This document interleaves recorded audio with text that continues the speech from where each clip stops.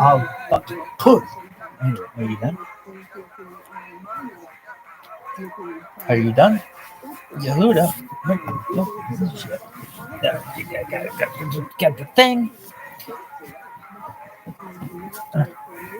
Back George, I need a checklist. You got, oh, okay. What do you got? You got this. This. Oh, the neck is just very, very bothersome. Oh.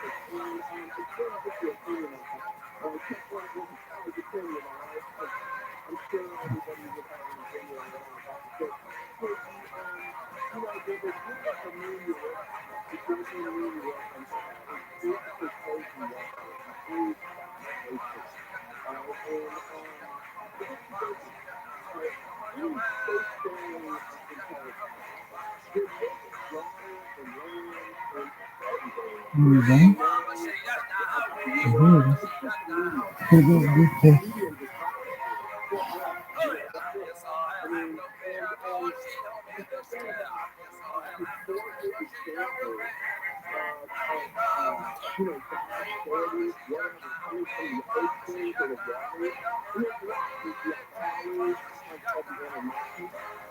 go.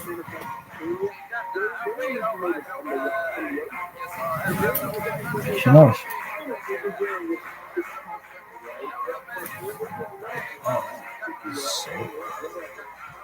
Oh, my God.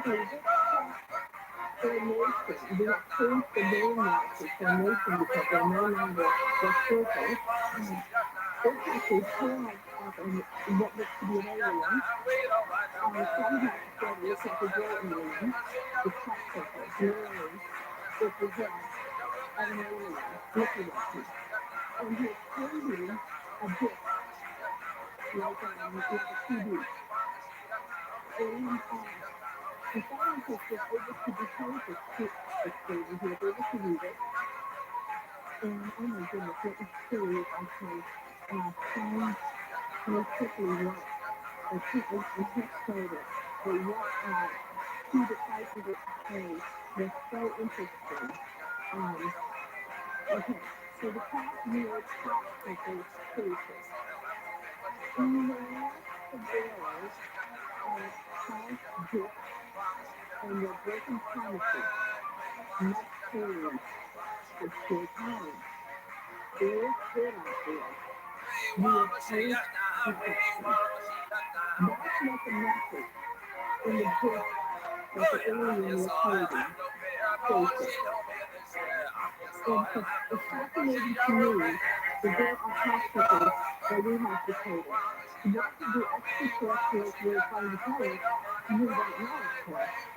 But at least they're working on it, trying to get us some heads up and warning about something. They did that scan, this was 2002, that this topic appeared. They didn't have scan or warning about other extraterrestrials in the universe that make more sense. Maybe they're promising some technology because there has been rumors about extraterrestrials passing out with the government or meeting with the government. Who knows what they're warning us about? And I think that some groups of extraterrestrials are using the crop on Earth as kind of a billboard and trying to get through to us. My favorite, that's one of my favorite. My other one that I love is the LSD message track picker.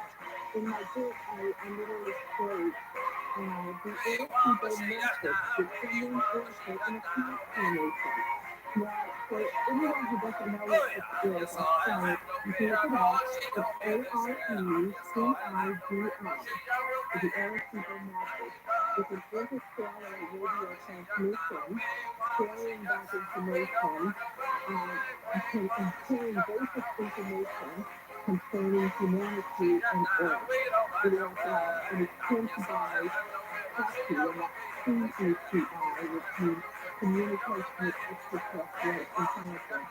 It is a message that is sent out, it's transmitted into space, all right? And it carries Interesting. information about our planet, it carries information about us, He's not our moving. makeup, what we're made of, how many people live on the planet, etc. They really did a search and answer back from this, and they thought that if they were an answer, it would take a few thousand years, but instead, they sent this thing out in 1972, and they received a response in 2001, and they had thought that the message would take, it's not a few thousand, I don't know how many thousand years, 25,000 years ago. They came back pretty fast. It came back, the answer came back in the form of a test paper, two test papers.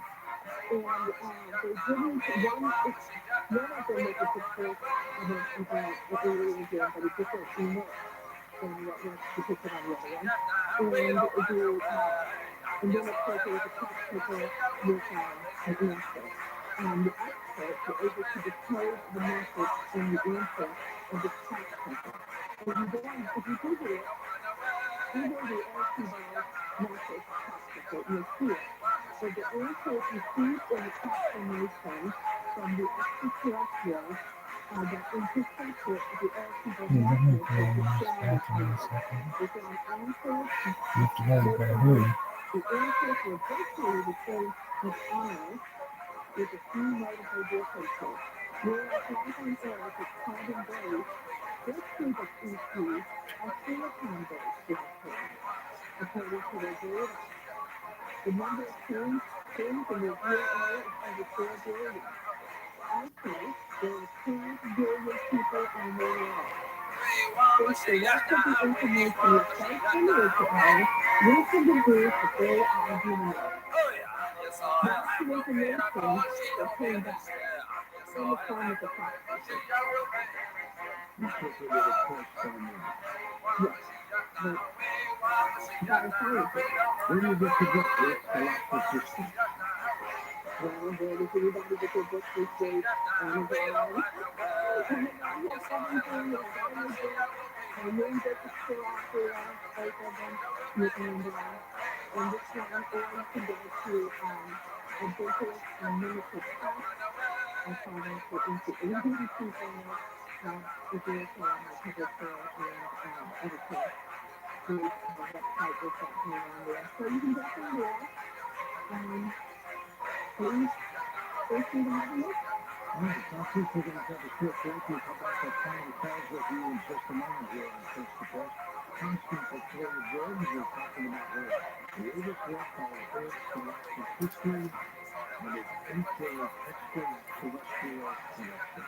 We shall be back in a moment on Coast to Coast Radio.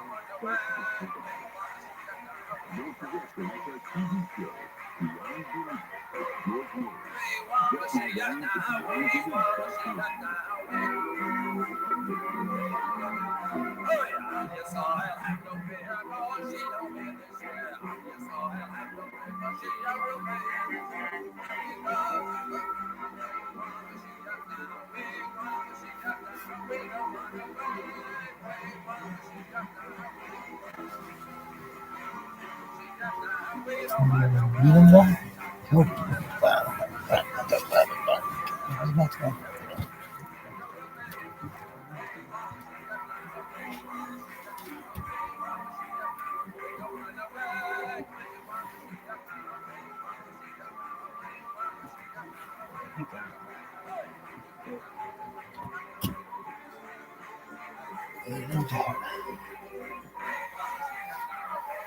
Are you worried?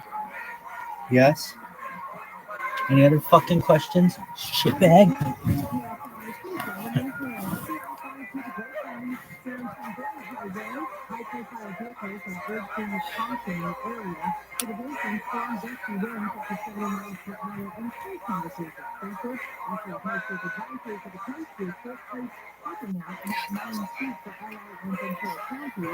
Who else? Who in the world? Oh, God. I'm going to shit myself. Really?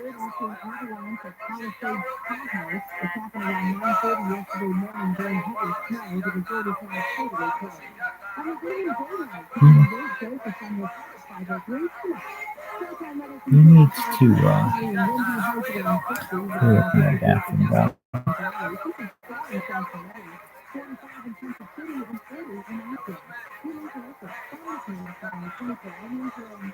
Yo, dog.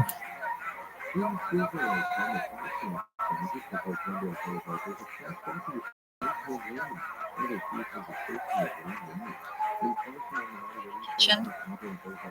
Yes, from Tastemade. Yes, where they make a teeny tiny meal in a teeny tiny kitchen. Yes, it's mesmerizing. I did a really fun project with Tastemade with my husband Josh, and we got to go tour the tiny kitchen. Jenna, are you there? I can't. Are you okay? I can't. I thought you froze. I didn't freeze. I can't believe that you got to see the tiny kitchen in person. Oh my God, it's so cool. It's so cool. It's so tiny. It's so tiny. And the lady that does it, bitty spatula, she like makes the little egg on the little bitty pan. Yes, and you know the oven, they put a little tiny like candle, a little tea. What are they called? Tea lights? What are they called? Yeah, like a tea candle light. They really do cook things on the stovetop, and they use a little candle. You need to go see it. You'll love it. Guys, it's so cute. Look up the one where they make a little hamburger. Oh, all right, where were we? I don't know. We got completely lost talking about tiny cutlery and tiny kitchens. I know where we are. Michael has called Pam into her office to ask her opinion on the seriousness of depression versus the threat of working with a baler. Yeah. I got very excited about this conversation, Jenna, because I thought it was a fantastic, very subtle callback to the convict, because Pam says, you know what? The warehouse guys had visuals on their side. Oh my gosh. Light bulb for Michael. If you could look at his face, he's okay. At 9 minutes, 17 seconds, look at Steve's face as Michael when he's like, yeah, you're so right.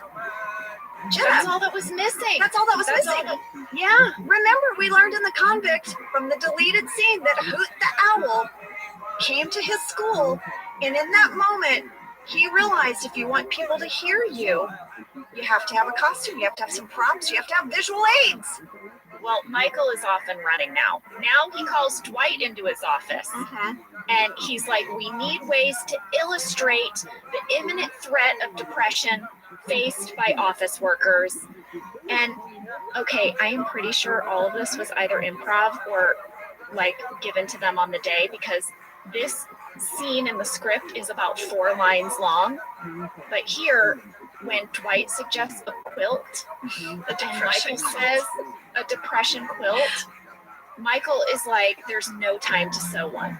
That is the greatest response. It's not like, no, that's a bad idea. It's like, yes, if only we had time. That would be perfect.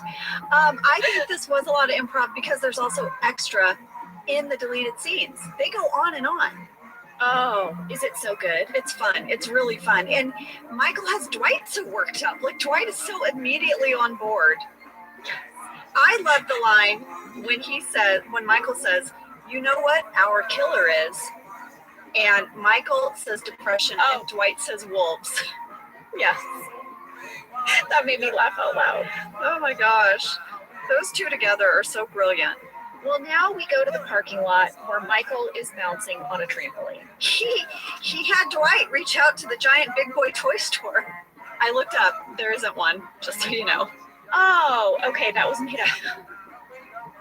Well, what I love is the detail in the background of the box and all the packaging that's in the background. Oh, that's a great detail.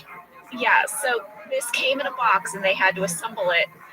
He's going to go up on the roof and he's going to have Dwight call everyone outside.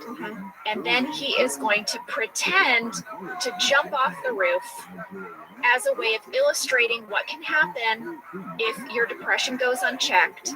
And it was a way to visually teach everyone. That's right. And after he jumps off the roof, he's going to take a few extra bounces just for fun before he walks around the corner to reveal that he is alive, that he's fine. This is Michael's big plan. This is going to show everyone what could go wrong. I have a little nugget here from Harold Ramis. I'm going to share it with you. So they talked about in the commentary that originally the idea was that everyone went up on the roof to talk Michael out of this. Everyone. Oh. Yeah. And Harold was like, I don't think it really sells how serious, like what he's contemplating. I think if he's on the roof and he's shouting down to everyone in the parking lot and you have that whip camera panning from the roof back to him and down and up, you really get the sense of what a horrible idea this is. Yeah, that was Harold. Harold was like, no, guys, everyone else should be in the parking lot. Only Michael on the roof. I just thought that was really great. Well, I know that they probably wanted us up on the roof because technically it would be easier to shoot with sound and camera. It was such a technically difficult episode, and I remember that. I remember how difficult it was for them to get angles on all of us and him and the bright sun and the sound. Kudos to our crew, because it doesn't seem like it was difficult, but it was actually really technically difficult. Yeah, and to Steve and the guys that were on the roof, just destroy this toilet porcelain, like execution style. Yeah, they were. Well, now back in the office, the betting game's still going. People are placing bets.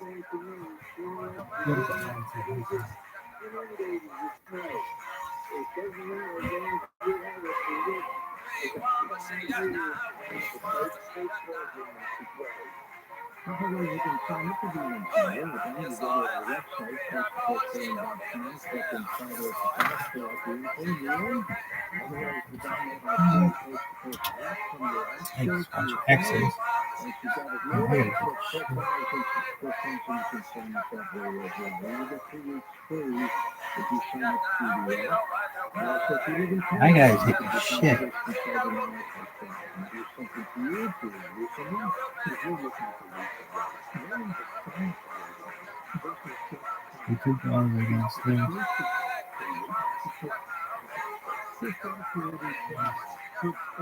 Instant analysis is the key. I think for one job, is just focus on eating less calories. What a lot of people don't realize is one of the most important things to show insulin levels. When you eat this when it goes first, even your rhythm goes from that first to really bad when it goes into the gut. If your insulin presence is business that you get paid. So the body has a mechanism that will actually shut down the energy in the fat. So you have to be able to control that insulin here. It's going to be very difficult, almost impossible to burn the fat. So what's the formula that you can describe? You have these absolutely amazing great labs that work. The concept of this is control insulin is part of insulin synthesis, also as an exact biopsy control your insulin levels. So by using the exact profile in your cells, it's putting the body into the fat burning mode. So in what makes it possible? What was one of the problem most overweight people are doing is the opposite. It's your body temperature is right, and if you go outside their weight, that is your metabolism. So just in summary, it's trying to one type of blood control the insulin, also comes the liver, and then the weight loss is also to increase that metabolism. Not uncommon for somebody to lose half their target dairy. So it really is the perfect deal as a fat loss. What observers weight loss is good content does not stand up for right now. Overnight, likeforlike.com or by calling at 800-595-9490. For shipping with promo code PUSH. That's HealthyLooking.com or 800-595-9490. Coordinate weight loss from HealthyLooking.com.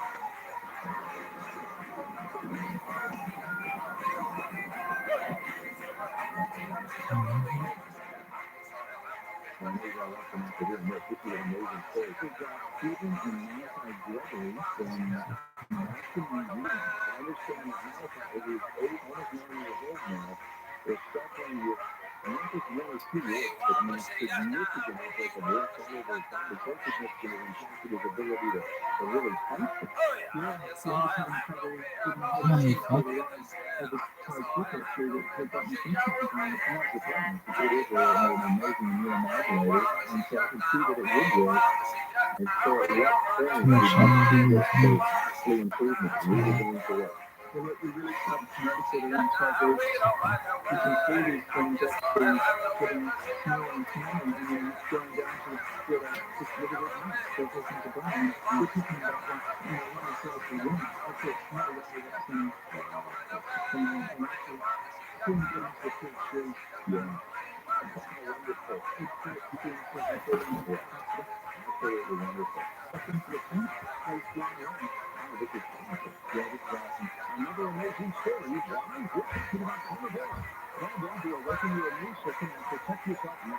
Call 1-866-836-8735. That's 1-866-836-8735. Or visit carnivore.com. CARNIVORE. Carnivore.com. As we head into a presidential election year, in 2024 will be tumultuous. How are you protecting your children? Consider diversifying with work and good trade groups. For decades, it has been the choice of investors in special banks for retirement programs. Now you can own it in a tax-sheltered IRA with the help of those tools. Simply text POST to 989898. This code will send you a free info kit on gold. That's POST to 989898 now.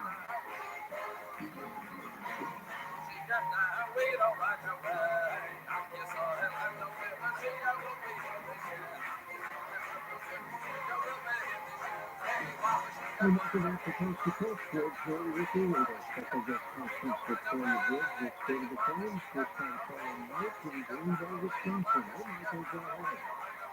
Well, you mentioned that we have all this time to speak about how to speak to both of you. Thank you so much. Real quick, I'd love to touch on the subject we just had. That was low profile with a addressing several sources already going into the community that kind of very fitting that that wasn't counted in a large body of water like a freshwater lake like ours doing that in Lake Michigan area. We don't have UFO activity around here today. That's true. So I find it great to show that every time you get in a really good concert, the radio cuts out, it's like something that you have to do right and buy that. Now it's like that. So, I'm kind of listening to that. What about controversy? Have you ever heard controversy, Constance? Yeah, it's controversy. Next up, let's go to Walter in the state of Washington. Hey, Walt, go ahead. George, thank you. I would just like to say, I think that something that might have been going on, I think it has been going on for many years, is these giant dreams or something. Just think if you're a million years ahead of us, you could have been monitoring us very, very closely. Each time one of us dies, we just dream us up, and we don't lose our body or anything, and then they report us. But then we would have to send our phone back, and that's what goes in the coffin that we see, because otherwise we have mass attempted suicide here, and it would be a big mess. But, I mean, because it just seems like, I mean, that's like Jesus. He put his body there. And I think that the people, if you're a million years ahead, or even just 7,000 years ahead, you would have technologies that would just be incredible. I think that we've been being picked up, and I think that the governments of the world know this, but they can't roll it out because people would be calling mass suicide would be a bunch of bombs. So I just always have this in my head, and big things like that's what's going on. But I don't know, that's like you don't have any proof of that. So, but obviously we need an angelic spaceship invasion. What do you think of the possibility of suicide? Would that happen, Constance? Well, that's actually speculated before. When people talk about if we really saw, if we could see the other side of where people die after we die, which, I say usually start after we die now, once this physical body dies, if people could see what's over there, that there would be mass suicide that people die. Do I think that could happen, Yeah. I think that's somewhere, yeah. We live in a world where anything is possible. And I do think what you're telling for them in fact, and I can't remember the correct name now. She said, have you ever thought about the light, that beautiful light, what it's like? And yes, it's just a light. Interesting, isn't it? I don't think it's wonderful. Yeah, so yeah, I think it's a possibility. I don't know about mass, but I think it's some would be right. What's your favorite story in the book? Oh, that's a good question. So, there's a very funny one. I don't know if it's my favorite, I may have to think about that. I know my favorite one is the one I told you already about those bees under the ocean. Yeah. I don't know if I mentioned or not, but they fired on the vehicle that was holding the equipment to burn down there. They fired on it. They had some kind of weapon. You mean they tried to destroy it? Yeah. Wow. Well, the theory is they didn't want it to be that. They knew they didn't want it to be that. That's the theory. Well, I've heard some cases of aggressive military intelligence.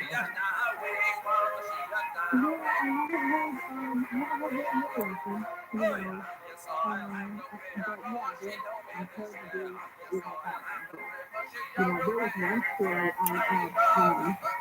of the Russians who were exploring space in the 60s, and they got caught between 3 UFOs, and they're trying to get away from them, and they're trying to felt like they were being in place to the place like a police. They were in one direction, UFO was blocking, they go another way, UFO was blocking. That's not, before anything happened to these guys. So they were really scared, and when they were able to, they held it back, So, I mean, they may mess with us sometimes. Yeah. And there's a fun story in my book about the Solomon expedition, the leader Solomon, who was seeing UFOs. to seeing them so much. They just thought it was more. No. So he put an edict in place that they could no longer come around.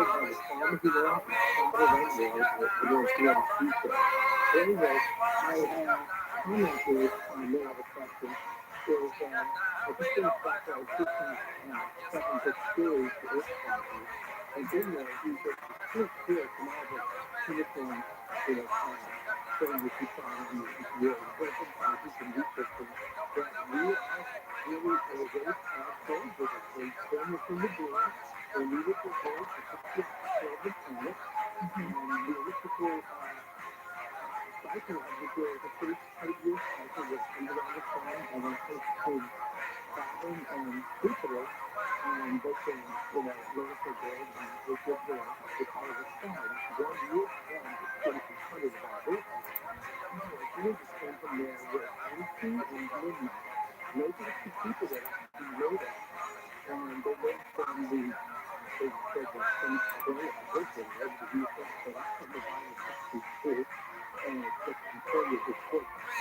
This article, I've been reading this stuff for 20 years, always some stories and things, and I'm convinced that that's the true story. We're from there, there are people that they actually drop CO2, race, science to grow weight, and they drop over the brain, that you have, and that's how the solar plexus became suddenly good.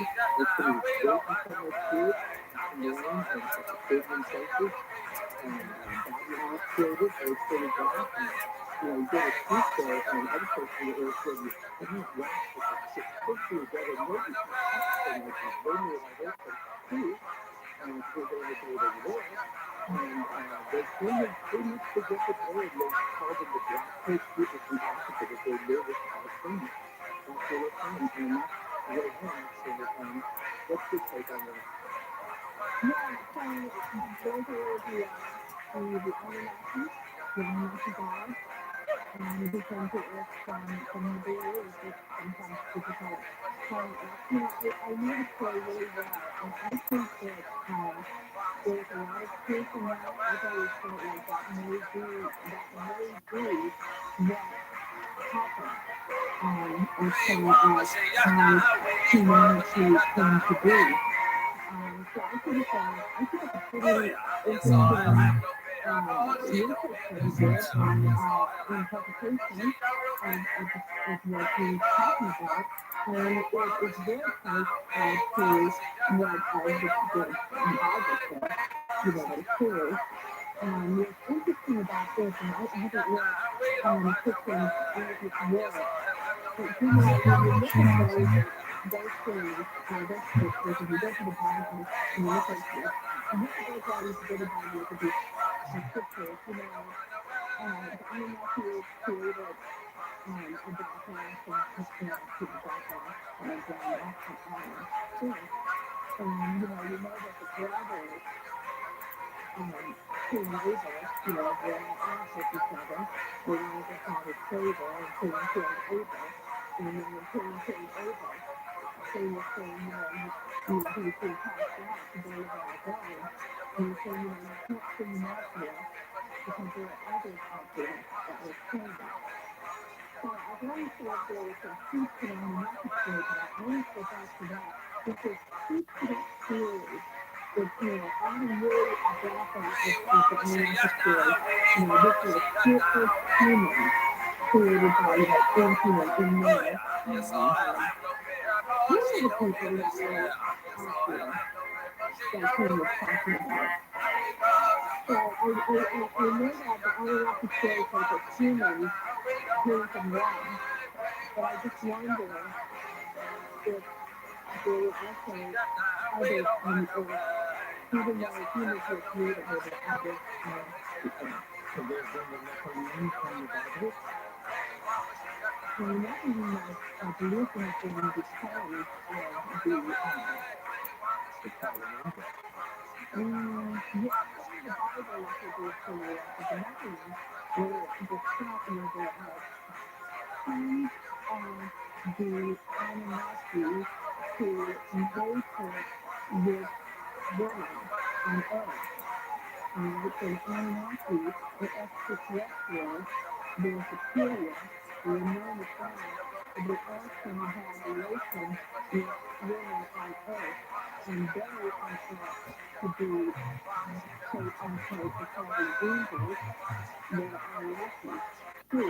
So you've got those two stories. You've got the victims, language, and you've got the Bible.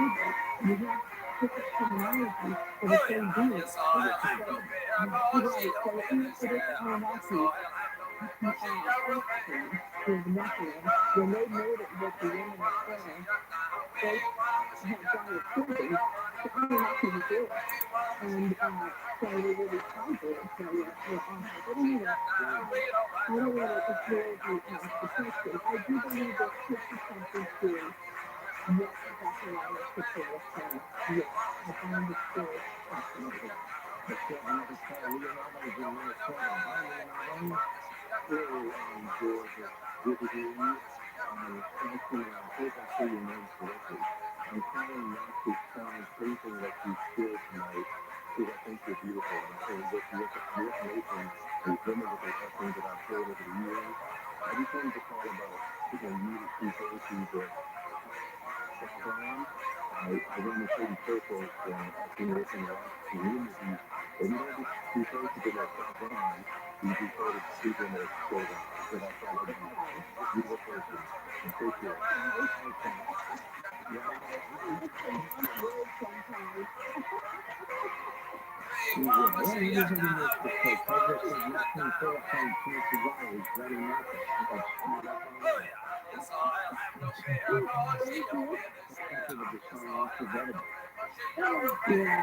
And we have on a minute or so left with you talk us about your website that you've got brand new, isn't it? Brand new. I changed the address. Okay, some people think it's yeah, kind of updated something about it. But yeah, you can go there and you can email me my stuff. It's TRILLIONAIRE.com. And you've got a Facebook presence? I do. You can go to follow me at Constant Victoria Good. There are two pages. One is for adding pins for networking, and the other is for following me, to keep up with what I'm doing. I could post stuff on YouTube and you'll follow stuff. So I prefer people following me than sites for me. Was there any books that you got brand new that you did in 1997? Yeah, it's on sale. It's totally over Amazon as well. Wonderful, Constance. All right, Constance, keep in touch with us, okay? Thank you. Thank you for having me on. It's been so enjoyable. Appreciate it. Name of the book, Earth's Galactic History. Up next, a special 2-hour tribute to our late host, Adam Kenneth. His wife Margie is going to join us for a little bit, and we're going to get into some special segments again throughout the night as we honor a great person. Much more coming up next on Coast to Coast. Find out more about tonight's guest. Log on to coasttocoastdaily.com.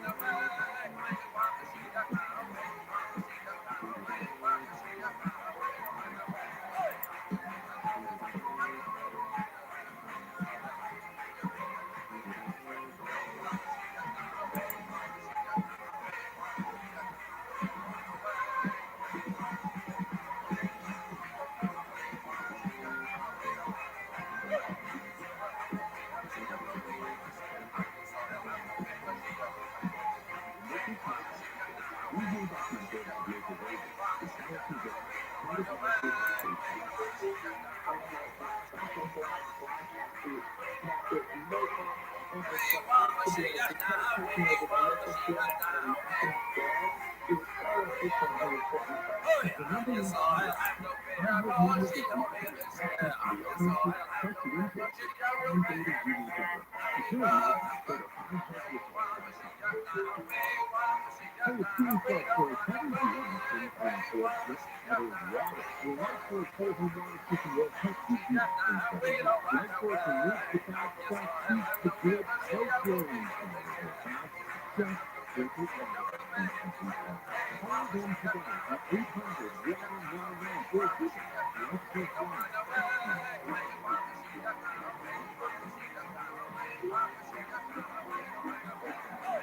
Yes, it's a trick. Have you Googled yourself lately? Are there negative quotes from an ex-employee or from a former client? Even an outdated news article or sensitive personal information about your family? Search engines don't always get it right. So right or wrong, it's your reputation on the line. That's where Reputation Defender by Norton comes in. One of the most trusted names in online reputation repair. Reputation Defender has been fixing people's searches off for over 15 years. Their cutting-edge approaches help you to wipe away unwanted information in your search results. They also promote the good stuff so that it rises to the top, helping you for your best foot forward. This would mean it's too valuable to leave to the whims of a Google algorithm. Search and Go with Reputation Defender. You can start by getting your free reputation report card at reputationdefender.com or call 800-948-6233 to speak to an expert. That's 800-948-6233. We're lucky having you today, so you can get your experience.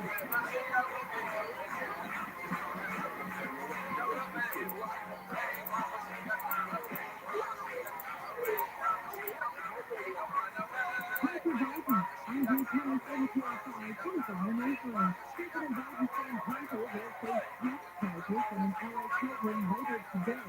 The younger Biden is accused of failing to pay nearly $1.5 million in taxes in 2016 to 2020. Another strike for faculty at Penn State University. They say they'll strike January 22nd through the 26th. This after failing to get their desired 12% pay raise. The university offers 5%. The strike includes all 20 campuses in California. Elected members of Maryland signing up for the Affordable Care Act.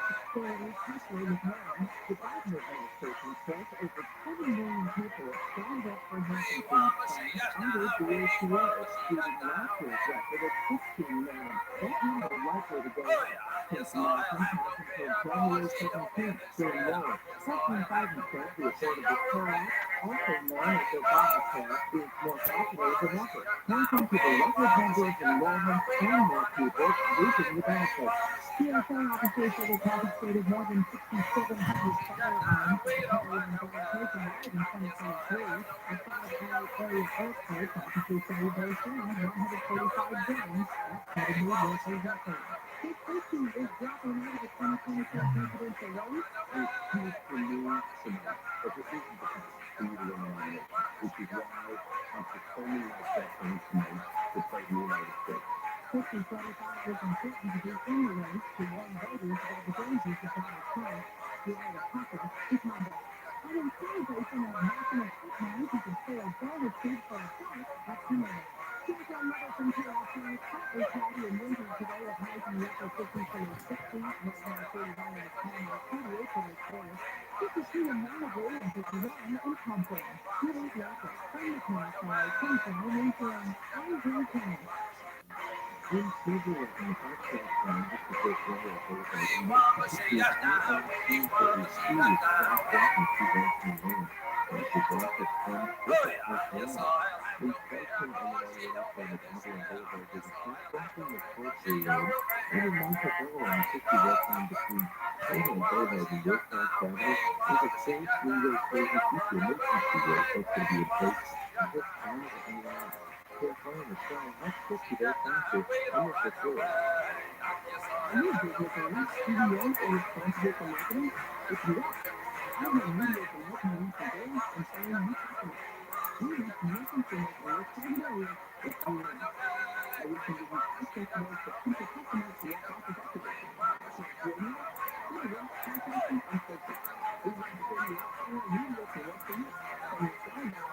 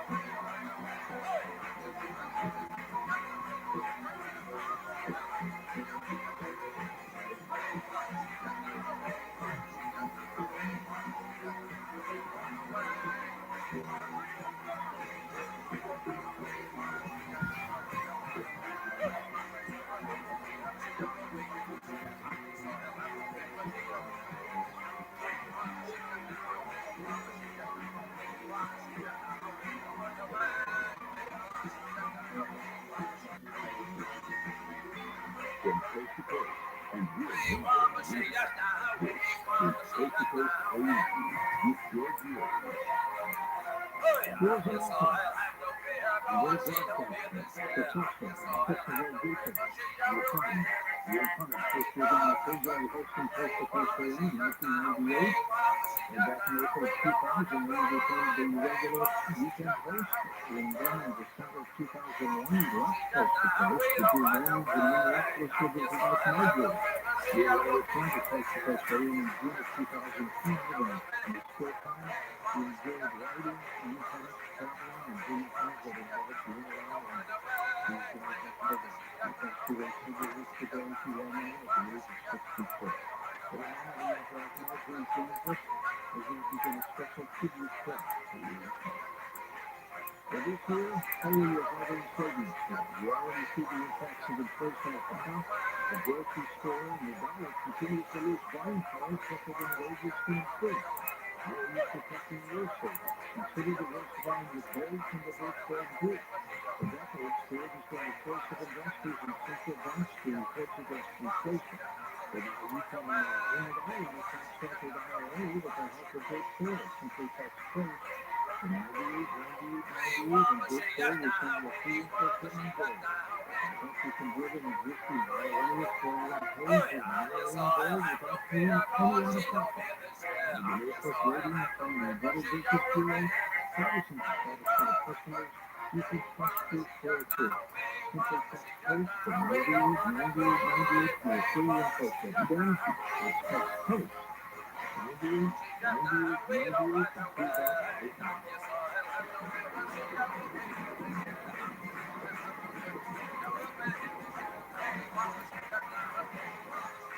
There's no better time than the new year to decide to protect your identity and finances. Identity thieves can take out loans in your name, take over and drain your banking and investing accounts, and more. LifeLock makes it easy to help protect your identity and financial future. LifeLock monitors your accounts and credit and detects potential threats to your identity that you may miss on your own. If you do become a victim of ID theft, a U.S.-based restoration specialist will work to fix it. Plus, all plans are backed by the $1 million protection package, meaning you'll be reimbursed up to your plan limits for things lost due to identity theft. LifeLock is the New Year's resolution that's easy to keep. Call 1-800-LifeLock or go to LifeLock.com and use promo code George to save up to 25% off your first year. That's LifeLock.com, promo code George to save 25%. Is that phone number again for you? 1-800-LifeLock, 1-800-LifeLock, or go to the website, LifeLock.com. That's LifeLock.com.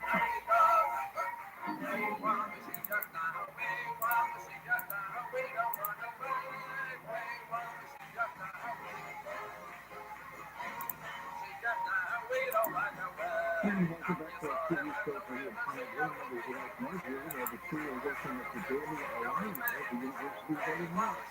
They've been married for 38 years, and she's on the line with us here, and so this isn't part of our tribute.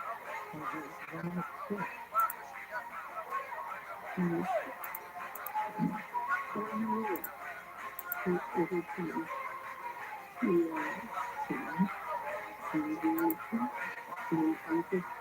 I'm feeling support to you.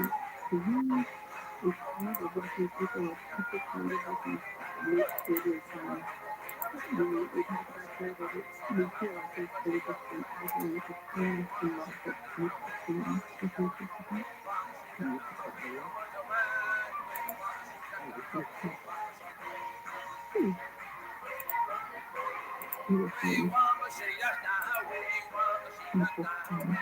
I told myself I think it was really strong for the sun. Well, it's because you have to connect to the phone. It's a great service to you. It's always a place you can even listen. Absolutely. If you have made the time, though, then what's the day?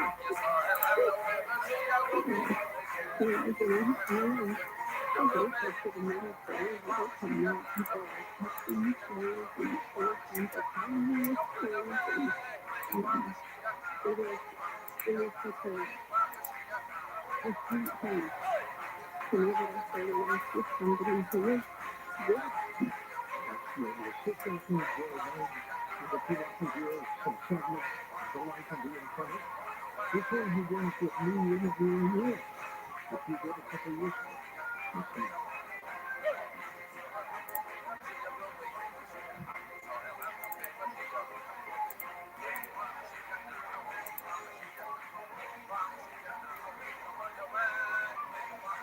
we're back to the now waiting for Ian to show up on us. He was here. And that person was in several ways. I'm going to get back to you from the 16 all from this person. It's good. Ian's playing very hard and occasionally. We usually practical guys could practical girls isn't Well, he certainly was. His favorite song was April Fool's Day when we were all in there together doing the show.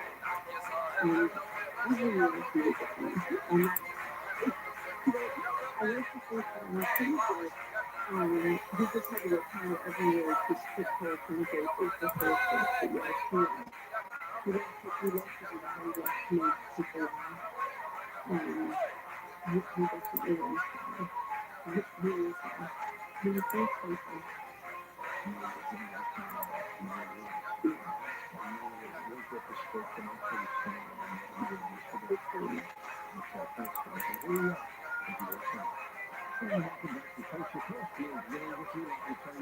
Senior member of Social Place, Ian Connor, with the majority of his life on the radio. In school, in church, he worked for radio stations around the country. He's been one of the hosts of Coast to Coast AM since the beginning of time. He received his Master's of Divinity degree from Columbia Theological Seminary in Atlanta. He was a deacon in the Episcopal Church. He completed his PhD, congratulations, in 2017 from the ROTHSCHILD School of Journalism and Mass Communications at Arizona State University. Ian Connor on Coast to Coast. Hello, my friend. How are you? I just love just feature moment. I love it. I think what can I take it for? Yeah, absolutely. This is your half hour. No, you mentioned that the book hole, and I listened to the guy who said, I should be doing a show on it. I listened to your first segment on that, and my first day today was much better than I did. But the issue you sound great, thank you. Well, you mentioned, doing the billion, right? And putting it in your safe at home. So I tell you the truth, because it's true, and anybody can verify this. There was a period of time when the idea of having Make this a sense. family safe, of a safe that you could just purchase, a small safe where you have in your home, was unheard of.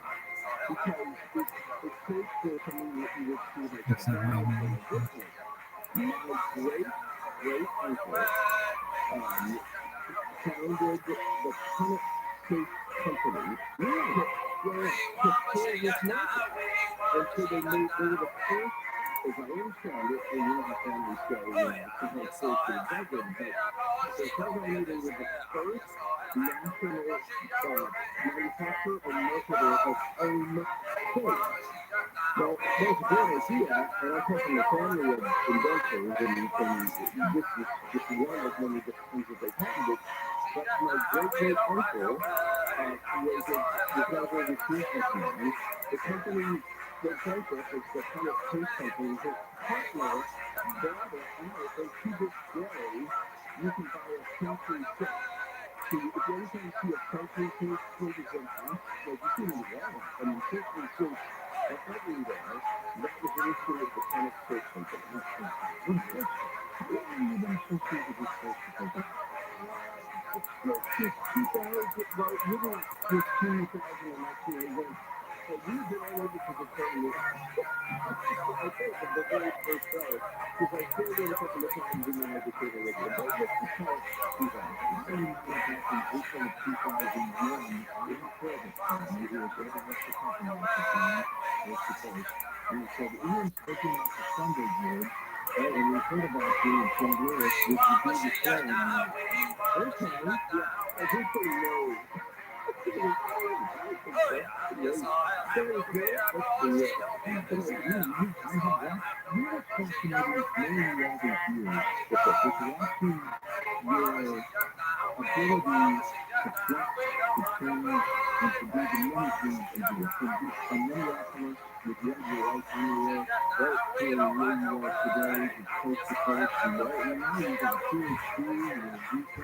You did it all.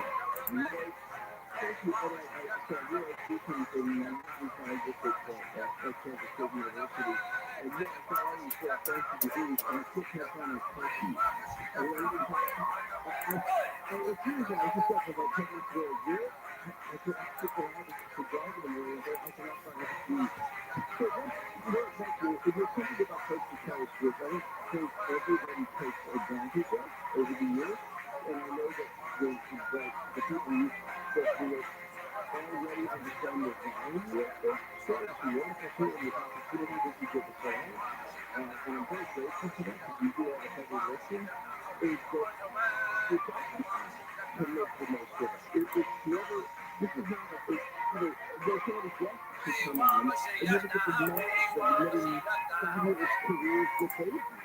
And I want to be like, I want to be in that category. As somebody who does coast to coast, also publishes books, also writes articles, also appears on TV, also does these other things. And coast to coast is just a marvelous thing there. And you have always brought a very fascinating perspective to the program. And you're not the thing, you've got one book out, How to Play Your Roots, and you always like to promote that, yes. You've got one book. And you're getting your books on Amazon. Everything's sort of available, even if it's on the secondary market. And a lot of the last couple of books have been academic books, but I really enjoyed the book. We had a book called Moving Signs that I did with my partner, ROTHSCHILD, and she was the senior editor, but I contributed a lot of the chapters and the end of it. And it's all about the history of car radio and how radio changed cars and how cars changed how radio had been working. And that we wouldn't be many of us would be sitting here having this conversation if they hadn't figured out a way to put cars in such a place that they could put a radio in the dashboard, and the radios were programmed to really speak to people who were in the car. And this is what changed radio in the 1950s, that they managed that,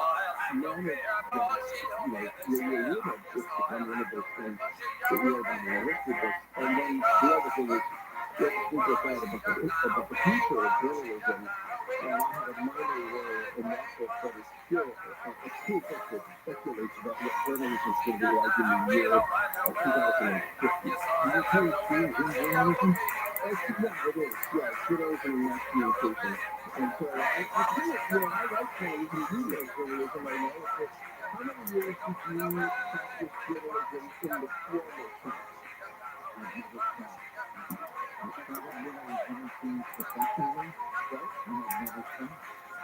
Well, so I don't, you don't have to put an actual date on that, but what you've done then is the kind of thing that we talk about with students, which is you bring a journalistic sensibility to the exploration of these topics and asking questions and trying to find reasonably what could be at least a temporary answer, and then you continue to find out what really are the facts. That is the pursuit of journalism. Is always going to be the pursuit of facts. And that's what we do. And so when you think about it, you've done it for decades.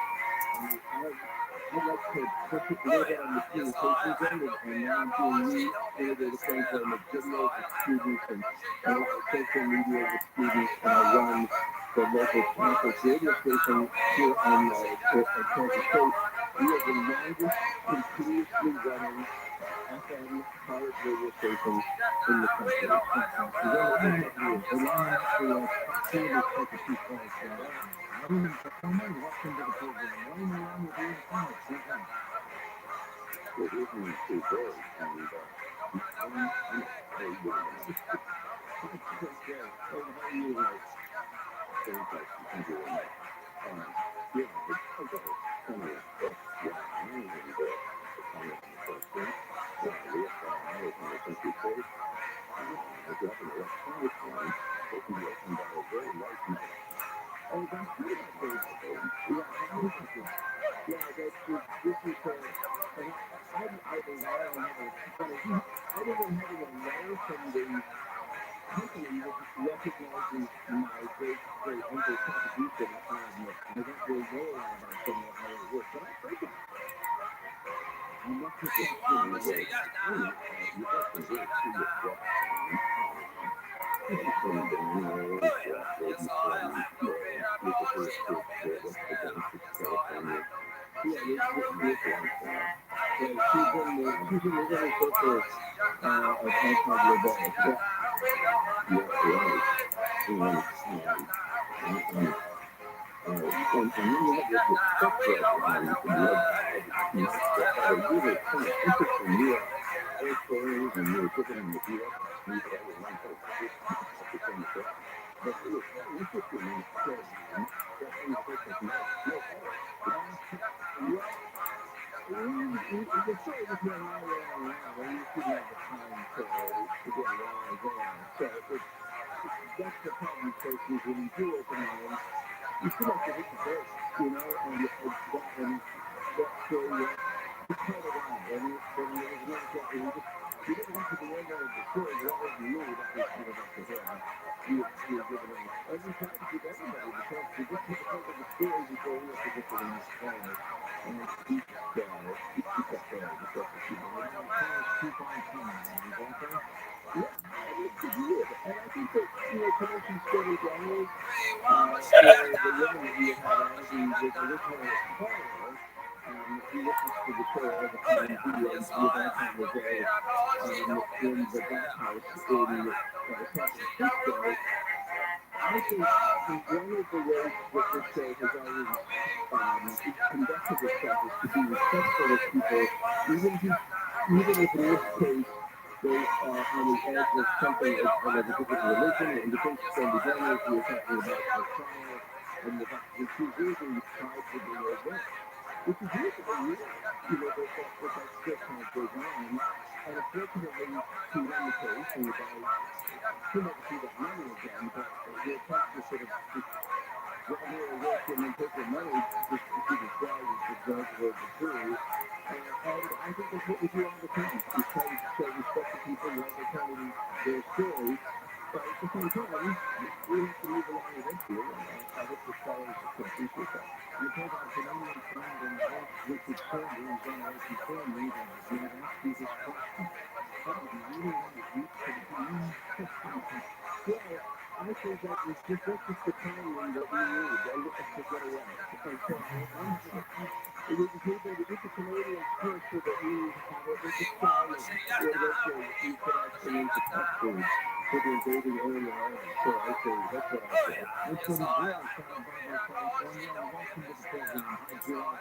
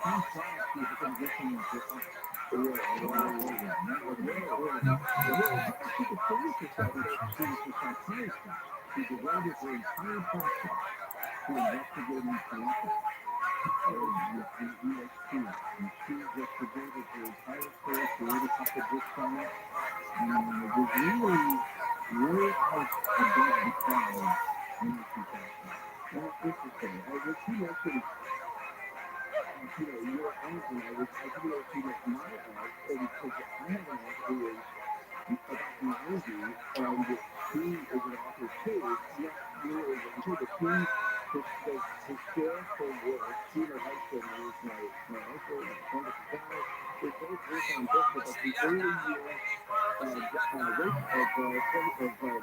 profile racing. And so they went, because they used to do that on the beaches in Daytona, and so the history of Daytona Beach and why it's there is originally the race on the sand.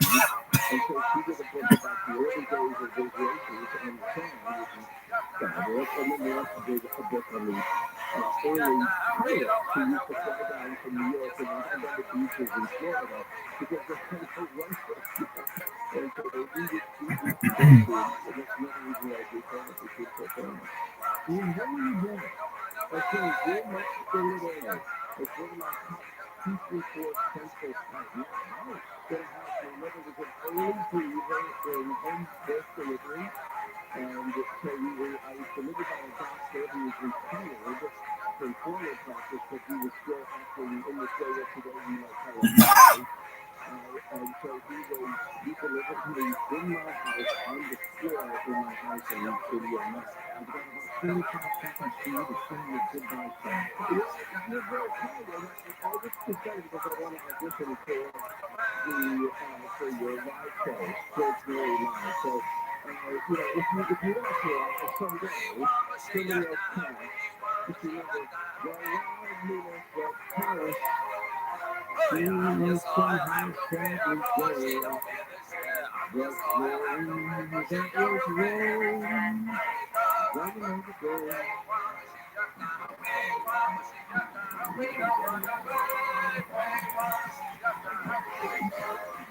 I'm Jack Minnis, indicator side, please follow me for a Riverside Sheriff's deputy who shot and killed a man on Summit. It happened around midnight Wednesday. Riverside County Sheriff says the man was wearing a body armor and fired an assault rifle at deputies. Officials say the incident started at the domestic violence talk. The judge in former President Trump's New York scheduled flight car says he will not be allowed to deliver sweeping arguments when that car returns later today. Mortgage applications are increasing so far this year. Experts say people are sign that lower rates are bringing homeowners back. And SpaceX is agreeing to land a Falcon 9 launch. That will be postponed until tomorrow morning. Liftoff set to 4:59 a.m. Saturday from Denver's Space Force Base. Sunshine weather from PRI, partly cloudy and windy, high near 60, right now 56 in Data Point, Dayton has 45, 39 degrees in Brentwood, and 41 in North Park. We leave local, from the PRI, 25 in Israel. I'm Jack Minnis. Well, one of these wonderful from Northwest, and you should see the Northwest Airways flag. It's the national way to actually get the air stuff. That's pretty bad. We've got this multiple times a day. I'm not going on 50 west side of Canadian Boulevard. There's a toll freeway closed with equal emergency brakes until 5 a.m. And in Irvine on the 5 southbound at the 133, there's a large crash in the middle lane. Therefore, the sign at 60 very faster. I'm not so clear. New Year's resolution number 2.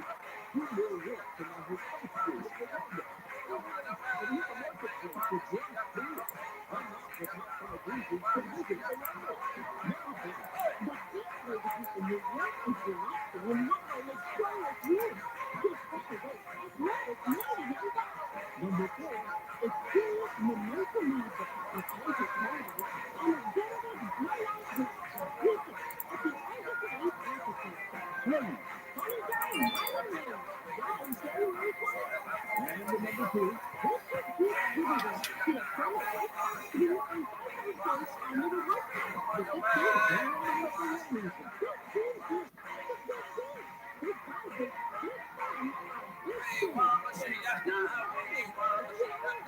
Remember, the best mosquito report in the Southland 2 years in a row. From the creator of Ootd, from the new foodporn weekly podcast series, from each episode of Talking to Death, King, TRUMAN, and Death, our favorite stuff all time, crime, life, mystery, and science. Can you come everything out wrong? Please go to government noise control. I don't know how anybody else actually says something like that. Welcome to Talking to God on the iHeart Radio app or wherever you get your podcasts. And with that, we will find you today message. Stay safe, keep warm, take a break, really good, and Take it The slow, next sir. generation, the people that are doing it already have new information. And as Rabbi says, being able to see that information to the other channel makes their number and pivoting easy, and that's what I like. If you're into this video, iHeart News does not is access to the agency's insights, insights, and data you need today. If you're a marketer, go to iHeart Results now. Millions of children today, knowing you'll never miss your favorite guest or topic ever again. Remember, a 1-year subscription comes out to only 15 cents a day. Sign up today at coasttocoastam.com.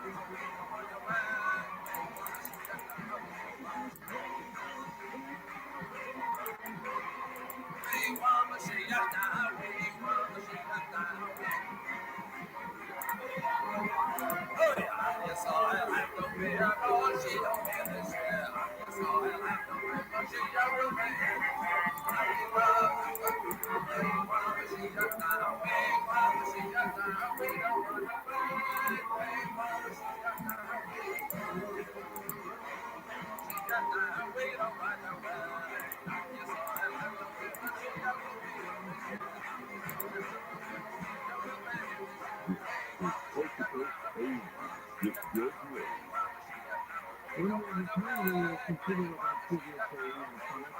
So a couple weeks ago, I believe it's just before. So I want to go back to 397 people coming shy, 183,000 members. That's a lot of people, and that's, if you're looking for a daily, I'm sorry, if you're looking for a day for a friendship with somebody, TRUMAN is the place to go. I don't think he wants to date you now. I don't know if he wanted to before. We also have TRUMAN site. These are people that contact you and relate to music. So head over to TRUMAN and TRUMAN.com. If there's something for you to build up your music. Taking.com and TrUMAN is employees include the true and natural products for the super simple and psychotic people body samples to efficient Whether it's physical activity, obesity, diet, smoking, low employment, stress, food control, or your age can be supported by reducing inflammation and creating the body's feel itself. The stem cell is a cell waiting to be told what it needs to do. If there is inflammation, that inflammation needs to be stopped. High blood pressure, high cholesterol, kidney disease, various types of cancer, depression, Alzheimer's disease, autoimmune disorder, osteoporosis, This is like a game and of chronic signs of inflammation and can be relieved by supporting the body with protect those cells that it needs. And that is the purpose of anything your doctor puts together, supporting the body to be the industry is going to have an immediate effect. But I tell you, your immune system is trying to function better after 24 hours. You put a drop of cinnamon with it, and you'll feel it within 30 minutes. Or not, I'll be looking back. It's 25 on the and will make you feel better, faster. The sunflower lemon spray is the best December healing spray and your food victory life. It's only available at healthyliving.com or toll free at 800-563-3980. That's 800-563-3980. Don't forget to enter promo code George for free shipping. George's sunflower lemon spray at healthyliving.com. That's healthyliving.com. Personal safety for you and your family and your life are only if you haven't developed a permanent to join the ViralRabbi solution system of the company's 2024 resolution works have done. ViralRabbi. Joint system is a reliable self-defense weapon that has formidable stopping power anywhere you do the move. Joint provides different ammunition options such as rounds filled with tear gas, extra pepper, and rational kinetic rounds that can increase the potential for the attackers for up to 40 minutes. You work the right foot. Make sure you have protection to and from, and provide self-defense for your family while you're away. Formula is the solution. Everyone can get behind. Legal in 50 states. No parents or background checks required. Must be 18 years of age or older. I personally own the VRSB line. Formula is proudly American, manufactured and sold in Indiana. Visit Burner.com/George now for the exclusive 10% discount. That's Burner.com/George. In fact, meeting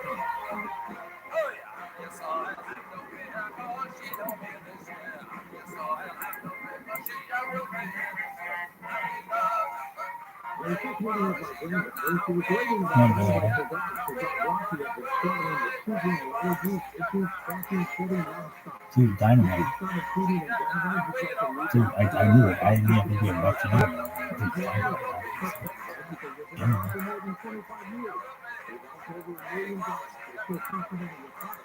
They'll let you try it free. Just go to dynamite.com/radio to try Dynamite for free. That's DINOVITE.com/radio. Imagination manifest is not easy. You have so much more than just a web.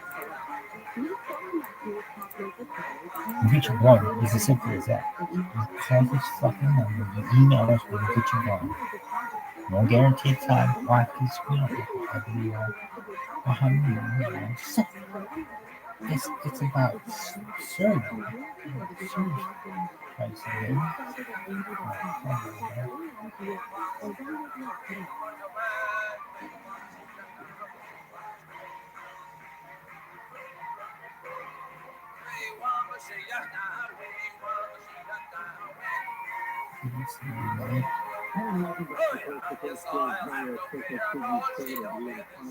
Remember when Greg read the test and he was like, oh, so you just told me I can reach you?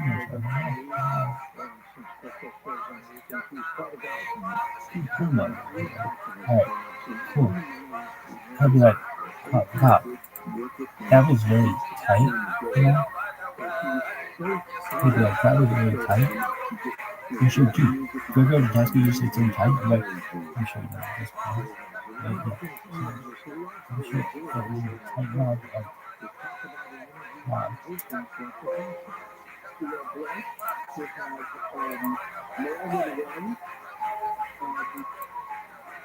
I will tell you that I've learned a lot about this band from the documentary, A Family Band, and it's super cute to have on all of the members of the council, which still here as the council, that important to us.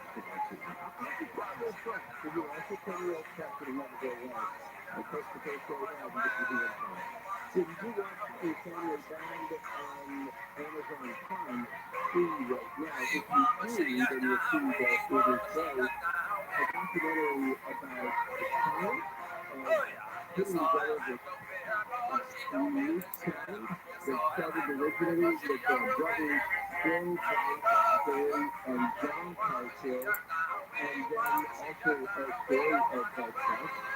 And what they had to do, survival, even, of what they had to do to continue to thrive, first as human beings, and then later on as an ongoing music act. And so it is that I'm so happy to say that it's kind of a culmination of their first is really how Bob, Paul, and Susan Carswell bring us on tour from the West Side. Daniel and the leading Staten Island headed to Northampton, Massachusetts for a show tomorrow. We're on the tour right now, and we're going coast to coast. It's a hot local. It's good. Well, that's people that go with you. And I live in Newport, Rhode Island. It's not necessarily a place that you go back to a lot anymore. So you just consider that to be home in a way.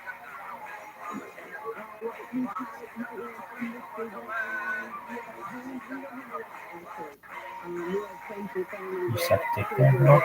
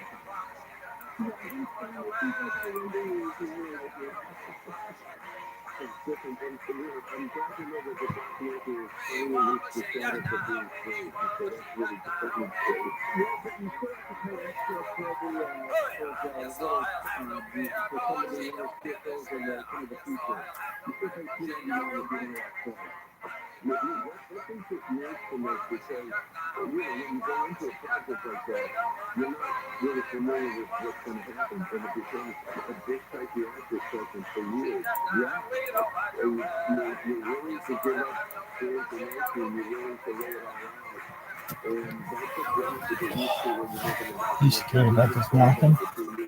Yep. Who do you think it was?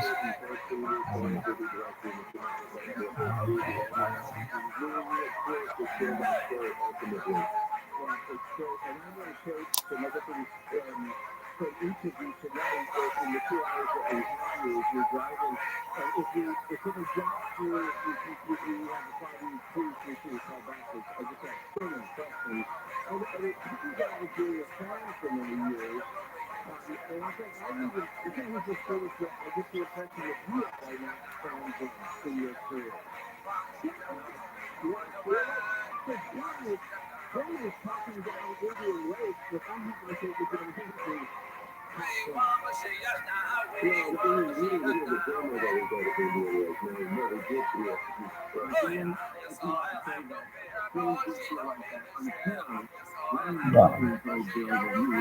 Whatever you do is not like that. But, anyway, He's the twentieth member of the family, according to the documentary. We all hear we have to pay the figure, and so we just want to and just adjust the things accordingly. so you want to pay the figure.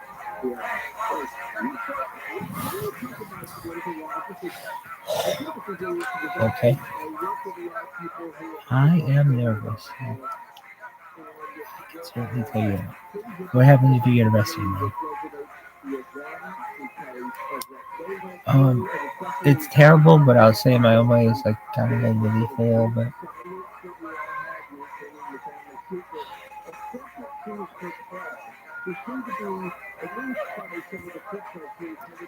And what happens if you don't cheat on this 24/7 till it works? 247-365. Dog, shut the fuck up. I'm going to bed. And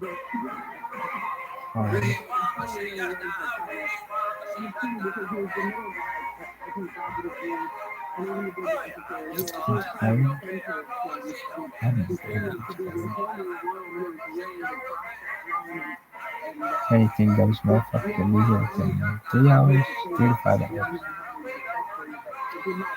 Bets on how long it's going to take Kelly to explain to Ryan how Netflix works. They're betting like how many times she's going to say the word awesome and what movie she mentions and how long it takes. It's heated.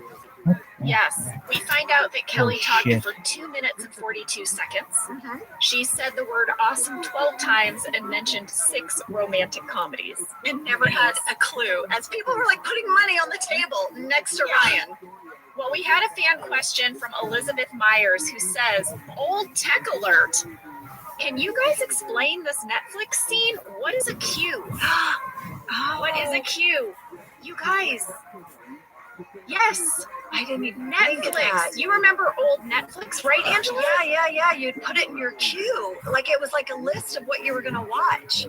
Because you got a DVD in the mail. Yeah. It didn't just come up on your TV. So you would have to go to the Netflix website and pick what DVDs you want them to send to you. And you could pick the order. And then when you were done watching it, you put it in this like prepaid postage envelope and you sent it back. And whenever they got the one that you sent back, they would send you the next one in your queue. Yeah, it was like a mail-in Blockbuster, basically.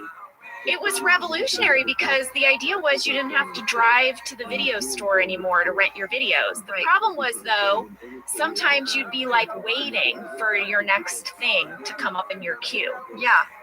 So, lady, this whole Netflix queue thing, it reminded me of how my parents got the DVD mail Netflix service for like ever.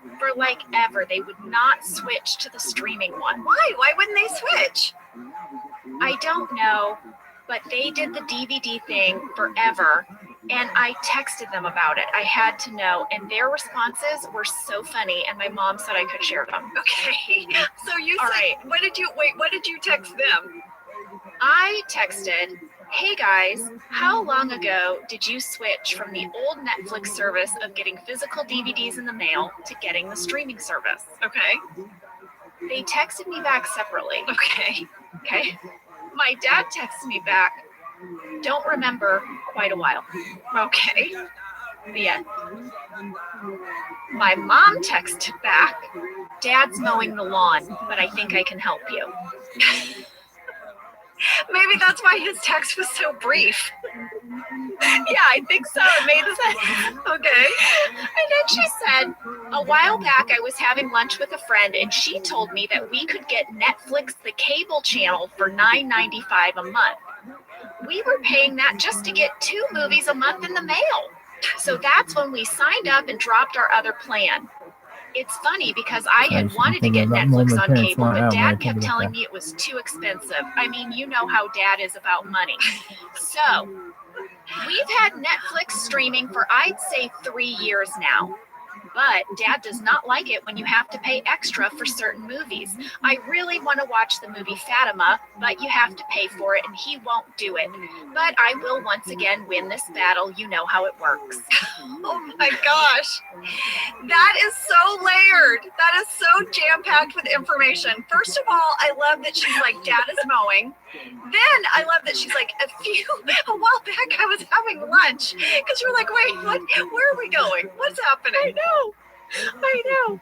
But yes, so I guess only 3 years ago, my parents were still getting DVDs in the mail. And I remember because I would ask them, you know, I would be like, how they were in love with Downton Abbey.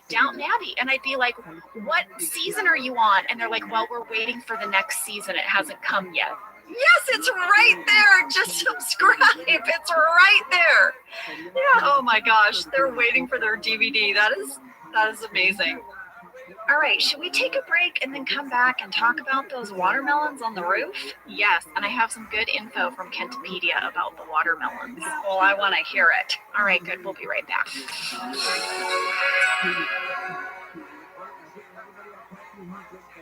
This show is sponsored by BetterHelp. You know, around New Year's, we all reflect, and people really start making lists of what they can do to be their best self for the next year. Yes, I think, you know, the new year definitely makes you think New Year's resolution. What do I want to change? New year, new me, that kind of thing. Yes, but perhaps this year we could be reflecting on what we're already doing right.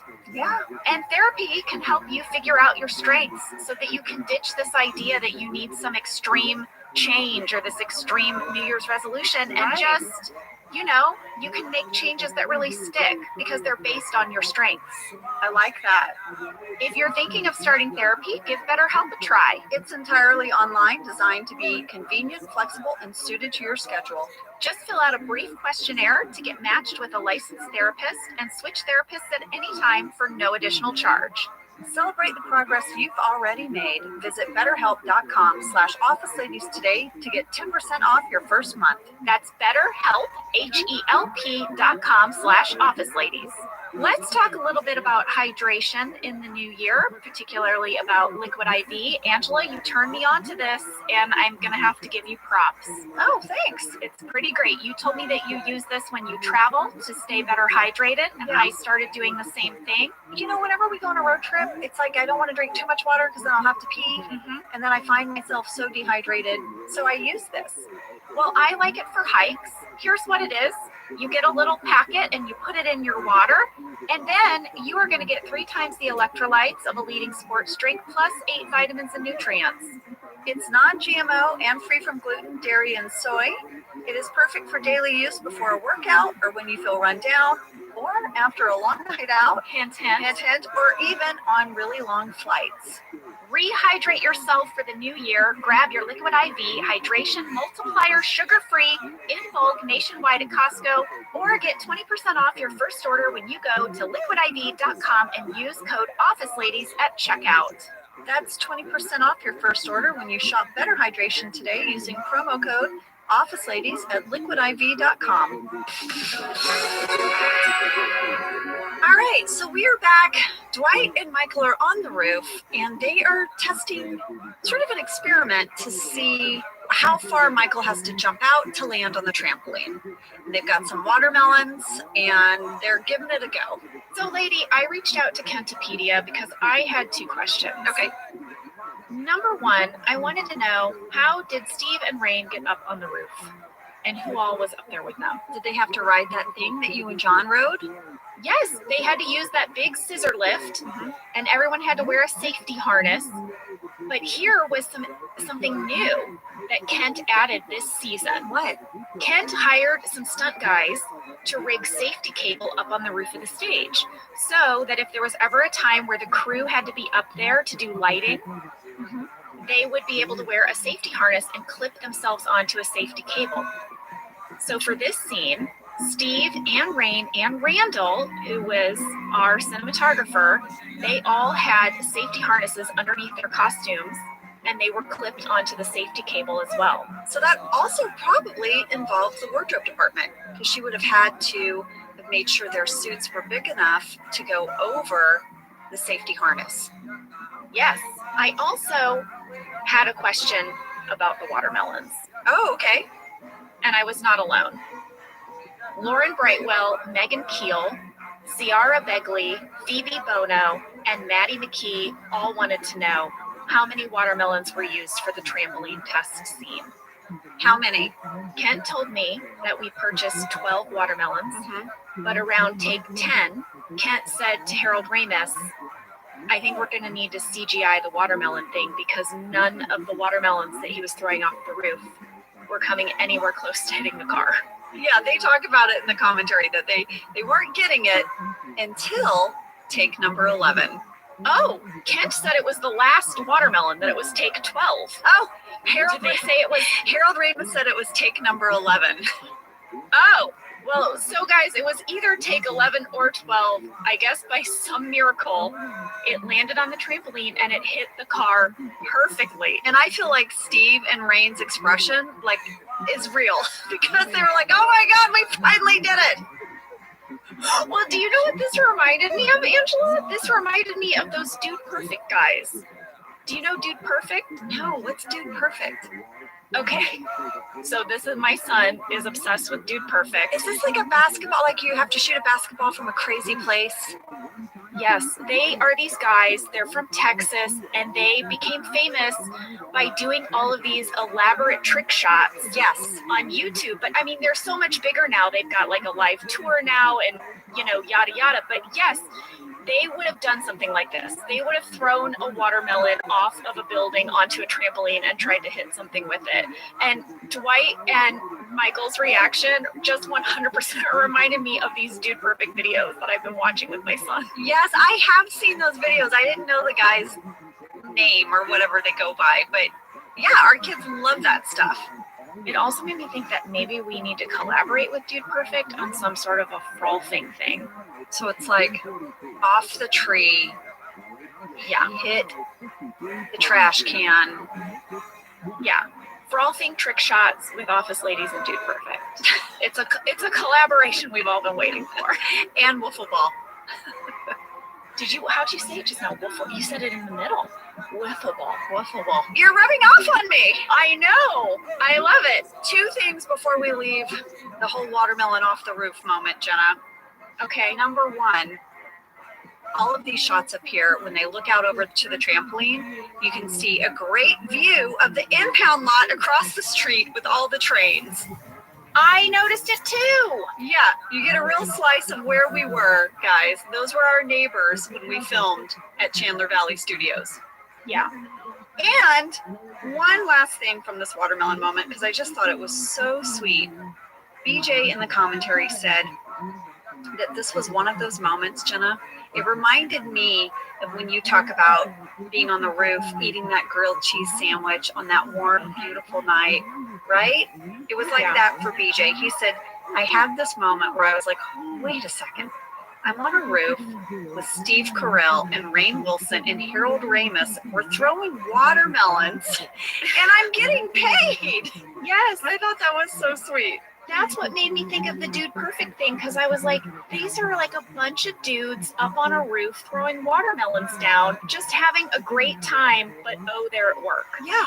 Like that was their job that day. I mean, how fun. So fun. Well, I have some more news about this scene before we move on. Okay. The car that they hit was a rental. It was a Chrysler 300 picture car. Guess how much money it cost them to do this gag? Oh my gosh, I don't know. How much? They dented the roof and they broke the electric moonroof of the car. From that one watermelon? Yeah, it cost $6,500 to fix it. Dang. Yeah. All right, should we move back inside? Yes, because I texted Creed Bratton about this next scene. The betting is continuing. Everyone is watching Creed eat his apple. Creed doesn't know, they're all standing behind him. He sets the apple down. Jim walks by, puts a potato where the apple was. Will Creed notice he's now eating a potato and not an apple? Well, we got mail about this, Angela. Bianca H., Kayla O., Cassidy Price, Deanna Horn, And Marilee S. all asked, did Creed really take a bite out of the potato? Yeah. I texted him. This is what he say. This is what he said. He wrote, I definitely bit right into that potato and it wasn't half bad. Oh, so there you go. There you go. Well, Angela, it makes sense to me because in French, the word for apple is pomme, and the word for potato is pomme de terre, which means apple of the earth, or apple of the ground. I'm sorry, what is your logic? It makes sense to you that Creed would eat a potato and not know it wasn't an apple because it's the French word is pomme de terre? Yeah. Okay. Potato in Indonesian is kentang. What's apple? Apple is apel. Oh, well, the French have related the apple and the potato in their language. Okay. And so perhaps they, I don't know, they're on to something. Perhaps Creed would do well in France. Yeah, I guess that's right. But as long as he doesn't try to pick them up himself at a market. And thump them. Before we leave the whole Creed betting scene, at 12 minutes 38 seconds, you can see Angela sitting at her desk, watching everyone and judging. Oh, she's not participating, guys. She's not going to gamble. She's not going to bet on things. no. I remember I had a whole conversation with Harold about it. Like, where would Angela be in the bullpen? Would she be watching? You know, and she's reluctantly glancing over to see what the hubbub is about, but she will not participate. Well, Angela's a little bit of a busybody in the sense that she likes to know the goings on, but that doesn't mean she's participating. No, she needs to know just enough to judge you, but not enough to be judged. Correct. Well, now we get to a scene that is really fun. Dwight has to enlist Andy's help in getting a bouncy castle, which means he has to momentarily unshun him, which leads to a great shun-unshun bit. It's actually unshun, reshun. That's what he says. Unshun, reshun. And on the commentary, they talked about this little bit, and they said that Gene and Lee came up with the whole shun thing, and that Rain is who physicalized it. Rain doing that hand thing up and down was just Rain playing around. I loved that. I know, it really sold it. It really did. This weird, fake window thing that he was doing. I know. So childish. Okay, so now we go back up on the roof. They have this bouncy house castle. Mm-hmm. This is going to be so much better than the trampoline. But then Dwight's like, do you want to test it? And Michael's like, no, these tests are going horrible. I won't do it if we keep doing these tests. Yes. And he asked Dwight to kind of psych him up, right? And so Rain starts doing this amazing musical thing. It's like the thing that he does when he's pumping himself up in the stairwell before a big sales call. It's before a big interview. It's the Dwight air guitar. Yes. Oh, it's so good. I watched it 3 times. Yeah, I loved at the end when he started to get his do things with his mouth. It was kind of gross when he was like, yeah. Well, I noticed something, Angela. It was very windy in this scene. Did you notice that? Yeah, I did. And their ties were just whipping all around. Did you see that? Yeah. Well, I decided to pause at 14 minutes, 30 seconds and read the label on Steve's tie. Oh, you're crazy and I love it. What'd you find? It looks like it was a tie made by Gianfranco Ruffini, who was an Italian clothing designer. Okay. And the reason I became sort of obsessed with this was because I recently had a conversation with Carrie Bennett, our wardrobe designer. Yeah. And she told me about how when she was designing the show, she wanted every man in the office to have a very specific tie story. She wrote a tie story for every man. And she told me that this was because, when you're designing a show where there's a bunch of men working in an office, it's really hard to differentiate them. It's just a bunch of people in suits and ties. So she told me that when she was doing the original design for the show, she got really worried that all the men were going to look alike because they were all just wearing suits or shirts and ties, right? So by doing this tie story, this was her answer. Her tie story for Michael Scott was that Michael buys all of his suits at JCPenney, and they come with a matching tie. So he buys all his clothing as a full kit. And this tie is part of a suit kit. I looked it up, and I think this is like Michael's designer. This is Michael's stuff. That's his go-to guy at JCPenney's. Oh, I'm sorry, Jacques Penney, as my Aunt Brenda used to say. Oh, is that what she's? Yeah, she'd be like, are we going to go to Target and then Jacques Penney? I love that. I love that. Well, I don't think you can get these guys' suits anymore because when I was trying to find them online, the only place I could find them was Etsy and eBay, people reselling them. If you want a Michael Scott tie. Incidentally, something I thought was interesting, the tie maker's son is named Remo Ruffini, and he's a billionaire. What's Remo doing? How do you get to be a billionaire? He is also a fashion designer, and he is the owner of this huge fashion company In Italy. in Italy. There you go. There you go. All because they were filming on a windy day. I went down that rabbit hole. I love that. I love that all the men have their tie story. You certainly see that, I feel like, with Andy, because he's so New England preppy. I feel like his suit looks very different from the other fellas. Yeah. Okay. Well, And we can discuss more tie stories as they become relevant in future episodes. I hope we do. I'm going to hold you to that, you and Carrie. Carrie should send in some audio clips. Oh, yes, I'll have her do that. Okay. Or maybe we should have her on for a deep dive because she has fascinating stories. Oh, I would love that. I would love it. Okay. Well, now Dwight bursts into the office, right? He tells everyone, come outside. And, Michael is suffering from depression and you need to come out here. And everyone begins to ask him, are we going to need a coat? And he's like, no, the weather, it's a gorgeous day out. Come on. And then he has a line at 15 minutes, 1 second that I absolutely love. Because he's like, Dwight, Dwight, come on.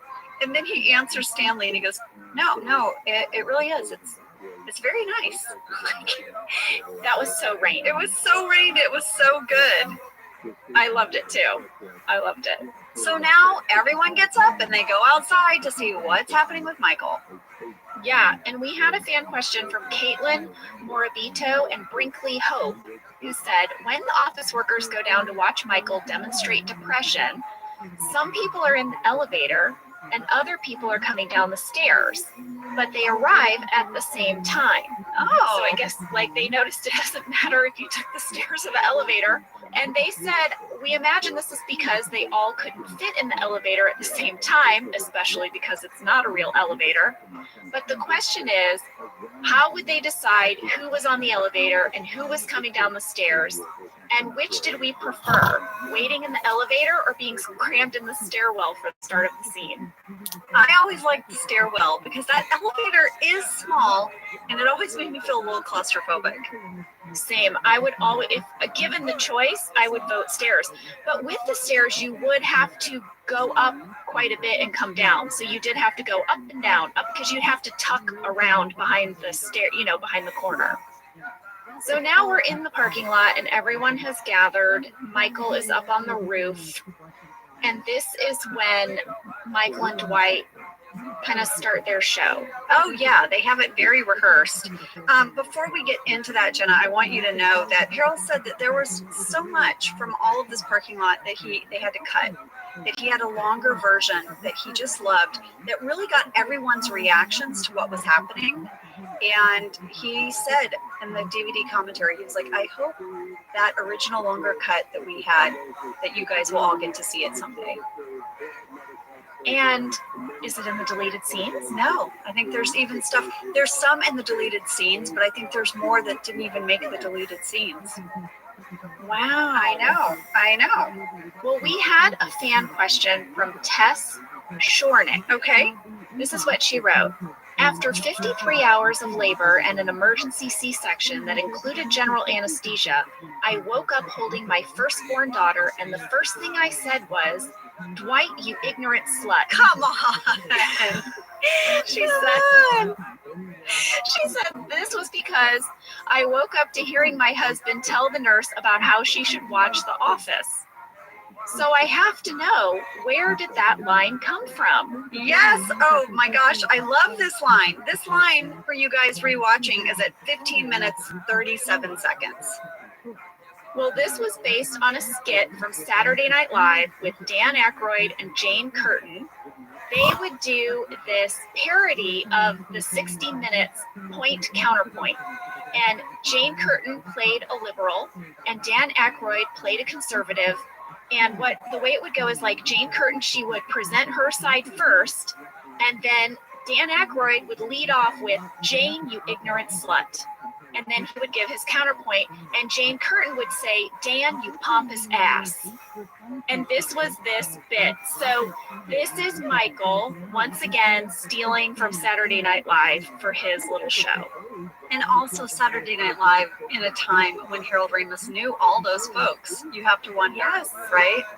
Right. I love that. I love that. I've seen that phrase on so many things. I've seen it on throw pillows, on socks, keychains, baseball hats. Yeah, it's a classic. So Michael and Dwight, yes, they're doing sort of this performance. You know, they've got it. Clearly, they have rehearsed this. And everyone starts talking in the parking lot like, is this real? Is it not real? It probably definitely is not real. And they start taking bets on it. Kevin gets everyone going. Yeah, Kevin says if someone gives you 10,000 to 1 odds on anything, you take it. And if John Mellencamp ever wins an Oscar, Kevin's going to be a very rich dude. You go, Kev. You go, Kev. Well, my favorite part of this, Angela, is when Michael realizes that the warehouse guys aren't there. Those are the ones he wants to impress the most. Yeah, he doesn't care about doing this for his co-workers upstairs. The whole point of this, and he gets so frustrated with Dwight, is that the warehouse guys see that he's on the roof. Yes. So he gets Dwight to bring all the warehouse folks out, and they start the whole thing over again. And this is when you realize it is 100% scripted. He says, "Dwight, you ignorant slut," again. Yeah, Dwight does his air quotes with his fingers again. Yes, exactly. And Jim has this great talking head where he's like, the first performance was a little rough, but they hit their stride, and he can't wait to bring his parents tomorrow for the matinee. Yeah, it's just been great. Then we see Creed coming out of the bushes. He's zipping up his pants. Like, I guess he's just gone pee, which is so on brand for Creed that he just went over to the bushes to take a whiz with his coworkers right there. Anyway, he says, "Guys, what's up with the bouncy castle?" And they're like, "What?" They all run over, and this is the moment where Jim and Pam are like, "Oh my God. Oh my God. It's part of this bit. He's going to do it." Well, lady, I remember shooting this scene because it is not in the script that Creed comes around the corner zipping up his pants. And we came up with that on the day. We thought it would be really funny that Creed was taking a leak. And that's how he discovers it. And that's how he discovers it. Because it was like, well, why is Creed around the corner? Like, in the moment, you realize, like, how do we justify that Creed went behind the bushes? Yeah. And that we thought that was so funny. We thought that was so Creed. So I loved that. And then I also loved that Pam tells Michael that he has to come down because she has a present for him. And he never doesn't believe her.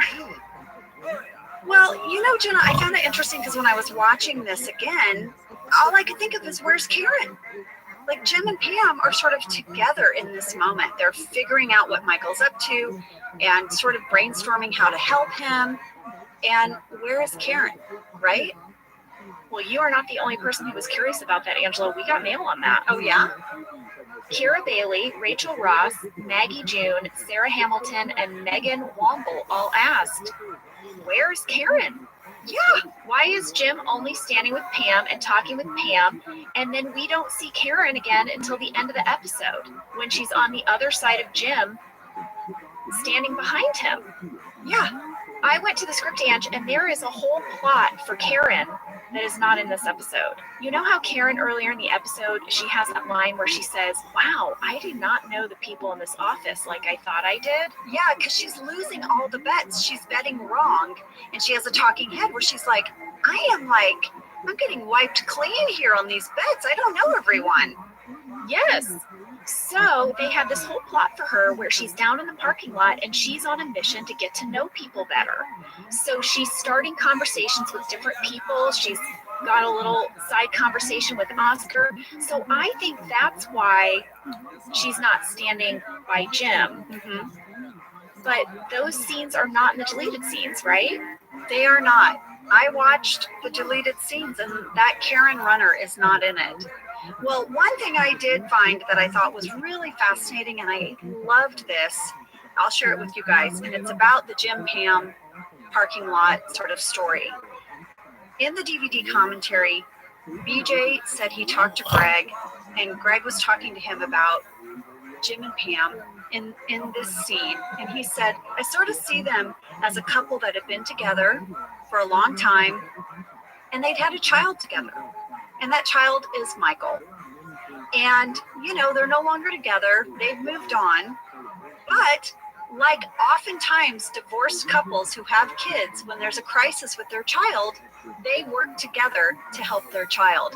And they sort of have this shorthand with one another when it comes to their child. And Karen would not have known any of that history or Michael the way they know Michael. And so it made sense that Jim and Pam would be working together to try to make sure that Michael doesn't do something really stupid. And if you think about it in that context, it makes perfect sense. And also the fact that Pam is like, I have a present for you. That's very parent mode, right? Yeah. Come inside. I've got a treat for you. Stop doing what you're doing.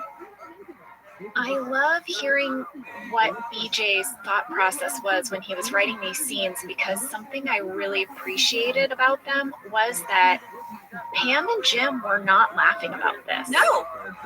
This was not a joke to them. When they realized what Michael was doing, they come together very seriously to help him. This was not flirty. This was not a flirty moment, but instead really highlighted their bond. Yeah, and just the fact that instantly the two of them knew what Michael was up to. And it's like everything else didn't matter. It didn't matter that they had hurt feelings over Roy, over Karen, over everything that has happened between the two of them. None of that mattered. All that mattered was getting Michael off the roof safely.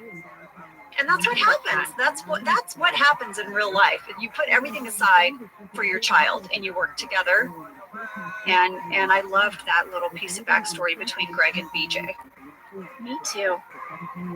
Well, it's ultimately kind of Daryl that gets Michael to come down. I mean, Daryl has this great line where he's like, no one is braver than you. You have to wake up every day and be you, Michael. It's so brave. I couldn't do it. I mean, it's like the dig that Michael doesn't understand. And he just takes it so earnestly, like, thank you. And Daryl's like, you Braveheart. And Michael's like, I Braveheart. Yeah. And that's what got him off the roof. Daryl believing in him got him off the roof. And the episode ends with Michael having a talking head where he says, sometimes you have to do crazy things to show the danger in an office, but he saved a life today. And it was his own. Yeah. And he asked, is he a hero? Is he a hero? He can't really say, but yes. Well, and then we have this tag, which I love. It's Stanley. He walks out to the parking lot, and it was his car that they bashed up. Like Stanley needs an excuse to hate Michael more. Oh my gosh.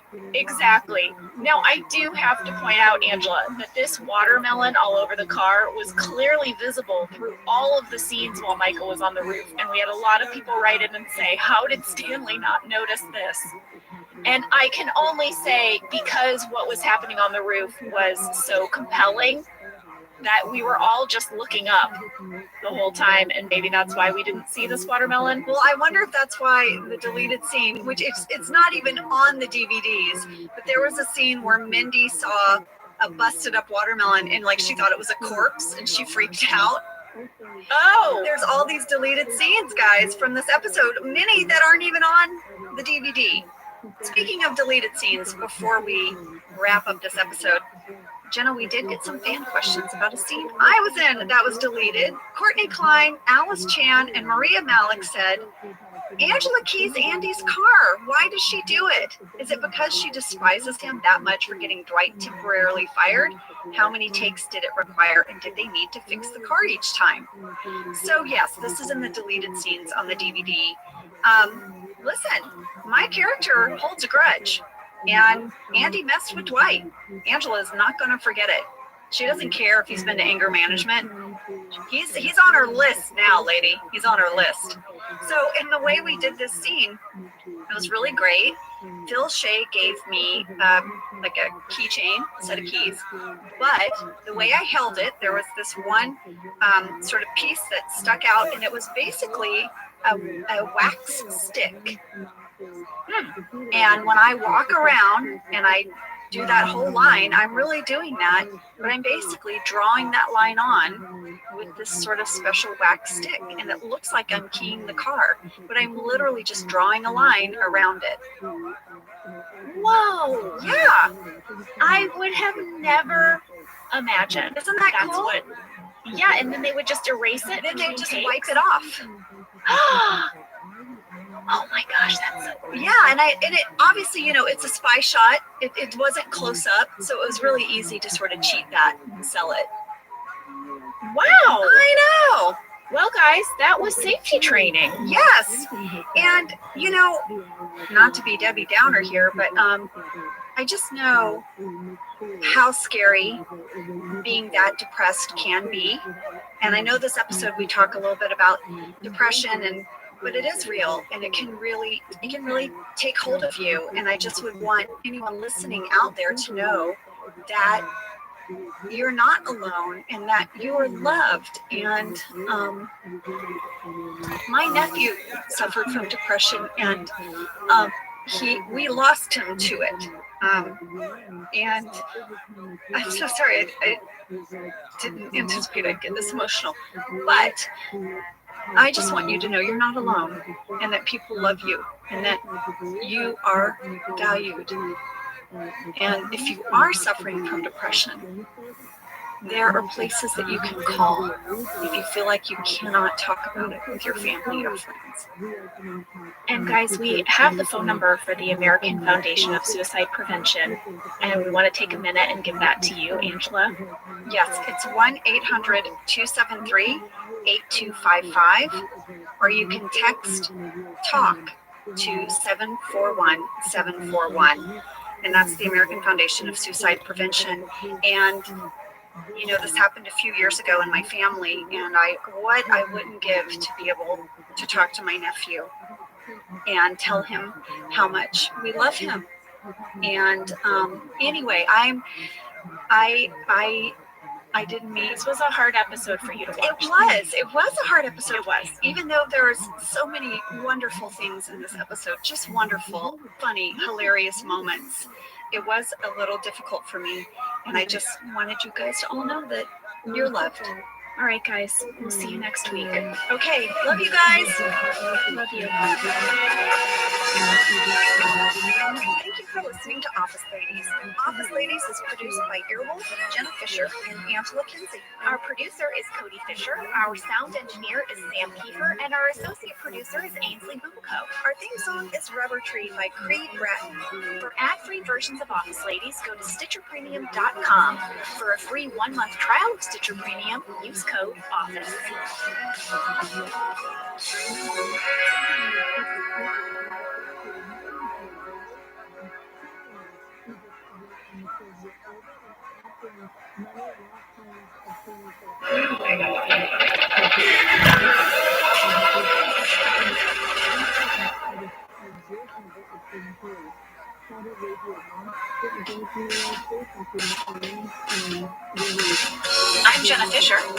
Angela Kinsey. We were on The Office together, and we're best friends. And now we're doing the Ultimate Office Rewatch podcast just for you. Each week, we will break down an episode of The Office and give exclusive behind-the-scenes stories that only two people who were there can tell you.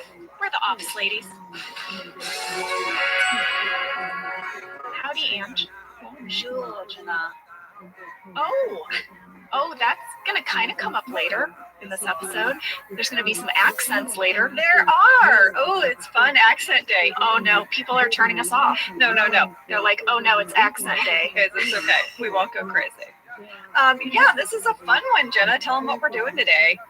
We are doing Product Recall, Season 3, Episode 20, written by Justin Spitzer and Brent Forrester, and directed by Randall Einhorn.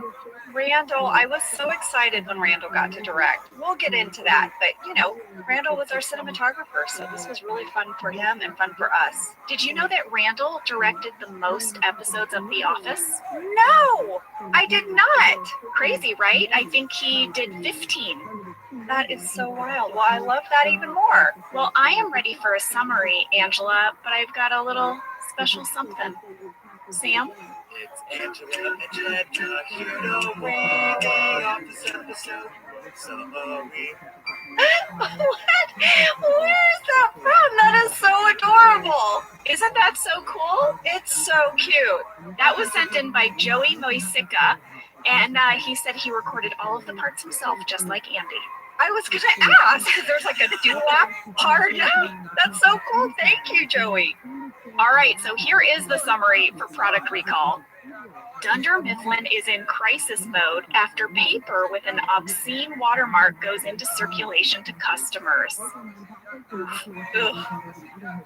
Michael organizes a press conference and apologizes to a client. When the client demands that Michael be fired, Michael recruits Pam and Dwight to help him make an apology video. The accountants learn how to make customer service calls from Kelly, and Creed, who is determined to save his job, pins the blame on an employee at the paper mill. Poor Debbie Brown. Oh, poor Debbie. This was such a fun episode. I loved rewatching it. I had so many fun memories. Same. Oh my gosh, I feel like Steve is in rare form in this episode. I also personally think some of the best quotes of the whole season 3 are in this episode. Oh yes, it's so many. We'll get to it. And I just want to share one of my favorite quotes of the whole entire series is in this episode. Oh, rare. This is also the episode of animal noises or nonverbal reactions. Yeah, accents and nonverbals. Someone just hit fast forward. Oh no. Well, fast fact number 1, I mentioned that this episode was written by both Justin Spitzer and Brent Forrester. I should probably clarify that there are some writers who work in teams. Yes. Like we've mentioned before, Gene and Lee. They were a writing team. They were hired together as a duo. But Justin and Brent were not a writing team. They were hired separately. So this was interesting that they were co-writing this together. Well, we reached out to both of them to hear what it was like to be paired together on this episode. So they said that Greg just paired them together because he thought it would be kind of fun. And Justin told me that they basically just split it down the middle, that Brent took a pass at Act 1, Justin did Act 2, and then they split Act 3. And then they came together one afternoon and they kind of went over it. And since Brent was the senior writer, he kind of took the lead on a kind of a dual rewrite. And then they turned it in and it was kind of, punched up by the staff like every other episode. I could see Greg doing this because he loved pairing together people to see what would come out of that pairing, whether it was characters or writers. He loved to see what happened. Even our editors sometimes were paired up in different ways. Well, Brent said that it's true that Greg did make it clear that he was the senior writer and that he had final decision on what went into the draft. But he said right from the start he could see that Justin's scenes were just so good that it would be a terrible mistake to put, quote, my grubby fingers on any of it, end quote. So he said that they didn't change any other's work. They ended up turning just as they had both originally written it. Well, that is so fun. All right, fast fact number 2. I asked these guys, what was the inspiration for this episode? Was this based on anything in real life? And Justin told me that he couldn't remember exactly where the idea came from, but he's pretty sure that it just came out of one of those pitch sessions in the room. So it wasn't like one writer had the idea, but it was sort of a collective, one of your group mind things, Ange. Oh, I like group mind. Well, he said he does have a very distinct memory as they were circling closer and closer to something that felt like an episode. Lee Eisenberg suddenly blurted out, "A product recall! It's a product recall!" And after Lee said that, they knew it was going to be like a defective product and a mini scandal. But here's the thing, Ange. Here is why I asked. I did a little Googling. This episode aired in April 2007, and the crazy thing is that in August of 2007, there was a massive, historic Mattel toy recall. A huge product recall. What did they recall? They recalled 19 million toys. What was it? Some of them were recalled because they had lead paint. Was it a G.I. Joe? No, I don't know what it was. A bunch of toys that were shown to have lead paint. And the other was because there was a tiny magnet that kept falling off and it posed a choking hazard. But also in 2007, there was a massive crib recall. 1 million Graco and Simplicity cribs were recalled. And I even read an article that called 2007, quote, the year of the recall. Well, that's crazy. I wonder if it was in the zeitgeist. It was in the group mind of the world. And it went into Lee's brain and he shouted it into the writer's room. And it became an episode of The Office. Major group mind. That's some global group mind. Okay, lady, I'm going to move us along to fast fact number 3. I'm calling it location alert. Okay. As part of this episode, Jim and Andy go to a local high school to apologize for the obscene watermark. And Kentopedia let us know, because we got some mail. People wanted to know, was this the same school where we shot Diwali? People love to know about locations. They know love it. This was filmed at a different school than Diwali. This time we filmed at St. John Paul Academy in Burbank. In real life, it is a private Catholic STEM immersion high school. The school colors are white, blue, and red, and the real students at the school wear uniforms. For our shoot, we hired background performers to play the students. We did not use the actual students of this school. I feel like that is a thorough answer to this location question. Yeah. You know, I went to a Catholic high school. It was not co-ed. It was all girls. And I wore a uniform, and our colors were green and white and gray and navy. I think were the colors we were allowed to wear, and yellow. It's a lot of colors. It's really only 5, and you're like only allowed to wear those colors. Seems like a lot. Scale it back. Do you wear? How many colors do you wear? I just grab whatever, there. Right. So imagine you're getting dressed in the morning and you have to limit it to only these 5 colors. Well, listen, a friend of mine did that thing. Remember when ladies would get their colors done?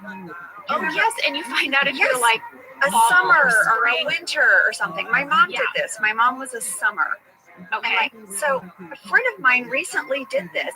It sort of They're still doing this? They're still doing it. It sort of went out of fashion, but whatever. She did it, and she found out that she has like shades of blue and coral and white, and she just filled her closet with those colors. She's always in those 3 colors. So do you know what she is? Is that summer? Coral, blue, and white? I don't know what it is. Maybe spring. But listen, it's a commitment to stay in those 3 colors.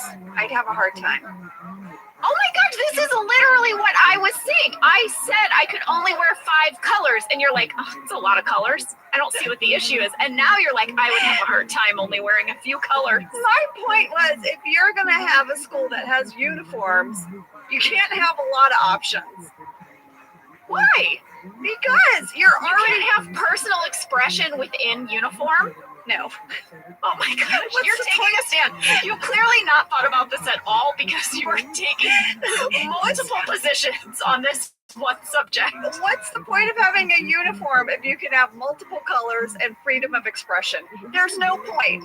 Either have a uniform or don't. All right, well, we had to all wear the same skirt. It was the same. There was no choice. Or navy pants. Or a yellow shirt, or a green shirt, or a white shirt. We had to be done talking about this. On top, you could wear the different colors. But they had to be a collared shirt, and you couldn't have any like logos. No logos. Not even like, you know, some people, they would try to sneak in like a little polo on their lapel. And that would be a no. Wow. Lock Because it up. Lock it up, uniform. Lock it up. Lady, where are we? Well, we're ready to take a break, and then we're going to come back and break down this episode. Well, before we take a break, I want to just share one thing about this episode. Well, I'll just get to it. What is it? I had the hugest zit on my cheek, and I remember being really bummed out because I had a nice big storyline, and I woke up with an enormous zit on my cheek, and they tried to cover it with makeup. Jenna, they didn't splurge for CGI and scoochy it out. It's in the whole episode. There's so much makeup on it. It's like an orange patch on my cheek. I did not notice it one time. It's on my left cheek. This. Do you have time codes for it? Is that something we can look forward to after the break? Yes. Well, there you go. You want a close up. Well, listen, I'm sure you're riveted now. You can't wait to come back. We're going to take a break and come back with this episode.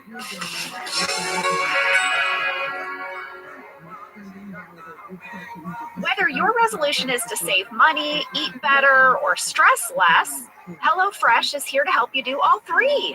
Yes, you guys, I love HelloFresh. Jen and I both love it.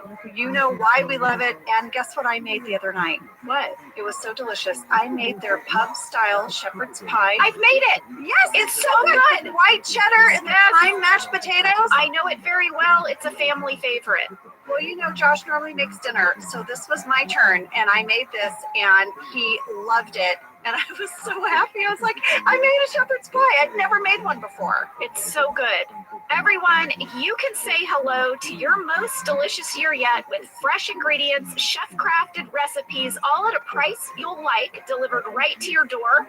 Go to hellofresh.com/officeladiesfree and use code officeladiesfree for free breakfast for life. One breakfast item per box while subscription is active. That's free breakfast for life at hellofresh.com/officeladiesfree with code officeladiesfree. HelloFresh, America's #1 meal kit. Okay, so we start off this episode with a very funny cold open. I think it is one of the classics of all the cold opens on the whole series. 100%. It is Jim, dressed as Dwight, acting like Dwight, and it makes Dwight crazy. And some of the best lines right here in this cold open. Lady, I remember filming this episode, and John Krasinski was so funny. We could not hold it together. Well, we all knew how great he was at impressions, and so when he got to actually flex that a little, we were just like, I can't wait to watch.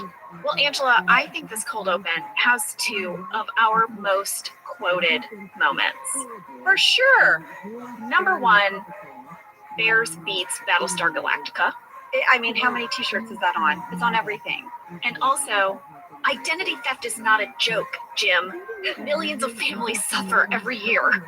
That's right. I see that all the time. Identity theft is not a joke. Don't we sell pencils that say identity theft is not a joke? Don't we have a pencil pack on officeladies.com? Yes. And we have that quote, right? We have that and we quote. Also have Bears beats Battlestar Galactica. It's just one of my favorite quotes. It is not my favorite quote of the whole episode, though. We'll get to that. But this couplet is so fun. And I have seen people, like at conventions and stuff, say this. False, black bear, like the whole thing. Oh, yeah. We should play it, Sam. Yeah, let's play this. Play this clip. Question. What kind of bear is best? It's a ridiculous question. False. Black bear. That's debatable. There are basically two schools of thought. Fact. Bears eat beets. Bears beets Battlestar Galactica. Bears do not. What is going on? What are you doing? I love it so much. I want to know, what are the two schools of thoughts about bears? We never find out. We don't. Listen, we had a fan question from Ashley Trick, Emily Dennis, Faith L., Rianne Holub, and Tara Laporte.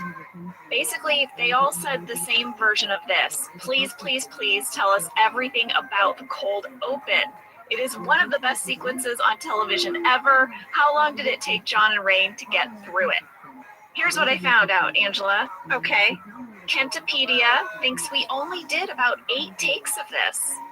He said it went a lot faster than we may realize. Well, it was a quick beat, it was a quick scene. And then I asked Justin, and he said that he and Brent did not write this cold open. They wrote a cold open where Michael is getting scammed by a telemarketer. But during the rewriting process, Gene and Lee are the ones who came up with the idea for Jim to come in as Dwight, and they wrote the cold open, and it was Mike Shore who pitched the line, Bears beats Battlestar Galactica. Applause, applause. This is why you need a whole writing team. Look at that. That's how the magic happens. It's a collaboration, people. I have 2 other observations about this cold open. Not as popular as the obvious ones, Bears beats Battlestar Galactica, all that. But I have there is a new plant at reception. No, get out of here. What is going on? I am telling you, I don't know when I'll have time to do this, but I am going to screen grab every plant on reception for the whole series. What is it this week? It's a real sad looking plant. It's only got a few leaves on it. It's in a purple pot with, it looks like some polka dots. And it is through the whole episode. I noticed it's in the cold open, the tag, and the whole episode. And in Jim's talking head, where he says he created that whole look for $11. Yeah. We have an old tech alert. Old tech alert. We have the old calculator watch. Oh, yeah. Now, I know that Dwight always wears one, but just to see Jim actually use it, like you hear the beeping as he's adding on it. I just thought it was really fun. How often do you use the calculator on your phone? Surprisingly a lot. Same. I see why they made a calculator watch. Yeah. Because you know, I use it. I mean, I remember, because I'm 100 years old, that, boys would have it at school and they would be told in math class they could not use it. I spent a year where I refused to let myself use a calculator, and I had to do all of my math problems by hand. It was just a weird commitment I made to not, I don't struggle. It was a weird commitment I made because I felt sort of like I should be able to add 26 and 97 without a calculator. Like, just, carry the one or whatever. And how old were you when you made this commitment? I was in my 30s. Really? Yeah. I was really expecting you to say I was 24. No, I just got disappointed in myself for relying on my calculator for simple math problems. So, did I know you when you made this commitment? Because I knew you in your 30s. Yeah, I guess you did. I guess I never added anything or subtracted anything around you. My best friend in her 30s took a year off from calculators and didn't tell me. I do weird stuff like that sometimes. What is that about me? I think you like to make hurdles for yourself. What? This is horrible. I just speak to a therapist about this. What am I doing? Why am I making my life harder? You get into a real cushy stride. You're like, hey, things are clipping along. I'm having a great run here. I'm gonna give myself a hurdle. Yeah. I don't deserve too easy. I'm gonna stop using a calculator. I don't deserve this cushy stride right now. I'm not allowed to use a calculator. Oh my God. Lady, all right. It's okay to use a calculator. Well, I use one now. I mean, that was one of the dumbest things I've ever done. That was one of my dumber goals. I'm sure there's a mathematician out there somewhere that's like really into that, Jenna. It's like, yeah, way to go. You know what I'll say? At the end of the year, I was no better at adding, subtracting, or multiplying than I was when I started. You can't say that. That can't be your button. You have to say there was no skill gained. There was no speed. Nothing. I was still, counting on my fingers to carry the numbers. I mean, it was like, it was for nothing. You just had a year where you were slightly more irritable. Okay, let's get into this episode. Speaking of people being irritable, everyone is on the phone with very upset customers. I want to share with you that there are a lot of delicious deleted scenes, and one of them starts off in customer service with this speech, and Kelly repeats it over and over, and Ryan is like dying inside because he's right behind her. And then it cuts to a talking head of Ryan, and he's got it fully memorized. But this is what Kelly says right at the top of the episode, had it stayed in. Customer service, this is Kelly. Oh my God, I am so sorry. That is so messed up. Everyone here is so upset. You have no idea. And rest assured, your voice has been heard. Okay, I'll be thinking about you all day. Customer service, this is Kelly. Oh my God, I am so sorry. That is so messed up. Everyone here is so upset. You have no idea. And rest assured, your voice has been heard. Okay, I'll be thinking about you all day. Wow, she says it on a loop. And Ryan looks like he wants to just explode. Well, Michael has a talking head where he explains what happened, why everyone is so upset, why everyone's on the phone. I guess a disgruntled employee sent out 500 boxes of their standard paper with a pornographic watermark of 2 cartoon characters engaging in a sex act. Yes, he said it's a, beloved duck doing something to a mouse. Yeah. Now, was he talking about Daffy Duck and Mickey Mouse? Because he says, never been a fan, not a fan. Well, I think he would be talking about Donald Duck and Mickey Mouse. Oh, yes. Because Daffy is part of the Bugs Bunny. Oh, I can't keep my duck straight. I just like the idea. So sorry. But that is the quote of the day. I just can't keep my ducks straight. There's so many. Cartoon ducks. So many. Scrooge McDuck. There's so many ducks. But I love the idea. It just makes me laugh that Michael has never liked Mickey Mouse. I know. Not funny enough for him? I don't know. I guess not. Not edgy enough? Not enough jokes. Well, Michael holds up the piece of paper to the light and shows the watermark. And guess who did a little bit of a deep dive on watermarks? You? Because it wasn't me. And we're the only people on this podcast. Sam, Cody, anyone? No one? No, it was me, folks. It was me. And listen, I don't know if this is going to be interesting. I found it fascinating. I'll do a quick overview, okay? So we all know what a watermark is, right? A watermark is basically this image that's applied to a piece of paper, right? And you hold it up to the light, and that's how you see it. The term watermark comes from the way these designs are created. It's during the wet paper stage of making paper, right? It's almost like a damp, that was really fascinating, a damp water spot.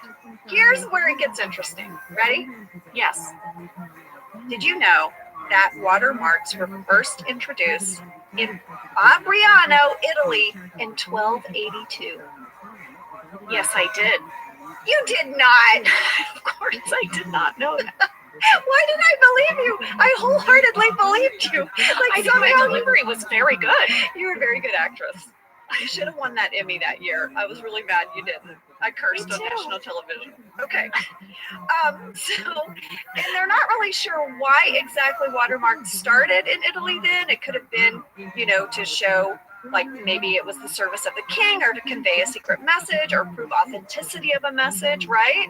But now wait, they were deliberately invented. So one thing I'm curious about is that the watermark was not an accident that happened one day in the wet paper making stage of paper making, and then people were like, oh my gosh, what if we did this on purpose? Someone purposely watermarked. Well, Jenna, I don't have the fella's journal from 1282. It might have been a thing where he was like, hey, that's my thumb. Hey, that's cool. We should do that. Oh, I bet the king would like this because then everyone would know it's his paper. I love how this paper maker in Italy in the 1200s journals exactly like you. Exactly. Oh my God, my thumb. Oh, hey, I should tell the king about this. He might like to have his official paper. Oh man, gonna have a glass of wine. Okay. Oh, look at the hummingbirds. XOXO's Paper maker guy. smiley face.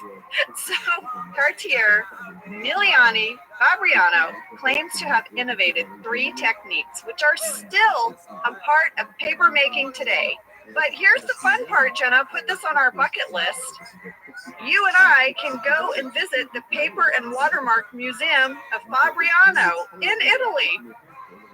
Oh, that is 100% happening now. How much fun would we have walking through that, getting a tour? How perfect would it be? These 2 people who are on a show about paper going to one of the oldest paper mills in the world. I can't wait. That is bucket list for sure. Let's get back. Well, let me tell you what Brent told me about this obscene watermark. Oh yes, let's hear it. Brent, our writer, told me that this watermark for our show was faithfully created by our prop department, and that it really did look like a blank sheet of paper, but when you get up close, you can see this little caricature. And he said after the episode, he asked the prop department to have one of the sheets of paper, and he framed it, and it hangs on the wall of his office. And he says people come in all the time and they say, why do you have a blank piece of paper framed on your wall? And he says it's a keepsake from the office. Look closely. And then they lean forward and they inevitably say, oh my God. Because, on the show, we put the little black bar up to hide the real obscene part. But on the actual piece of paper, I think it's there. It's all there. Yeah, there you go. And that was Phil's Shea job that week. That's his job. How was your day? Well, I had to have a duck and a mouse, do some stuff. Anyway, how was your day? Exactly. I want to point out something before we get too far. Remember we said at the very beginning of this episode, everybody's on the phone and they're talking to customers and they're like really trying to do damage control. I wanted to point out that at 1 minute 55 seconds, Creed is holding the phone up to his ear, but he isn't saying anything. It's a little bit of foreshadowing, I think, for the fact that Creed knows he's responsible. He's pretending to be on the phone with a customer, I think, but not really. He could also just be Creed being Creed. Yeah. Not doing his job again. Exactly. So Michael gets everyone in the conference room. This is like crunch time, and he says, Creed, you really messed up. Yeah, quality assurance. So I feel like we officially hear Creed's job title. Quality assurance. Creed says every week he's supposed to stop by the paper mill, give it a check. The 1 year he blew this off. So good. So he hasn't gone for a whole year. Well, I know I said at the beginning of the podcast that Michael is in rare form in this episode, and he truly is in this conference room scene, but also Creed absolutely crushes it in this episode as well. He does. So we get back into the conference room. Michael has just great stuff. He's, he was speaking in acronyms, Crimin, Squaw, FNC, not saving any time, as everyone points out. And Michael's really freaking out. He tells everyone, this is threat level midnight. Yeah. Midnight, Oscar. Yeah. Threat level midnight. This is such a fun callback to the client. Yes, and everybody gives little looks to each other because of it, too. Yeah. Well, then Michael says, today, Kelly will be training everyone on how to do customer relations. And Angela, you have a talking head where you just take a pill and you say you don't have a headache, you're just preparing. Yeah, I loved this back-to-back talking heads because Mindy as Kelly is like, this day it's bananas, B-A-N-A-S, and she's so perky and happy, and then it cuts to me just taking an aspirin. Yeah, and my kids were really hung up on this. They really wanted to know, was that a real pill? Did I have to take it? They were like, it looks like you take it. You swallow water. Oh, Angela, we got so much mail about this. Okay, Carlos L., Taya C., Emily W., Angela B., and Lily N. all said, what did you take instead of a real pill? Well, I will tell you, I did a few takes of that talking head, and I had to take sugar pills. Wow, so I guess that's a props thing. I've never had to take fake medicine on a show before, so that's weird. Yeah, Phil Shea brought it to me. He said, listen, it's just sugar. It's like a sugar pill, so you'll be totally fine. So I guess I just had a little spike in sugar that day. So also during this conference room scene, Angela, we find out that Jim's client is a high school and they printed their prom invitations on this paper. Yeah. So Michael tells Jim he has to physically go to the high school to rectify the situation. He says you have to bring someone. Ryan volunteers. Michael says, no, you have to bring Andy. William Doolittle at your service, aka Will Do. And there we go. We said we were going to bring you accents. We didn't lie. And Jim is like, yeah, I'm definitely going alone. And Michael's like, no, I need 2 men on this. That's what she said. No time. But she did. No time. That is like such fantastic dialogue. Is that your favorite quote? Is that the one? No. Still not yet. Still not yet. Well, I remember John could not keep it together in this conference room scene. And anytime John starts to laugh, it is a very bad sign for the rest of us because you just know that we're never going to make it through. But Steve does something in this conference room scene that makes John lose it. I'm going to guess. I have no idea what you're about to say. Okay. I know people can't see me, Jenna. Okay. But, oh my God, Sam's filming.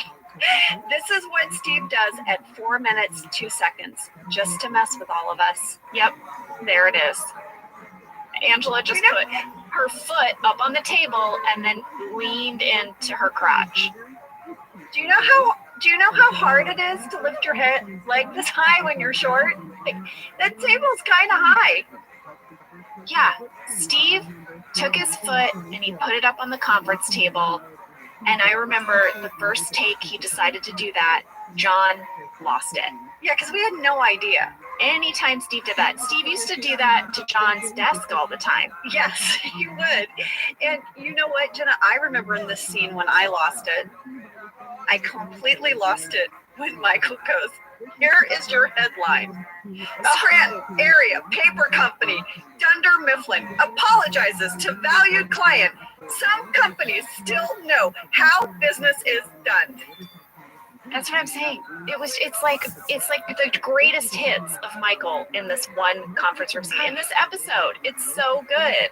Well, now Michael reveals that he has invited Barbara Allen, one of Dunder Mifflin's oldest customers, into the office. He's going to offer her a personal apology. He says if the press wants a story, we'll give them a story. Yeah, there's a great deleted scene of Dwight calling CNN. Oh, and like no one will take his call. It's like, it's really funny. Oh my gosh, I love it. I love that Jim is like, did the press ask for a story? Nope. No. Michael explains in his talking head, when a company screws up, the best course of action is to hold a press conference. You got to control the spin. You got to control the story. Well, this had me look up crisis management, Angela, because that's a whole thing now. Now, I did a very shallow dive on it. All I found out was that this really became popular in like the 1980s. And this idea of getting ahead of the story is all part of the crisis management public relations handbook. So Michael has it a little bit right here, but he has it wrong in the sense that literally no one knows about this right now. Yeah, if Michael had not made a big to-do, it would have just gone away. But no, he's going to blast it and it's going to blow up in his face. Yeah. So now we see Creed is trying to do his own kind of damage control. I mean, Creed says that this job is the only thing separating him from being a homeless man because he was a homeless guy. Yeah. I have to say, Creed calling up this paper mill and asking who wasn't there last week so that he can then pin it on this employee is kind of genius. Oh, Creed's a survivor. I mean, he's smart. He's very smart. He's cunning.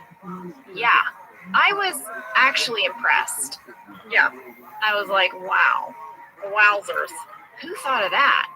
It's exactly how I got my internship on Conan O'Brien, by the way. Wait, what? You know this story. Oh yeah, you called up and I would call and I would get like an answering machine, because I wanted to do an internship at 30 Rock and in New York. And back in the day before like big internet message boards and things like that, because I'm 100, you would have a phone number you would call, and I would say hi. It'd be like 30 Rockefeller Center, and I'd be like, hi, I would love to apply for an internship. Hold one moment, please. Transfer you to a machine. If you would like to apply for an internship at 30 Rockefeller Center, please leave your name and phone number, and someone will call you. I got that message every day for 3 months. And so one day I called up. I got the woman in BC, 30 Rockefeller Center. I said, yes, I was just speaking to a woman about my internship and we got disconnected. She said, oh, Barbara? I said, yes, Barbara. She said, let me transfer you. I said, thank you. Got to Barbara. Barbara's like, hi, Barbara. I was like, Barbara, I was just talking to someone about my internship and got disconnected. And she was like, oh, were you talking to Nancy? I was like, yes, I was talking to Nancy. Transfer me through to Nancy. Nancy answers, hello. I'm like, hi, I was talking to someone about my internship. And she goes, how did you get my number? Did you tell her? I told her. I said, well, for 3 months I called and I got your voicemail and no one called me back. So today I called and I lied. And I said that I was talking to someone and that person transferred me to Barbara. And then I told Barbara a version of that lie and she transferred me to you. And did Nancy say you're hired? Nancy said, can you be here Monday? And I was in Texas. It was a Friday. I was in Archer City, Texas, very rural area, 3 hours from a big airport. I said, sure thing. What time? She said, I'll see you Monday at 9. I said, great. I got off the phone. I said, Mom, Dad, I got to go to New York. Lady, that is what it takes. That's what it takes. I think you just when you're starting out, and especially when you're like the lowest person on the totem pole, you got to have a little hustle. Gotta have a little hustle. Guys, you heard it from us. Get that hustle. Okay, so there is a whole bunch of deleted scenes with Kelly and accounting. There's like a whole runner. It's really fun. I mean, at one point, Kelly and Angela get into this huge fight, and Kelly says, you look old enough to be my mother. And Angela then calls her a slut. Oh my gosh. I know. And then they make up. Kelly apologizes, and then she's like, oh my God, we're best friends. And Angela's like, I don't know about that. It's like, there's a whole other journey that Kelly and Angela have that you don't see. Well, now should we go into the car with Andy and Jim driving to the high school? Yes. Is this it, Angela? This is leading up to it. Here are some things we learned on this road trip with Jim and Andy. Number one, we learned that Andy says, beer me when he wants something. Beer is like a verb, like get me that. Beer me that water, right? Yes. We also learned that Karen is one of Andy's oldest friends. Huh? What? I think that's just because they worked together at Stanford. Yeah. And we learned that do not ask Andy to play music because he just sings like some acapella version of Drift Away. Well, this beer me line is another one of our most quoted. And Jim even says, Lord, beer me the strength. That's my favorite line. That's yours? Of almost like I think about lines from the whole entire show, and one of my favorite lines from the whole entire series happens at 7 minutes 51 seconds, and it's Lord, beer me strength. I love it so much. I don't know if it's because growing up there's been so many times where I've been like, Lord, give me strength. Yeah. And just to have Lord, beer me strength, it just tickles me. I just love it. Well, I reached out to Justin and Brent because I was very curious who wrote this beer me joke. Oh, I would love to know. All right. They told me that their memory is that Ed Helms had a friend in college who used to say beer me. And it was Brent who expanded it and wrote the joke, beer me a water. But this was based on a story from Ed Helms. They said he also had this friend that would do the ri-do-do-do-do. And Ed confirmed that, right? Ed said he had a friend who would do like a gibberish thing to cut people off. Yeah. All right, well, I texted Ed, and Ed is like, I don't know what they're talking about. I don't have any memory of a friend. He was like, yeah, they're ready to do, but I have no memory of a friend saying beer me. I don't know. Oh my gosh. This is like that moment where, you know, something happens and you ask 5 people what happened and they all have a different story. Yeah. Oh The one thing man. we know is that Brent did write the joke, beer me a water. So Jim has sort of suffered through this car ride with Andy. Now they're in the high school and they're walking through and Andy's like, oh my God, what's my girlfriend doing here? And Jim's like, oh, is she like the counselor or something? And he's like, no, she works part-time at the frozen yogurt place. Yeah. She's that girl standing by her locker. Her locker. Yeah. And Jim's like, oh, Andy. Oh, Lord. So Andy goes up to confront her, and she's like, I have to go to Spanish class.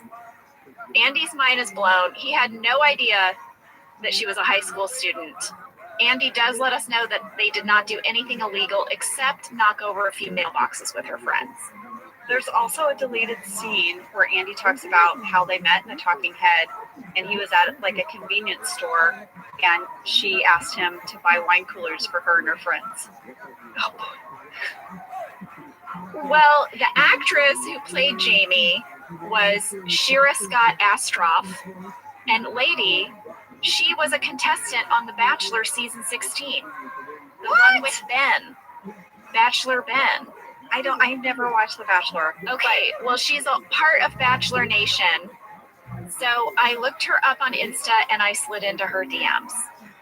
Oh my gosh, what'd she say? Okay, well, first of all, Shira and I have a mutual friend in common, and it's actor Michael Rosenbaum. So I think it was slightly less creepy when I slid into her DMs because I saw on her Insta that she was friends with Michael, so I was able to lead with that.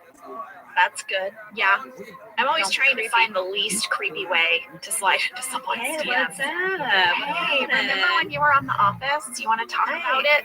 I haven't talked to you in a while, but what's up? Okay, so we emailed her, she emailed back, and she told me all about her time on the show because, and whenever there are these scenes that happen on a location and we weren't there, I like to get details. I want to know a little bit about it. No, I love it. Every time we reach out to someone in scenes like this, it's always so fun and it just kind of fills in the picture for us. All right, so here is what she told me. She said that when she got the audition for this, she had never watched the show before. Really? Yeah. So she said she watched one episode and then went to her audition. It was a cold read, meaning they would not give her the material ahead of time because they didn't want the storyline to leak. Oh, that's so hard. So she had no idea. But then she got the job. And also she told me because she had never really watched the show, she thought that she was going to be playing Michael's girlfriend. So when she got to set, she was expecting to see Steve Carell, and that's when she met Ed and John.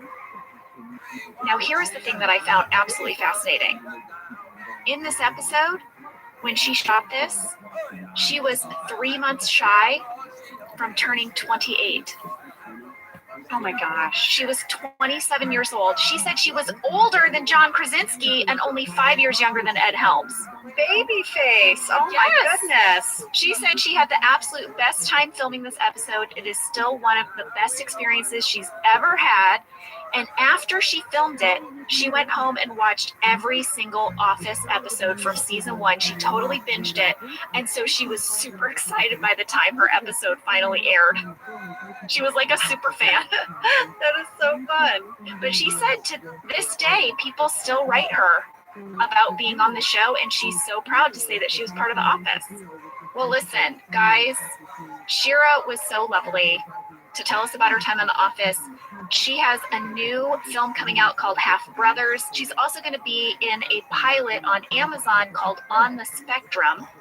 Her Instagram is at Shira Scott Astroff. But here's the plug I can't wait to give.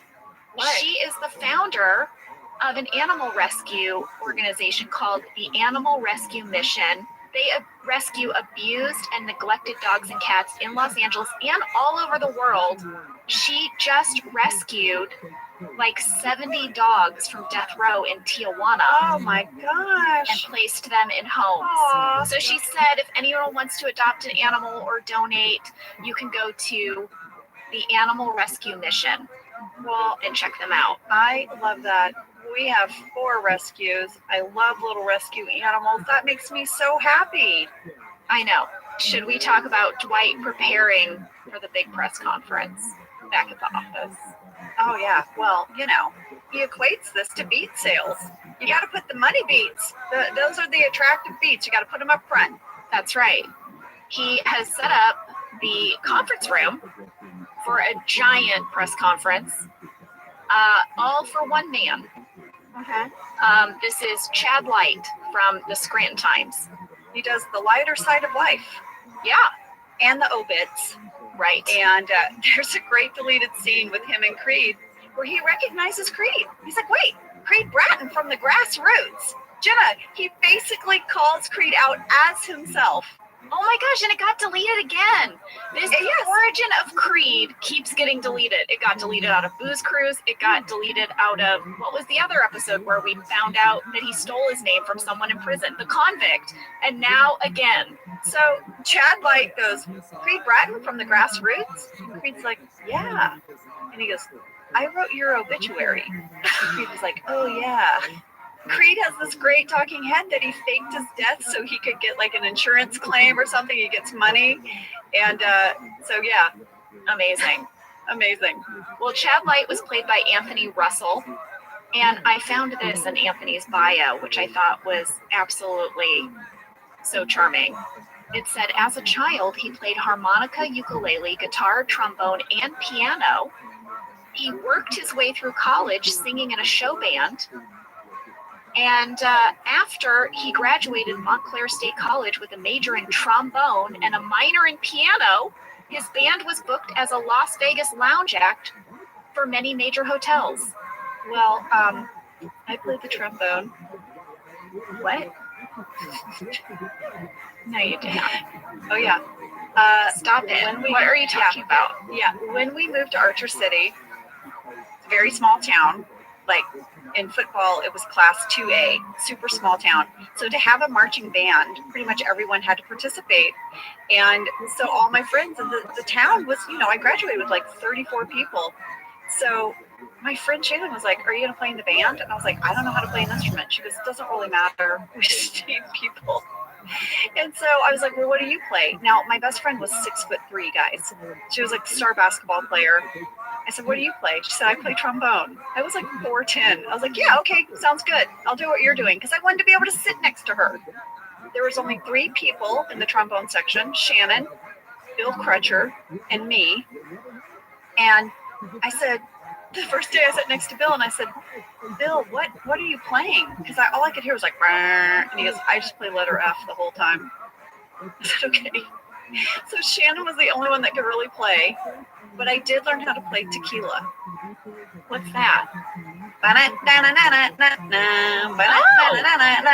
I learned how to play that. It's really fun on the trombone because you do this big slide, and then I could never reach the last position.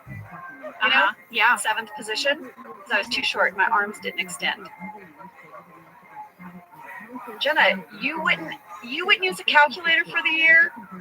I was in a band playing a trombone for a few months of my life. Very poorly, by the way. Very poorly playing the trombone. I'm speechless. I don't know. Where are we? Oh, God, I don't know if anyone even is listening anymore. Well, listen, I'll tell you where we are. Chad Light has gotten level 3 security clearance. Don't get excited. It's level 3 out of 20. And they're getting ready for this big press conference. Meanwhile, Kevin, Oscar, and Angela are busy apologizing to customers, and it is not going well. Well, because Angela refuses to say the words, I'm sorry. She will not apologize. She keeps saying things like, our official position is one of apology. Like, she's like, will not just say, we are so sorry. I love it when, like, Kelly is just patiently trying to coach her to say, like, just to make conversation. And she's like, where are you from? Ohio? That's nice. She just does not want to be talking to these people. No. And also, by the way, in the meantime, Creed has found out that Debbie Brown did not show up to work last week. And he spins a whole tale for Dwight. He says, well, now she told me that she had an emergency dentist appointment. And Dwight gives a look to camera, which I think is a little bit of a callback to his lie to Michael about his dentist appointment. Remember? Yes. Princess the dentist? Yes. But then he says, well, then Debbie told the people at her work that she had the stomach flu. So she's clearly just making things up to avoid taking responsibility for this watermark. He's really laying it on thick. Creed is vicious. Yeah. Well, Miss Allen arrives, and before we get into this really embarrassing press conference, why don't we take a break? Yeah, we need a moment before we get to this. We promise we're going to just talk about The Office for the rest of the show. Why would you promise that when we know it's not true? Oh, We'll try. We'll try. we'll try.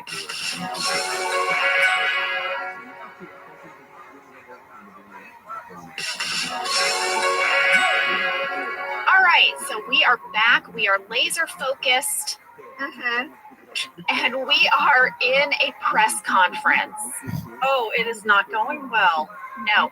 Michael apologizes to Mrs. Allen, and he offers her a giant certificate, which you know he loves. Remember in Casino Night, he was like, Toby, are we going to have one of those giant checks? He's so... Yes. It's a novelty check is what he calls it. It's a novelty check. It's big, huge. It says 6 free months of paper or 25 reams, whichever comes first.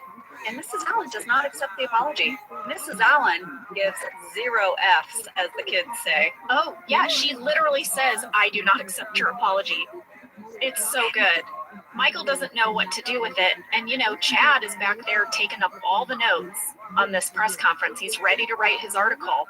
Oh, his hand is flying across that notepad. He's jotting everything down. So this back and forth between Mrs. Allen and Michael, it just starts to escalate. And then he just asks her to leave, and she just storms out and says she's going to call the Better Business Bureau. And Michael's like, oh, yeah, well, I'm going to call the Ungrateful Biatch hotline. It really did not go as planned. I mean, I don't think there's any other way to say it. I don't know it could have gone worse. I really don't. Well, lady, Mrs. Allen, the woman who played Mrs. Allen so very well, was Lisa Darr. And she has done a ton of stuff like Curb Your Enthusiasm. She was a regular on Life as We Know It and Popular. She also had a recurring on Strong Medicine, which is the show that I had a one-day guest role on where my brain melted. But I found this very fascinating because I ended up doing a deep dive on her IMDb page. This is crazy. Are you ready? Yeah. She appeared in 3 episodes of Murder, She Wrote, but each episode was in a different season and she played a different character. And then she was in 2 different seasons playing 2 different characters of CSI. So she is such a good actress that she can appear multiple times in the same television show playing a different character each time. I felt like that was very telling of her talent. It is, but also would she change her look? I don't know because I didn't do that deep of a dive. I didn't like YouTube all of her appearances, but I mean, I found that significant. Yeah. And unusual. Yeah, unless I feel like that happened more back in the day, like on Bewitched. Weren't there 2 Darrens and like it was never explained or something? Well, that's like a major character change. This is like a guest role, right? But they hired the same actress in 3 different guest roles. They loved her. Clearly. Well, I loved her. I thought she was great on our show. She was so good, and she really just, pushed Michael over the edge. Oh my gosh. You know, Jen, I did say what could have made this press conference worse, and Dwight, once again, does not help. He says he thought both animals were smiling. There is a fantastic Dwight talking head where he talks about growing up on a farm, and he has seen a lot of animal action, and he says really matter-of-factly, whoever drew this got it exactly right. Yeah, he tries to tell Mrs. Allen that the cartoon did seem to depict a consensual sex act because they were smiling. And Dwight would know. Right, of his farm life. Right. Well, Michael is really upset. He starts to vent to Pam. I mean, that things got out of control. It's going to be a national story. She's like, Michael, this is the Scranton Times. And he's like, no, we need to do an apology video. Well, then Michael pulls out the video camera, and Jenna, the look on your face as Pam is so brilliant. It's so brilliant, Jenna. It said so much history.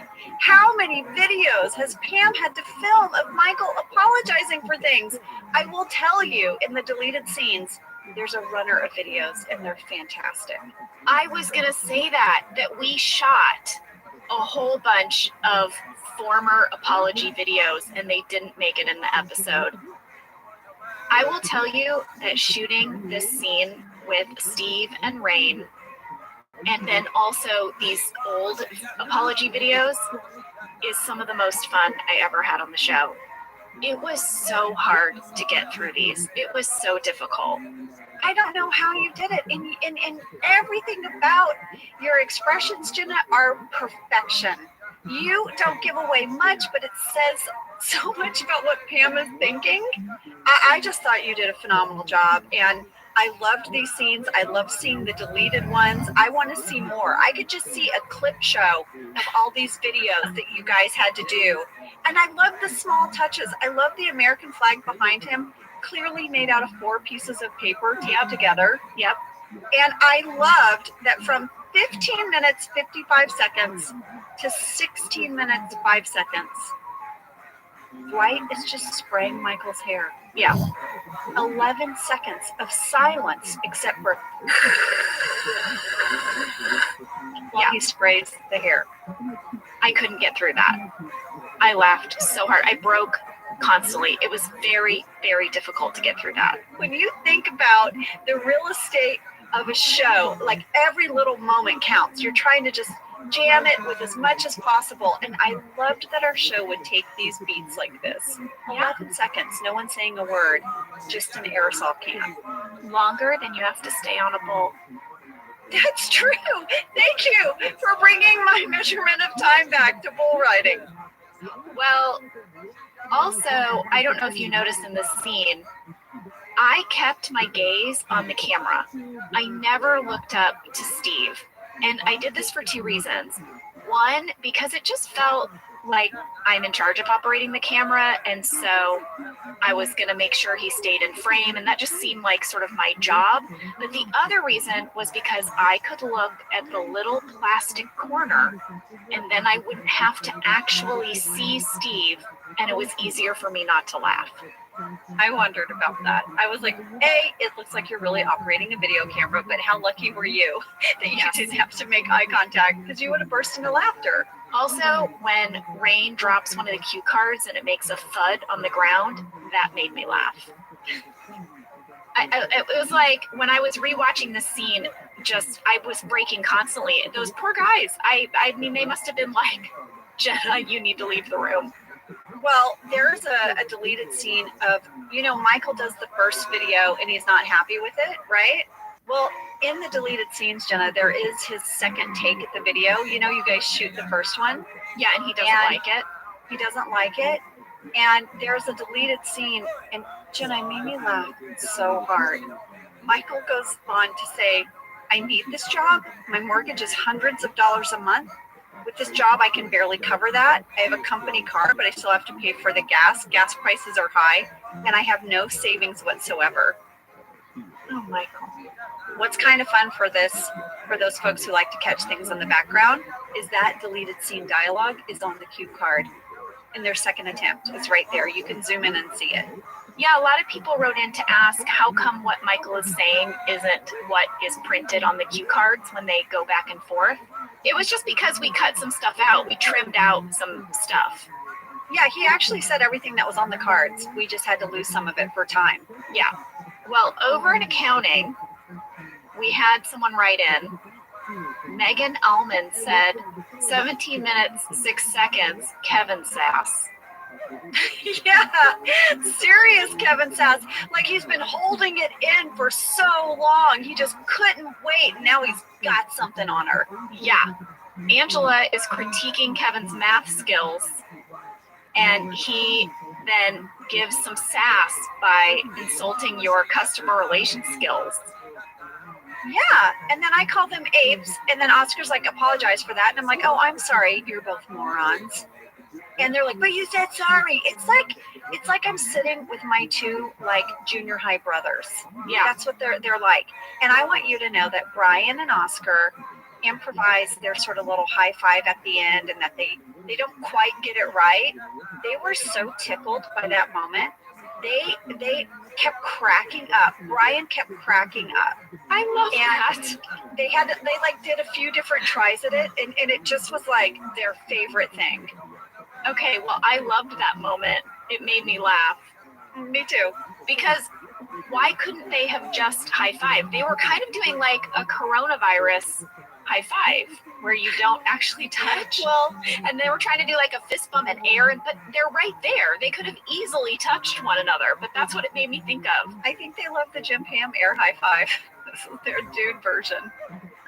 Also funny. It would have meant that one of them would had to get up or lean over awkwardly, and so they were like, oh, okay. Well, I guess it was an optical illusion, because it seemed like maybe they could have just made a connection. It would have required one of them getting up. I see. Okay, well, there you go. Over it.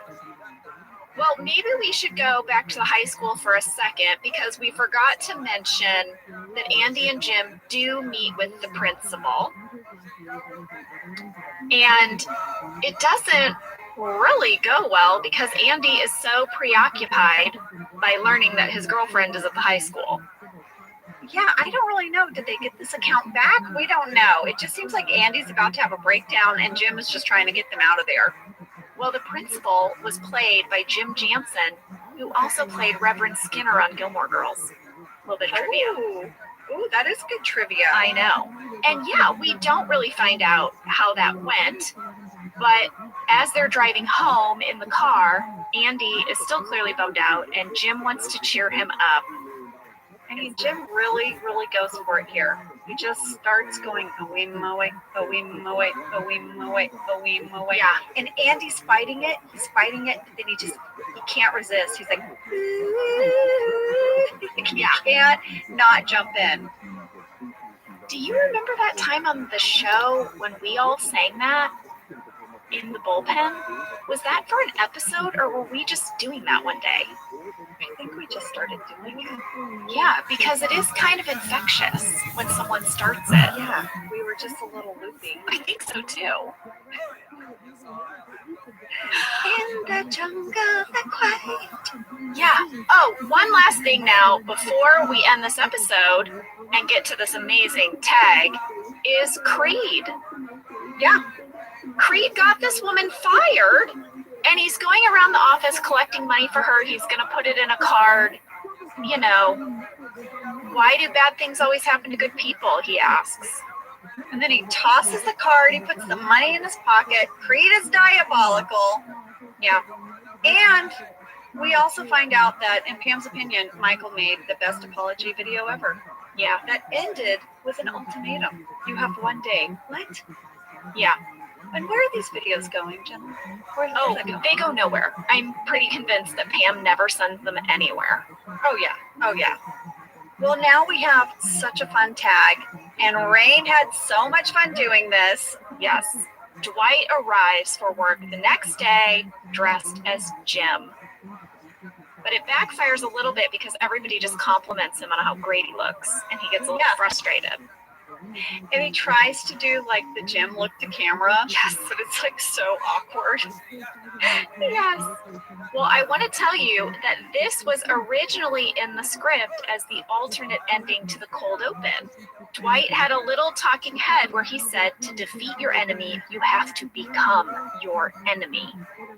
And then he showed up to work dressed as Jim. But in the editing process, we split it up, which I think was genius. I love that. I love that we end with it. I remember how much fun Rain had doing this scene, but I also remember him talking with Randall, the director, about how Dwight couldn't be as good of a mimic as Jim. So whereas Jim could come in and just do this spot-on impression, they sort of felt like Dwight's version of Jim had to be a little messier, but like, how do you thread that needle, right? Like, how do you do an impression, but it's Dwight doing the impression? Because Rain could do an amazing impression of Jim Halpert, but he had to do it as Dwight. So I remember them playing with that a lot on the set when they were shooting this.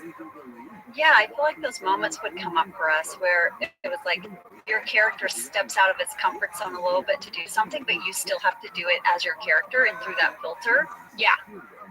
But it was fun. It was fun for us to watch those fellas do that. Well, you guys, that was Product Recall. Thanks for taking that journey with us. We got off topic a few times, but yeah, there's some real nuggets in this. Lord Bear Mystery. Oh, yes. And listen, identity theft is not a joke. Millions of families suffer every year. All right, guys. We'll see you next week. We'll see you next week. Someone beer me a snack. I'm hungry. Thank you for listening to Office Ladies. Office Ladies is produced by Earwolf, Jenna Fisher, and Angela Kinsey. Our producer is Cody Fisher. Our sound engineer is Sam Kiefer, and our associate producer is Ainsley Bubico. Our theme song is Rubber Tree by Creed Bratton. For ad-free versions of Office Ladies, go to StitcherPremium.com. For a free 1-month trial of Stitcher Premium, use code OFFICE.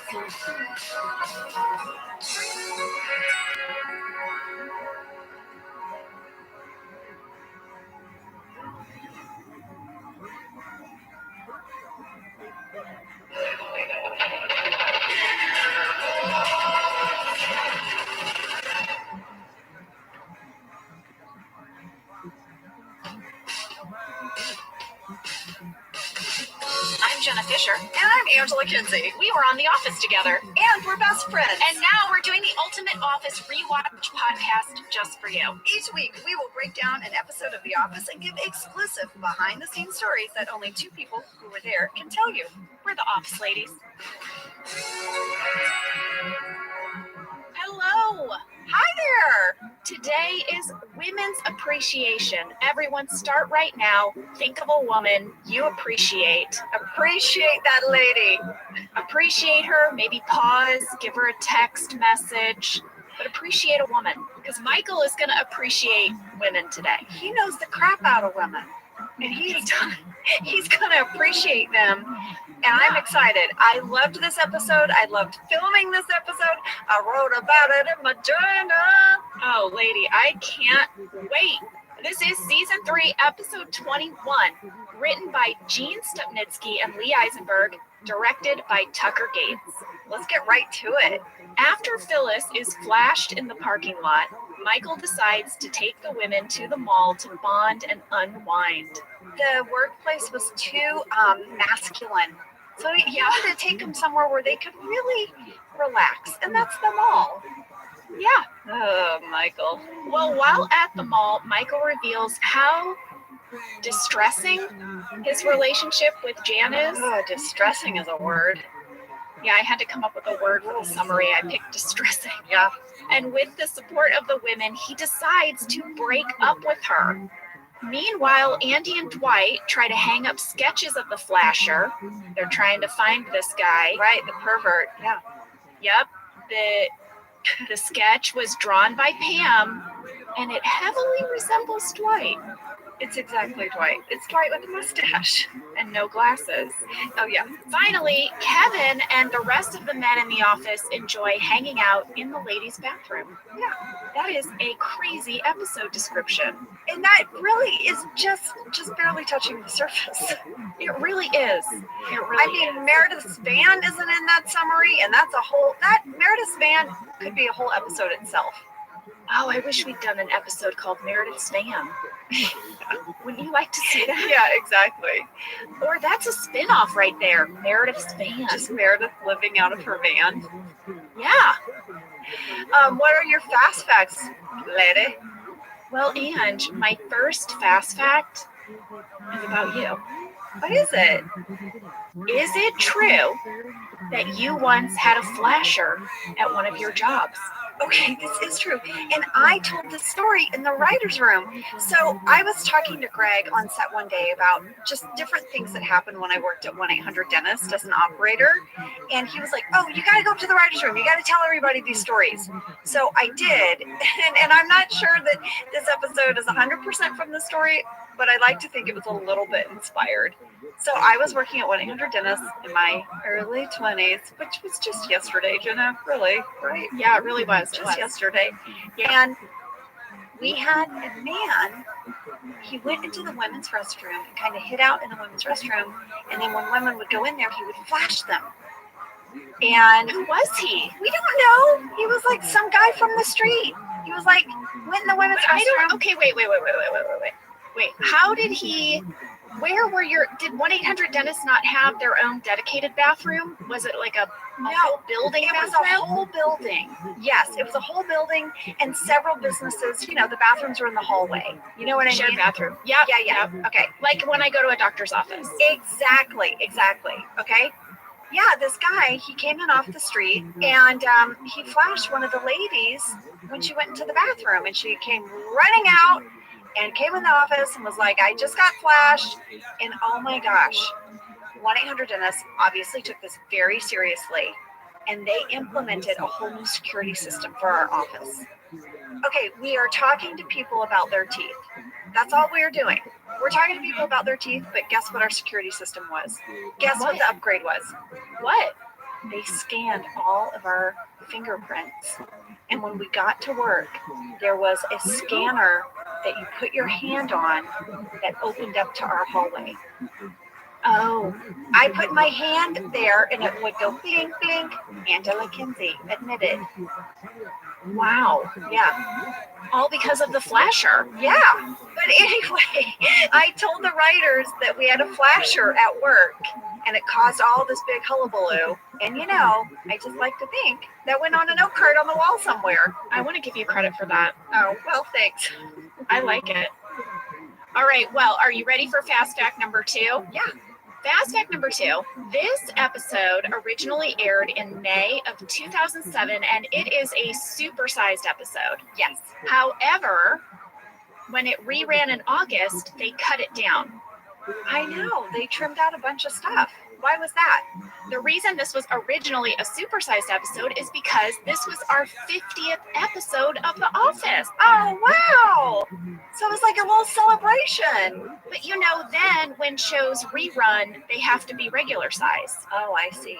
Well, to celebrate our 50th anniversary, we invited 2 super fan office bloggers to the set for a full day of filming so they could have a sneak peek.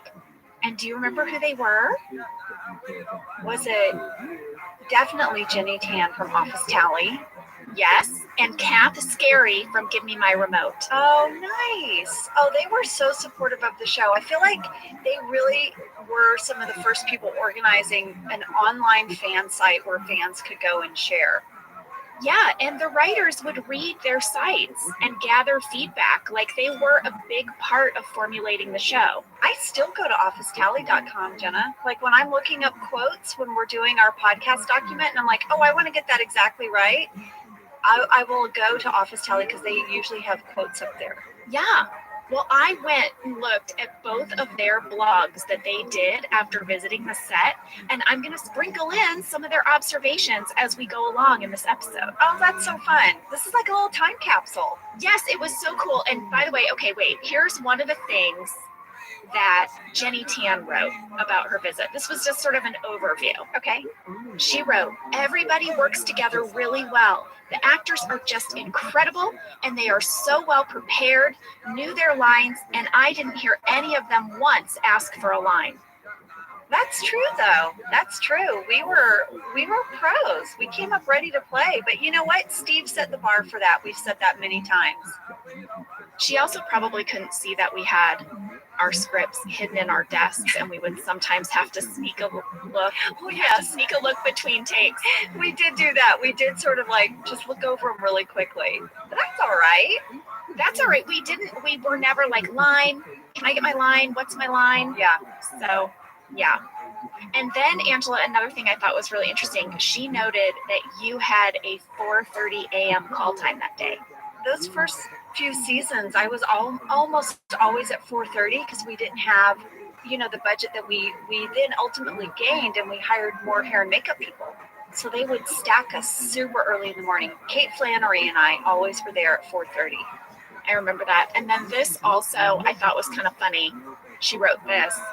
Jenna mentioned more than once on her MySpace blog that she sometimes wears sweatpants and her Uggs when she knows she's only being shot from the waist up, and it's true.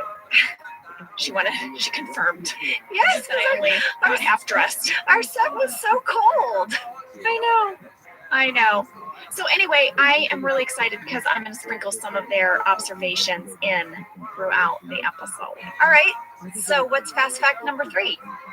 Fast fact number 3 is a location breakdown based on this fan question from Deva Crane, Sophia Behenna, Cassandra Irachetta, Mary Ruff, and Jocelyn Isaguirre. They all asked, did you film in a real mall?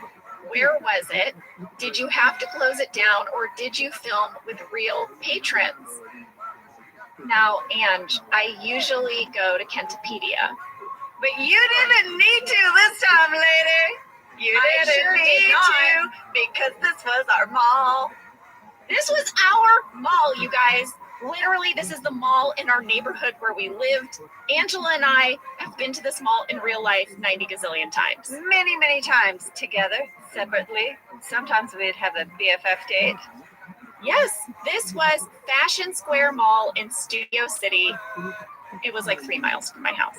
Oh yeah, we went all the time. We knew the layout. We knew when they said, okay, ladies, we're going to start the morning in the food court. You and I were like, I wonder where they're going to seat us. Maybe over by Panda Express, or are they going to put us over in the corner? I bet they put us in the corner. Yeah, we knew the layout. We knew the layout, of course. And guys, we did not close down the whole mall for filming. No, people were there. We started crazy early, though. In the food court, and we started upstairs. There was like an upper level of the food court, and we had that whole upper level to ourselves, and it didn't open until like 11 a.m., but we had to be done so they could open the food court on time. I remember that. Yeah, I wrote that we were seated in the food court filming at 7 a.m. Yeah. Yes, and all the people in that food court were hired background performers. Okay. But later, when we went into the mall, all the people sort of passing behind us, like behind your talking head, behind Steve's talking head, those were just people in the mall. Yeah, they couldn't close that main part of the mall, right? So we were just navigating around them, and we were filming. And this is a thing I wrote in my journal, Jenna, is that we really realized what a big star Steve was. Like we knew he had become a big star. He had these movies coming out, and they were big hits. But being at that shopping mall to him, we really got a window into what his life was like now, because no one yelled our names. People were walking right past us, but they would see Steve and they would start to yell at him, Steve. I wrote that someone yelled, I love Lamp. Oh yeah, that line from Anchorman. Yes. And we were like, oh my God, Steve, that guy's yelling at you about the lamp. And he goes, I know. Yeah. Yeah, that was crazy. Yeah. That was crazy. I do remember, though, that they shut down the Victoria's Secret for us. We had the whole store. Yeah, we felt very fancy about that. That was very exciting to have a whole store to yourself. That was so cool. And then we also had one level of the parking garage, and they put all our trailers there. We ate lunch there. They set up the catering. And then we also were able to bring in our own cars to do that scene with Meredith. Yeah, parking. Yeah. But we really just spent the whole day at the mall. We really did. We really did. And lady, by the way, I'm going to point it out, but there oftentimes you can see you and I walking in the background together, of different shots, and our characters should not be walking together in the background shopping. No, we were just hanging out. We were probably saying this. Listen, we should come back tomorrow because did you see the sale? We were 100% doing that. We were Kelly at the mall. Yeah. If we have a break, maybe we can sneak in there. Yeah. I mean, I feel like we did some shopping that day. I was gonna say, I feel like swear we I came did. home with something from Macy's. I know. I'm pretty sure. All right, well, ladies, should we take a break and then we come back? We will really, really break down this episode. I might have tracked something. We might need to discuss it. That is the best news I've heard all day. I can't wait to track. You might change your mind. Oh no! All right, we'll be back.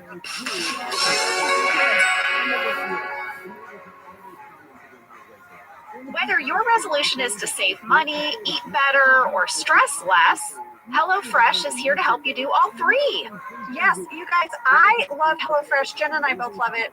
You know why we love it. And guess what I made the other night? What? It was so delicious. I made their pub-style shepherd's pie. I've made it. Yes, It's so good. White cheddar and the Yes. prime mashed potatoes. I know it very well. It's a family favorite.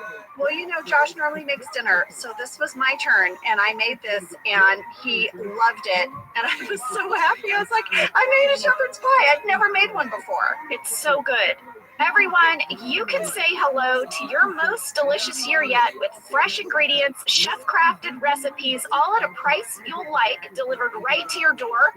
Go to HelloFresh.com/OfficeLadiesFree and use code OfficeLadiesFree for free breakfast for life. One breakfast item per box while subscription is active. That's free breakfast for life at HelloFresh.com/OfficeLadiesFree with code OfficeLadiesFree. HelloFresh, America's #1 meal kit. And we are back. We start with a cold open. Jenna, that was originally written for the business school episode. What? Yes, the cold open where Jim comes in and he's tardy and Dwight is going to write him up. That was originally for the business school episode. And the Dwight and Jim dressing like each other was supposed to be for this episode.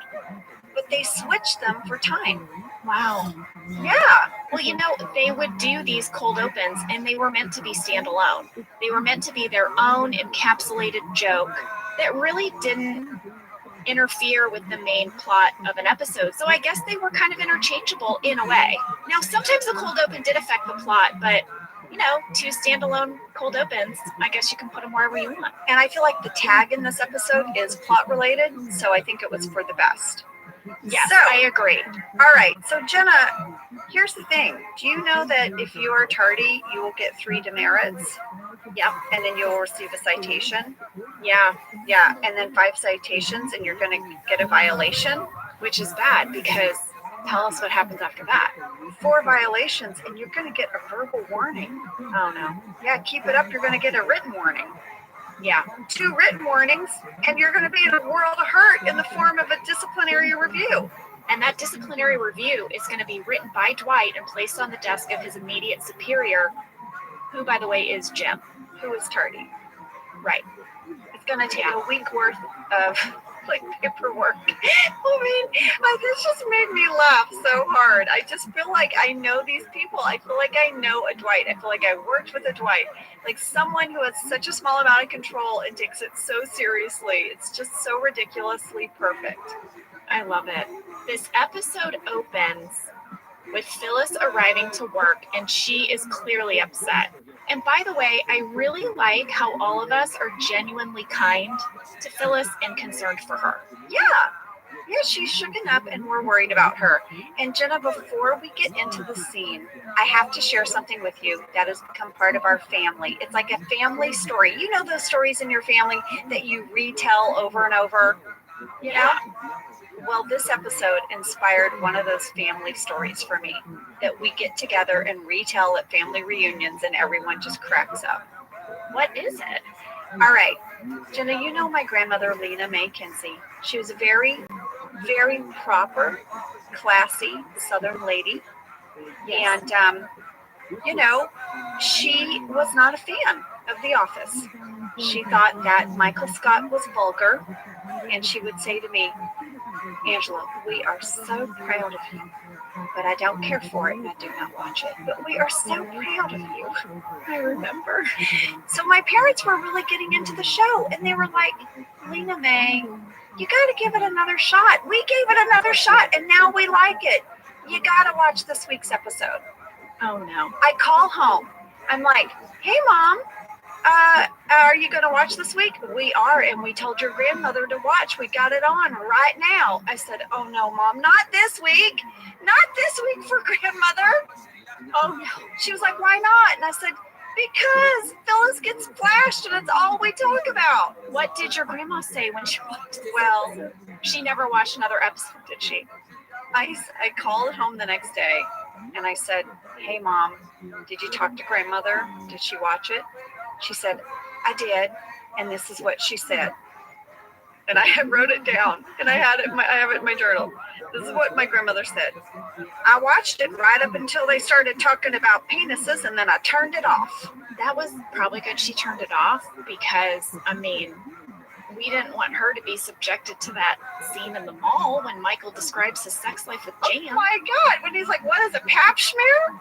I'm glad my grandmother didn't make it that far. Do you want to know when she turned it off? Yes. 4 minutes, 25 seconds is the first time we say the word penis. Click. Bye-bye. She checked out. She was done. And I mean, up until that point, you know, we're talking about how Phyllis has been flashed and where he put it on the map. Oh my God, Jenna, do you remember that Phyllis could not get through that? Do you remember that? No. Which part? She broke every time she said he had it out on the map. She could not get through it. She was laughing so hard. Well, I remember it was very difficult to get through Creed saying, what's the big deal? He's hanging brain. That phrase, hanging brain. It's so gross. It's so gross. But then Michael comes in and he finds out what happens and he is like completely not sympathetic at all. And Phyllis isn't even there anymore. Phyllis has gone off with Bob Vance. He's taking her for a walk to calm her down. But Michael comes in and he is just making a joke of it. And he puts his finger in his pants, through the zipper of his pants, to look like a penis. And I remember we all thought, there's no way this is making this on TV. Well, Jenna, I was super curious about how we were able to get this on the air. So I went to the DVD commentary to see if they said anything. And they did say there was one specific thing we had to do by standards and practices rules. Oh, really? This went all the way to standards and practices. Should we tell them what standards and practices is? Yeah, well, there's certain rules about what you can and cannot broadcast on network television. Well, according to the DVD commentary, this was the one thing we had to do by standards and practices. Before Michael turns around with his finger in the fly of his pants, camera has to see him fully extend his hand outside of his pants and then watch his hand go in his pants through his fly. So you know, beyond a shadow of a doubt, that is Michael's hand. You'll see Michael turns around and you have a close-up of his hand and he's kind of fidgeting so that we all know it's his hand. And that was because standards and practices said that's the only way we'll let the scene play. Wow. I know. I still can't believe that we got away with it. And then what I really can't believe is that when Toby walks in, the finger goes down. Yes. Well, fan catch from Brianne, Catherine, Julie, Elizabeth, and Christina. Everyone noticed that in the background of this exchange between Michael and Toby, it's sort of near the end after Toby's walked away and Michael is apologizing. John Krasinski is visibly red in the face and laughing into his hand. He is flat out breaking. And not only that, I love this fan catch because I wrote a time code down. Between 4 minutes and 36 seconds and 4 minutes 40 seconds, I see John, not Jim, look right to Randall, our camera operator. Yes, I thought the same thing. I thought that is not Jim glancing to camera. That is John glancing at Randall. Yes, because it's just above camera. You know, it's not right down the barrel, which is where he would normally glance. He's looking at Randall, trying not to break. And Randall was probably breaking too, but they're having a moment. And the line that really made him go is when Michael says, as that was coming out of my mouth, I knew that it was wrong. Well, now Michael has a talking head where he explains that in all of the excitement, he forgot that his primary concern is keeping the people in his office safe, and that women just can't have fun if they don't feel safe. And he knows this because, you know, he and Jan have a safe word, which is foliage. What is happening in that bedroom? I don't know. What is happening that he has a safe word that she doesn't pay attention to? What is happening? I don't know. Oh, Lord. Oh, and then Jan's phone call. She like wants his body. She's going to leave him $200, $300. She'll get more vodka. Hunter, are you on the call? Like everything about this is horrifying. Lady, I have to say that thing of like, Hunter, are you on the call? That has happened to me in business calls where I'll be talking to my agent or to my manager, and I'm having what I think is like a private, candid conversation. And all of a sudden, like 20 minutes in, they'll ask their assistant, did you get that? Can you go ahead and set that meeting? And the assistant's like, no problem, I'll put it in the calendar. And I'm like, wait, what? How long did What you is sit that there? a thing? Your assistant just listens to our phone calls? That's a thing? Man, oh man, I couldn't be an assistant. I couldn't handle that information. It would be so hard for me not to interject. Like if I had to listen in and my boss was having a conversation with someone and it got like sort of personal or heated, it'd be so hard for me, you know, to not be like, you know, you might try just taking a minute, take a breath before you know, don't say something you're going to regret. They'd be like, who is that? Well, we have a nice callback at 5 minutes, 47 seconds. Yes, we had some fans catch this as well, Angela. Dwight is down in the parking lot and he is stabbing the shrubbery with that pointed, carved out broom handle that he made for business school when he was worried that Jim was becoming a vampire. Yeah, he kept it. Of course he kept it. He probably duct taped it under his desk. Well, that was caught also by Renee Brown, Ann Stevens, Bethany A., Phoebe Tomac, and Jacob Hirsch, among others. All right. So, Jenna, now at 6 minutes, 29 seconds, Michael and Dwight have decided they are going to form a new anti-flashing task force. They come out and announce this, and I want you to know, Rainn Wilson broke so hard throughout this scene. Jenna, I think we did like 15 or 16 takes. Do you remember what line he could not get through? Because I will never forget it. I'll never forget it, and it's on the bloopers. Oh, it's so good. Say it, Jenna. So he says that we should install floodlights in the parking lot. Yeah. Then he says, I know what you're thinking. Won't that just shed more light on the penises? We could not get through that line. When I was rewatching and I heard him say it again, yeah, I was like, that line is so genius and absurd. I know. Sorry, it just cracks me up. And all of it was so perfect. And then him having to say, Pam, you can drug it with phallus. You're like, phallus? Phyllis, sorry, I just have penises on the brain. And then Jim's looked to camera. This whole moment is just so beautifully written and performed. Yes, and the other thing that led to the absurdity of it is that you're expecting Dwight to have horrible ideas. But his ideas start off really good. Smart. This idea of floodlights, this idea of extra security cameras.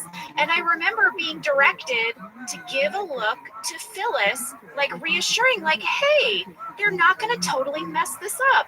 And then it just gets weird and so funny. Yeah, he starts out so well. Yeah. Oh my gosh. Well, so Pam is going to meet up with Phyllis and she's going to make a sketch. Except that Phyllis can't really remember any details and Pam's like, it's fine, I just don't feel like answering the phone. Yeah. But then Karen enters and now we get Dwight's weird list of ideas. So like what he was announcing originally is what the business park was planning to do. to help the situation. And now we're getting Dwight's mandate. Yeah, Dwight's mandate is basically lock up the women And get rid of all the bananas. Yeah. What is happening? Yes. He starts saying that, like, the women have to dress a certain way. They have to wear sleeves down to their wrists, muted colors.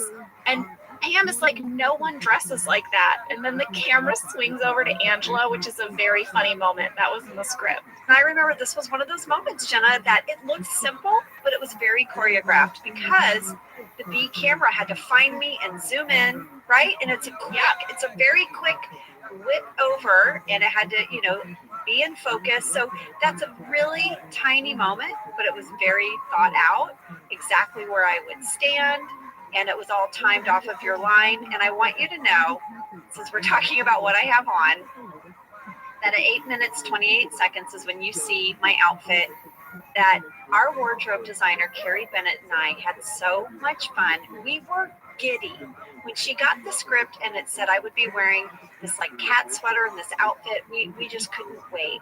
And I tried on all these different sweaters. This is the one we picked, and you can't really tell, but each of the cat is very different and distinct. And one of the cats on the sweater had a beaded purse that it was carrying. Wow. One of the other cats had like earmuffs, but the earmuffs were like poofy, Wow. Yeah. I wish I still had that sweater. I talked to Carrie about where did she shop for you? Where did she find this stuff? And you know what she told me? What? She said that a lot of your sweaters and your floofy blouses were vintage. That's true. That is true. And there was no double for them. There was just one. Yeah. And it would make her a little nervous because if you spilled coffee on it or something, she was going to be in trouble. But that was how she found these weird little items. And also she said vintage clothing usually runs smaller. And so it was fewer alterations for her, actually.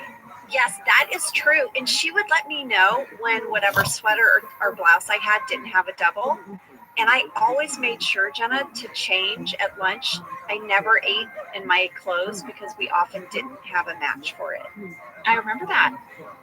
I also remember you sometimes, Angela, if we were rushing, you would do this really elaborate, like, napkin bib thing on the front of you. I would you take were so worried. Sometimes we were rushing for whatever reason and I didn't have time to run to my trailer and change. I would get like 8 napkins and tuck them around my collar all the way to my armpit. Yeah.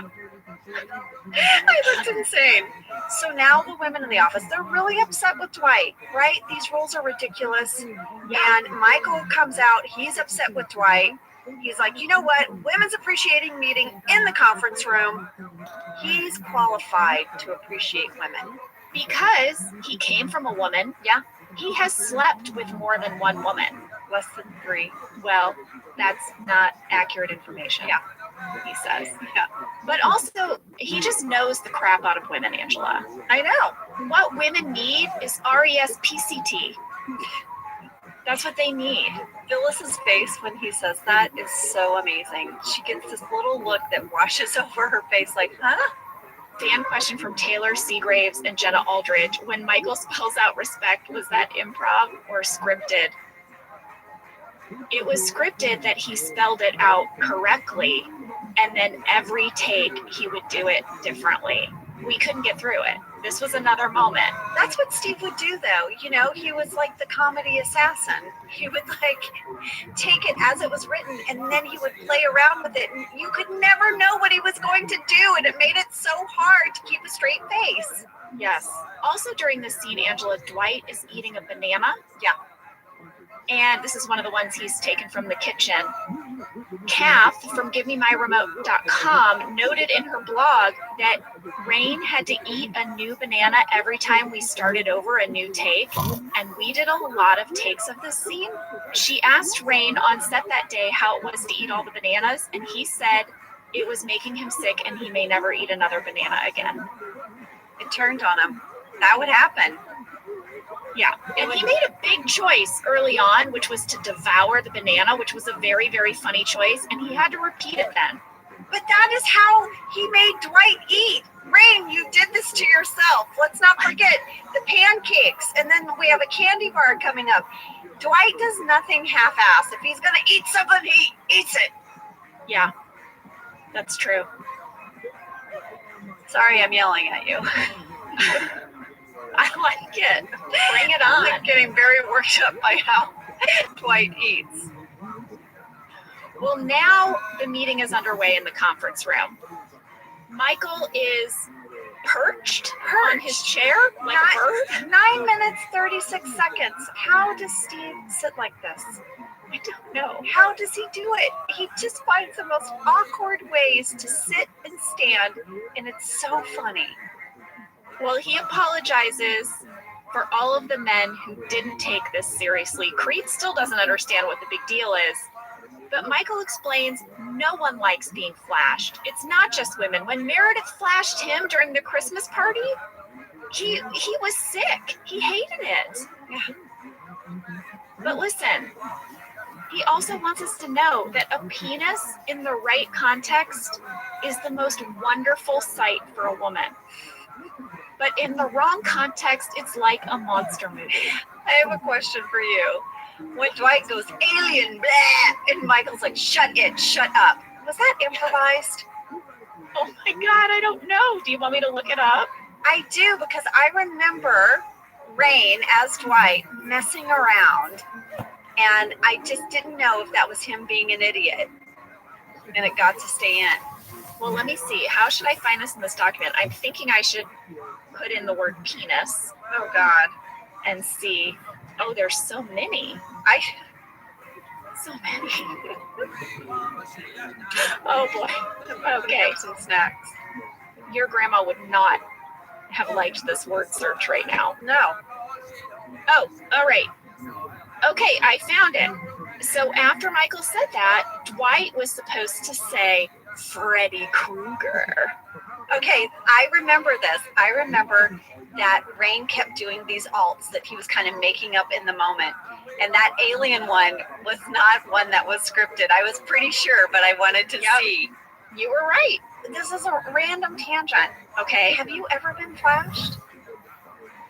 Well, I've spent a lot of time in New York City, and I've seen a lot of penises on the street, and on the subway. Oh, my Lord. But I've never been directly flashed. What about you? Oh, I mean, listen, women out there listening, they're just creepers. And I have been flashed. One, I was waiting for the tube in London. I was in college and doing a semester abroad.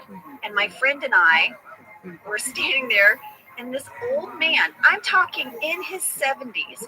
It was like, if you saw it in a movie, you'd be like, oh, it's too on the nose. He literally had on a khaki trench coat. He was 70. Oh. And he opened up his trench coat and was totally naked and wiggled around his old man penis. And we were like, oh my God! It was so crazy to me because it looked like something out of a cartoon. I was like, this can't be real. Old dude, khaki coat, flasher, and a subway? Come on. You know, flashing is considered a sexual assault, and statistically, many young and underage women, that is their sort of first experience with sexual assault is flashing, is men flashing their penises. And it's horrible. It's freaking horrible. I was young, so I just went, ah! And then years later, I was flashed, and I literally yelled, knock it off! But why do we have to deal with that? I don't know. Why do women have to deal with that? Like, I don't have enough to do in my day. I also have to tell you not to flash me. Yeah.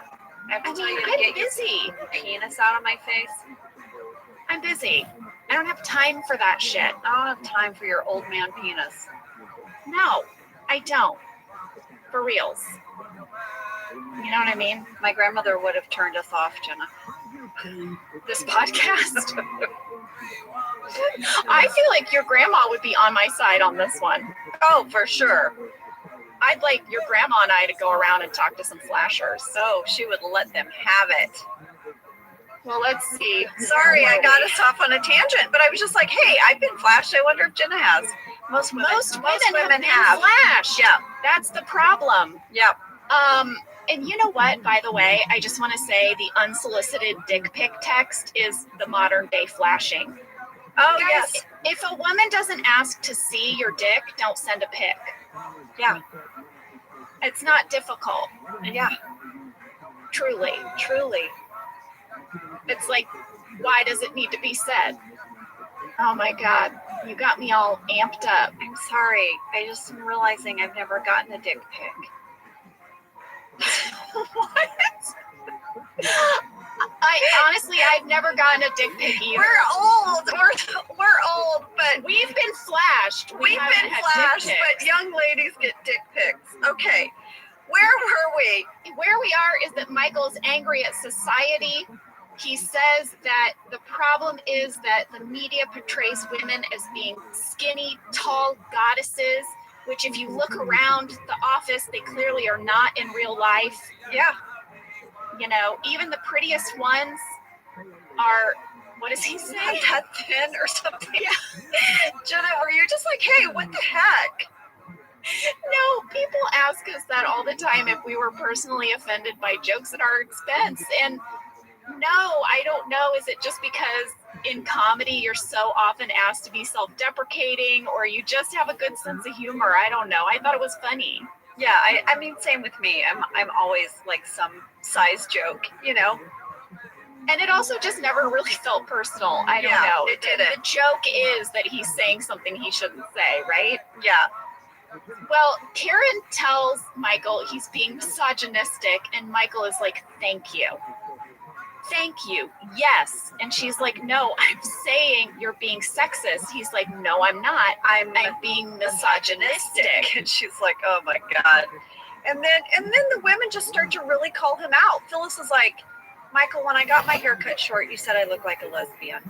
And Angela's like, yeah, and you always think we're on our periods if we get upset. But that's because he needs to know if he should take you seriously or not. No, there's a lot of issues.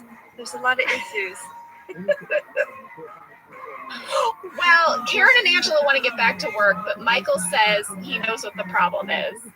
The problem is they're in too masculine of an environment to really bond and heal. He needs to take them to the mall. Yeah, he needs to take the women to a place where they can heal, and that's a shopping mall. Yes. We see a series of talking heads. Karen, she still thinks all of this idea of going to the mall is insulting, but she had some items to return. I have a talking head that I say that malls are just awful and humiliating. They're just store after store of these horrible salespeople making a big fuss out of an adult shopping in a junior section. And I improvised the last line of this talking head. You did? I did. I said, there are petite adults who are sort of smaller who need to wear maybe a kid size 10. Lady, I've been to Target with you and gone shopping. Yeah. And you shop in the junior section. I do. I shop in the kids section. And for a long time, I was a kid size 10. I remember you couldn't find a pair of jeans that didn't have like a rainbow applique on the pocket. Yeah. All your clothes. All my clothes had a butterfly or something on it. I am no longer a kid size 10. So, well, there you go. Thank you, pandemic, for that. Yeah. Thank you, quarantine 15. But I am a kid size 14. Oh, I see. The quarantine 15 is like a real thing. And as the holidays approach, I am concerned because I am already tipping the scales into my holiday clothes. What is going to happen after the holidays? I am in what I used to call my baggy jeans, and they're like so tight. Like I had to suck in to button them. What are we going to do? I don't know. What are we going to do when the pies and Christmas cookies start? Thanksgiving is going to push me over. I don't know what is going to happen. Okay, so Pam has now finished her sketch of the flasher and hands it over to Dwight. Yes, and he is thrilled. She's like, listen, Phyllis got a good look. This is accurate. Dwight starts making copies of this flyer, which reads, this man is a pervert. And the picture is very clearly Dwight with no glasses and a mustache. Lady, I saved one of these flyers from that week, and I have it. I have the original, one of the original ones that Rain is holding up as Dwight, and I love it. It makes me laugh. I have it in my scrapbook bin. Speaking of, I've started scrapbooking. I saw on your Instagram stories. Yeah, You put your kids to work on that. they were very excited. They loved it. Made me happy. It's a great idea. Well, listen, if you look on this poster, there is a phone number, a 1-800 number for the anti-flashing task force. This was a real phone number. Yes. And after the episode, you could call it and you would get a message from Dwight. And I have what the message said. I love this. Read it, Jenna. You have reached Dwight K. Schrute, commander of the Lackawanna County Anti-Flashing Task Force and regional manager of Dunder Mifflin. If you have information leading to the capture and or castration of this pervert, press 1. If this is the flasher, let's talk. You need a friend right now and I can help you. Just tell me where you want to meet and I promise to help you with whatever it is you need. Thank you and have a nice day. Oh, and if you are inquiring about any of our paper products and would like a catalog, please press 2. Finally, if anyone, not the flasher, is interested in a kick-ass 1985 maroon Firebird, I could be persuaded to sell mine. Please press 1 for that too. And people called it. A lot of people called that number. Here's an interesting trivia tidbit. That is the same phone number as Vance Refrigeration. Oh, yes. Yes, when we've seen the Vance Refrigeration phone number. Yep. Well, listen, lady, before we head out to the mall, maybe we should take a break.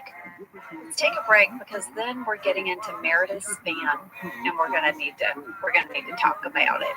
Yeah.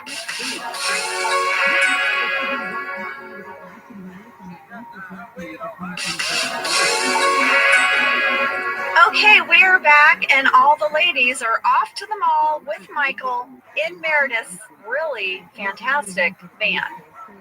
Yeah, she's driving, but also eating potato chips and littering.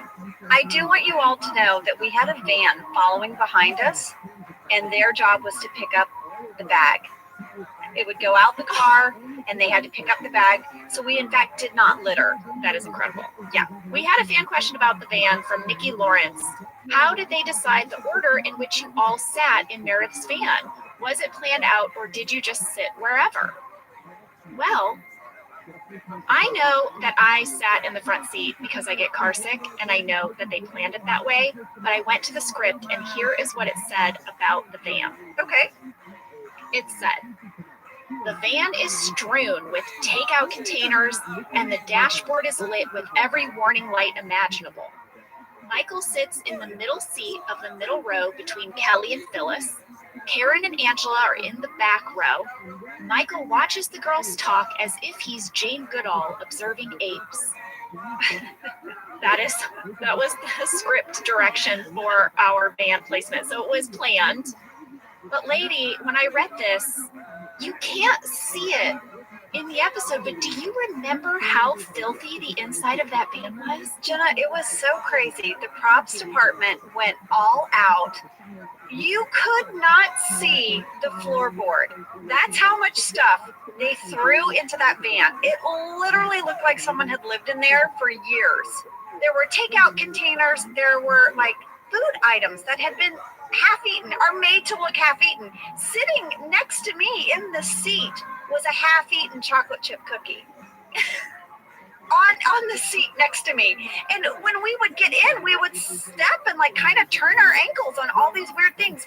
Pieces of clothing, like a broken like old phone, like just everything you could imagine. It looked like someone dumped a trash can in the floorboard. Well, another thing they did, and I don't know if you remember this, Ange, but as a joke, they thought it would be really funny if they put all of these air fresheners in the front of her car. So like Meredith wouldn't clean out her car, she would just add another air freshener, and they were dangling from the rear view mirror. They were all over the dashboard. Yes, they were all over the front of the car. just the front, where Kate and I were sitting, and the fumes from these air fresheners were making us sick. You were getting a headache, and you kept being like, gosh, guys, I keep getting a headache, while we were filming in the van. I was in the way back with half-eaten food. I couldn't smell the air fresheners. I remember there was all of a sudden this moment where you and Kate were like, oh my God, it's these air fresheners. There's like 15 of them. And here's the thing. You couldn't even see them. So they were like, oh, we don't even see those in the shot. We can just take those out. So they took them out, and then we were fine. It's too bad you couldn't see the hard work that the crew did to make that van look so junky inside. Yeah, it was a work of art. Jenna, there's one thing in the DVD commentary about the scene where Meredith is eating the potato chips. Like, she just dumps them on her face from the bag and throws the bag out. In the DVD commentary, you said you kept laughing and laughing and laughing. You couldn't keep a straight face. And they actually used a different reaction shot of you from a different moment in the van because they never got a clean one of you. I was probably jealous too because I really like those sour cream and onion chips. You do love sour cream and onion. You and my daughter, Isabel, loves them. I do too. I can't keep them in the house. It'll just be cheddar bunnies all over again. Oh no. Quarantine 15. I know. So now we're back at Dunder Mifflin, and this is such a quirky little storyline where Kevin comes up to Jim and says, would you like to join me in the women's bathroom? I thought this was so funny because I just so believe this curiosity of like, what's it like on the other side over there? You know, I mean, I've been in a men's room and like, it's disgusting. Disgusting. So gross. Like I've been like somewhere like a Starbucks like a year ago or so, and there's a line for the women's room, and like my daughter really, really had to go, and there was no one in the men's room. So I was like, listen, we'll just go quickly. And you go in the men's room and it's like, what is going on in there? Another thing I'd like to say is that, there are a lot of fathers with daughters, and they are actively parenting their children, and they go places and their kids need to use the bathroom. And by the way, their little boys need to sit down too. Can we keep our bathrooms clean, guys? Can we keep them a little cleaner so that dads can take their kids to the bathroom and it's not totally disgusting? Jenna is just asking two things, guys. No dick pics. Unsolicited. If a lady asks for your dick pic, send fire away. Go for it. Fire away. Fire away. I don't know why that's making me laugh. But yeah, and keep your toilets tidy.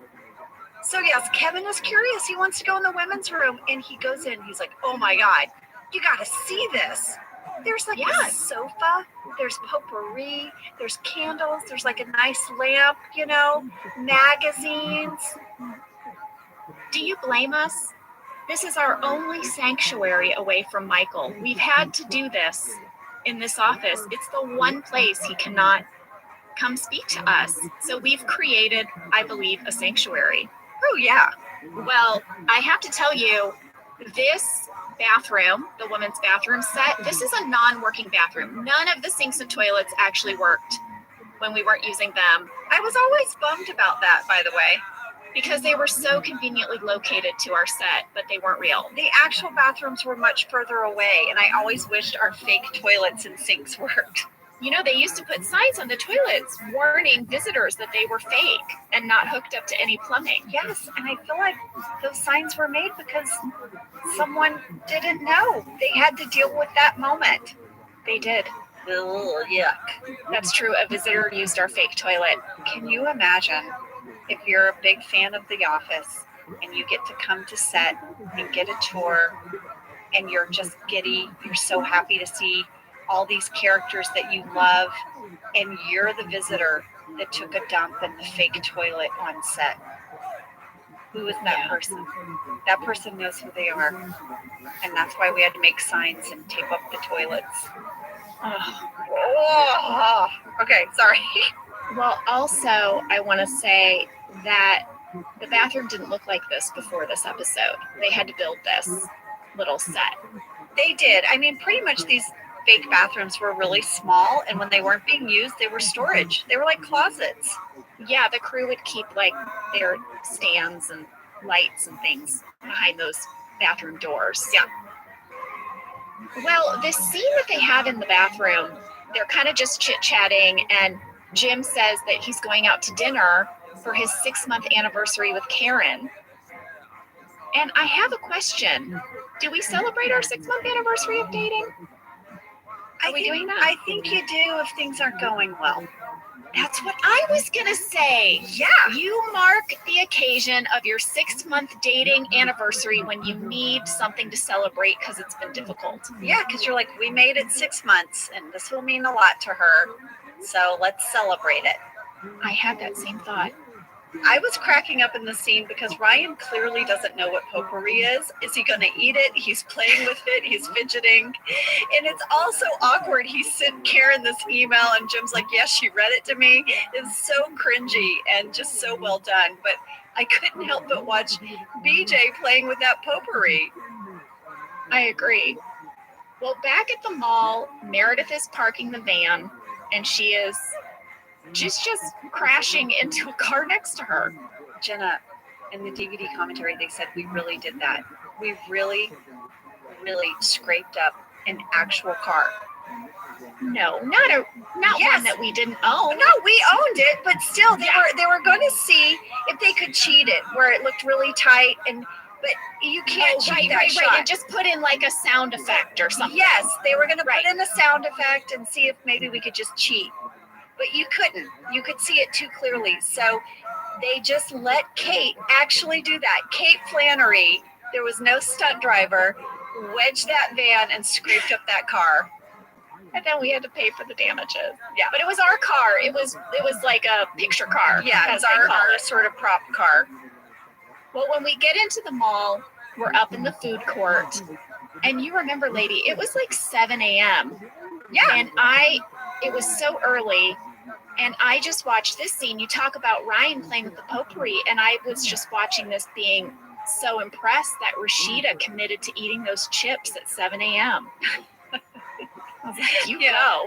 I remember really wishing we had soda. Like, I was like, oh, I'd give anything for a Coca-Cola or something because it was so early. But those cups just had water in them, and I was like, oh, dang it. I could use some caffeine. I remember being very jealous of Mindy's Cinnabon. Yes. And I'm just reading the Electric City the whole time, which is an actual Scranton newspaper. Yes. Well, I also want to note that in this scene, Michael says, ladies, let's dish about anything on your mind. And then I counted, there is a 15-second moment of silence. I love that. I love when our show does that. I know. And he breaks the silence by asking what a pap smear is. And then also, is it schmear? Mm-hmm. Growing up as a young woman, it was a little unclear to me if it was smear or schmear. I had no idea. It's smear. Pap smear. Pap smear. Yeah. Just if this has been haunting anyone else, it is not schmear like the cream cheese on a bagel.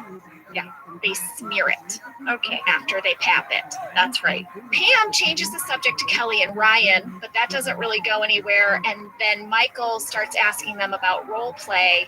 And this is when I guess it becomes clear that he and Jan do role play where he is the schoolgirl. But also apparently so does Phyllis. Phyllis is like, yeah, it can be fun. Phyllis is she's certainly not disapproving of the idea. No, she said. Angela, however, is like, I'm out of here. I'm going to the doll store. Yeah. She's like, I don't need to sit here and listen to Michael talk about his sex life with Jan. I'm out. Yeah. Now, Angela, there is a big scene coming up now, and then you're not in it. What were you doing? Were you just back in your trailer? I kind of remember sitting by the pretzel place, the Auntie Anne's pretzel place. I thought it was a Wetzel's pretzel. Yes. Is it an Auntie Anne's? It's one of those. Well, in this scene, we ask Michael to make a list of pros and cons for why he is with Jan. And one of his cons is, I'm not happy when I'm with her. And we all kind of like help him hear that, right? Yeah. We're like, Michael, I think you should break up with Jan. And he's not sure. And Phyllis is like, no thinking. What do you want to do? And Michael says, I want to break up with Jan. I want to break up with Jan. Yeah.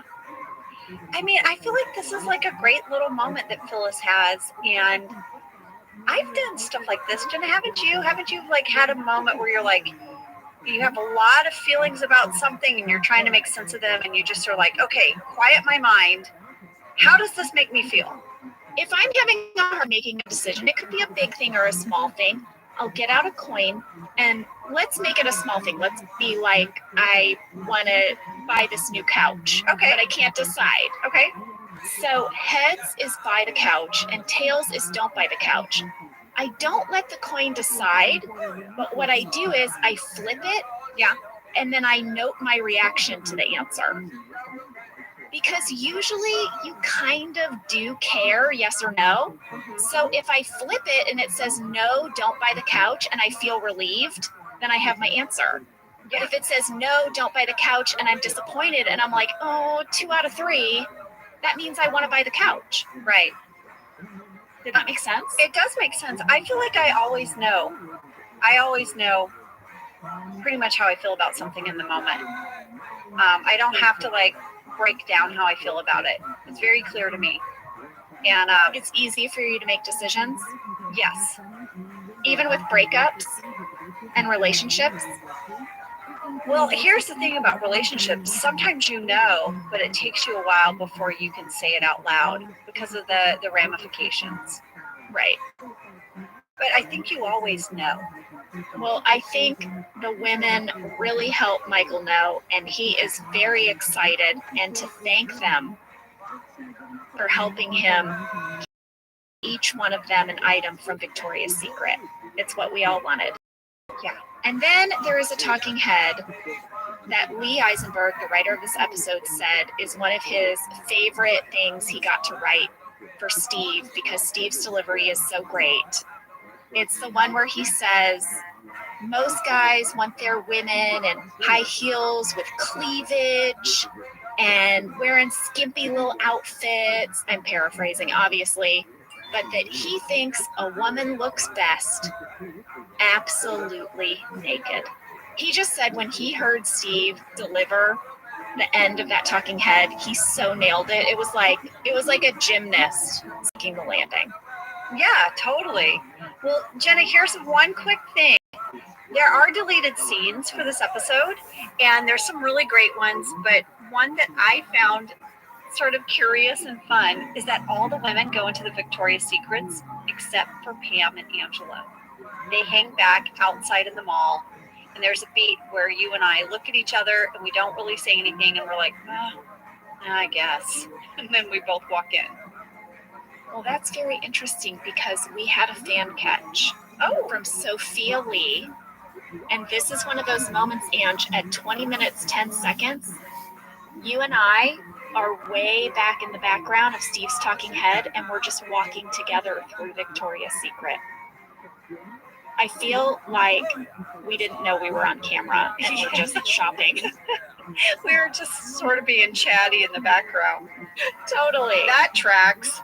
Should we go back to the ladies' lounge at Dunder Mifflin? Yes, and I have one of my favorite lines from this episode, and it's Toby, and Paul Lieberstein totally crushes it. Yes. Kevin's like, we should do this more often, guys. This is great. And Toby goes, I think we hang out an appropriate amount of time. Yeah. It's so good. It's so good. And then at 20 minutes, 35 seconds, we have a major old tech alert when Creed enters the bathroom with a Walkman. With a yellow waterproof Walkman. Do you remember those? I owned one. I owned one. They were the best. Do you remember the little gray buttons, though, would pop off? Yep. And you'd have to wedge them back in. But it was fun. And why did we need a waterproof Walkman? Well, the idea was that you were going to get so sweaty while you were working out. But I mean, really? Okay. Well, I guess also Brian Baumgartner told me that when Creed would enter the bathroom with that Walkman, and be completely stunned and horrified that other people were in there. It would make everyone crack up, and they had a really, really hard time just getting Creed in the room. They could not get Creed in. I loved Creed's talking head too, because he's listening to music while he's doing the talking head. So he's sort of like yelling over the music he's listening to. Yes. And I think it's pretty on brand that Creed would go poo in the women's restroom. You know those people, Jenna. You know those people. We've had roommates. The roommate that goes and takes a dump in your bathroom instead of theirs, that's Creed. Well, now, Ange, we go back to the mall. Angela and Michael are sitting, and I love the scene so much. Michael is dying for Angela to pick something out that he can buy her. He has a line where he says, "Can I please buy you some underwear?" Yeah, so you guys, Steve wanted me to break. He was 100% messing with me, and I've been given a very strict note from Tucker Gates and Lee and Jean that they really did not want Angela to entertain him at all. So I had to sit there very stoic as Steve as Michael just got to throw these lines at me, and there's a few in the bloopers because it was really hard to keep it together, and Steve was just having a great time. I watched the bloopers for this, and there is a great line that didn't make it. Was it because I started laughing? Yeah, but Steve went on to improvise something along the lines of like, "Pretend it's Christmas and I'm Santa. Santa would like to buy you some panties." Yes. And I started laughing so hard. Oh, that was very hard for me to get through. And I feel like Steve just started making up things. He's like, "Want a tea bag?" And I was like, "I don't even know what that is." Well, Pam has a talking head where she explains that she's between boyfriends right now. She doesn't need anything sexy, so she's going to buy a robe and just turn it into some hand towels. I thought that was really industrious of her. I thought it was ridiculous. I'm like, "Pam, just get a pair of comfy sweatpants." Right, that's true. Right? And you know, just go buy some wash rags. Wow. We had very different responses to this talking head. I was offended. Anyway. I love a good bathrobe. Come on, Pam. Don't cut it up. All right. Well, now Meredith is driving everyone home from the mall, and her tire blows out. Probably because she was going too fast. I mean, how many times is my character like, "Slower! Slower, Meredith"? Yeah, Meredith doesn't take care of her car. That tire blows out. Michael has no idea what to do. He's like, "Pam, maybe we need a crescent Allen." That's not a thing. And Pam is like, "I'll do it." And she starts to change the tire. We had a fan question from Megan Keel, Ciara Begley, Bethany A., Victoria Nash, and Jamie Hahn. Does Jenna really know how to change a tire? Yes, I do. So do I. And I've changed one on the side of the road with a friend of mine. Same. Yes, my dad taught me how to change a tire. He would make me practice, and he would not let me get a car until I knew how to change a tire, check the oil, and replace the fluid. I love that our dads taught us how to handle our cars. I just think that's so sweet.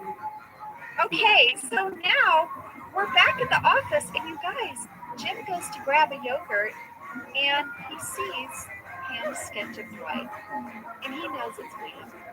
And I just feel like this is just a little moment between the two of them, even though they're not together. Yeah, I just thought it was really sweet. Well, they've purposely not had much Jim Pam interaction for the last 3 episodes because, you know, next week is beach games. Oh, and we're going to have a big moment. Oh, and they really wanted that to be a surprise. Man, I rewatched Beach Games. I know we'll get there, but I was like, whoa, Pam! Yeah, but even still, they did want some little moment where you were reminded of the affection of these two characters, and this was it. Just him seeing the poster. That's all you got. Yeah, this episode. And it inspired him for the tag, and we'll get to that. I think so too. Yeah. Well, something we haven't talked much about is the Andy Dwight storyline in this episode where they're going around and they're hanging up these posters, and Dwight is just being so condescending to Andy the whole time. But it's very clear to Andy that this is a drawing of Dwight, so he's going along with it. Yeah. And he takes extra flyers, says he's going to put them up all over the town. And there is a great deleted scene, Jenna. It's a quick moment, but as Michael and the ladies are driving back, they come to a red light, and Michael looks out the window and sees one of the flyers on a tree, and he looks at it and then looks to camera and goes, that's brilliant. So Andy's having some fun at Dwight's expense because he's going to just plaster these everywhere. And there is a great scene when at 23 minutes 40 seconds, Andy shows Dwight the Three Musketeers and goes, halvesies? And Dwight's like, no, wholesies. And he takes the whole thing in true Dwight fashion, just starts chomping down on it. Well, in one of the takes, as Rain ate this candy bar this way, he choked and kind I remember that. He choked and coughed. And they loved it so much, they were like, will you do it in every take? That's amazing. Well, when Michael and the women get back to the office, Michael asks Phyllis, Karen, and Pam to come into his office while he calls Jan to break up with her. Yeah, he's like, I need my girls. I love you guys. Well, he gets her voicemail, and he leaves a breakup message. Oh, and Jenna, your performance as Pam is so great. You're like, don't leave a message. Oh. Like, you don't want him to leave a message, but he does. And then, before he can finish it, Jan walks in. She walks in. Can you imagine?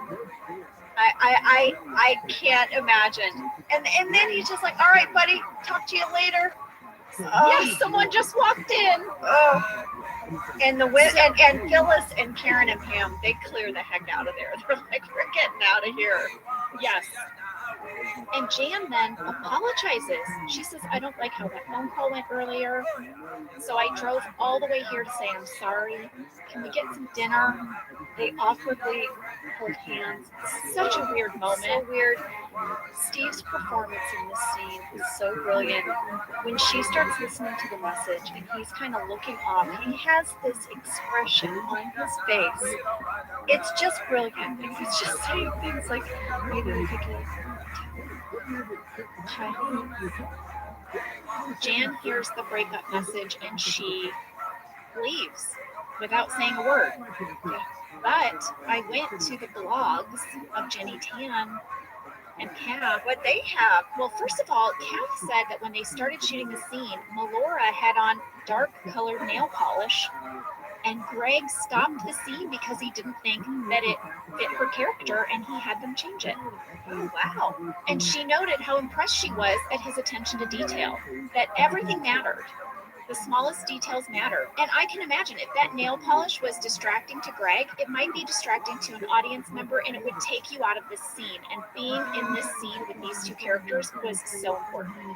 Yeah.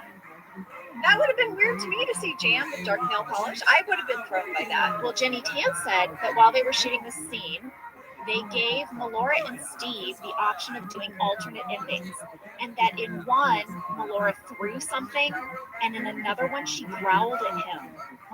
She just growled at the end. Growled. And then in another one, she broke down crying, and they were watching the taping with Gene and Lee, the writers, and Gene and Lee asked them their opinion. And that she and Kath said that they both felt that Jan would be more mad than sad. And they were so excited when they saw the final cut because they felt like they had a little part in picking the ending of the scene. Well, I thought it was the perfect ending. I also think that Jan is not going to spiral out in an office where she is everyone's superior. Yeah, and in front of the cameras. Oh, yeah.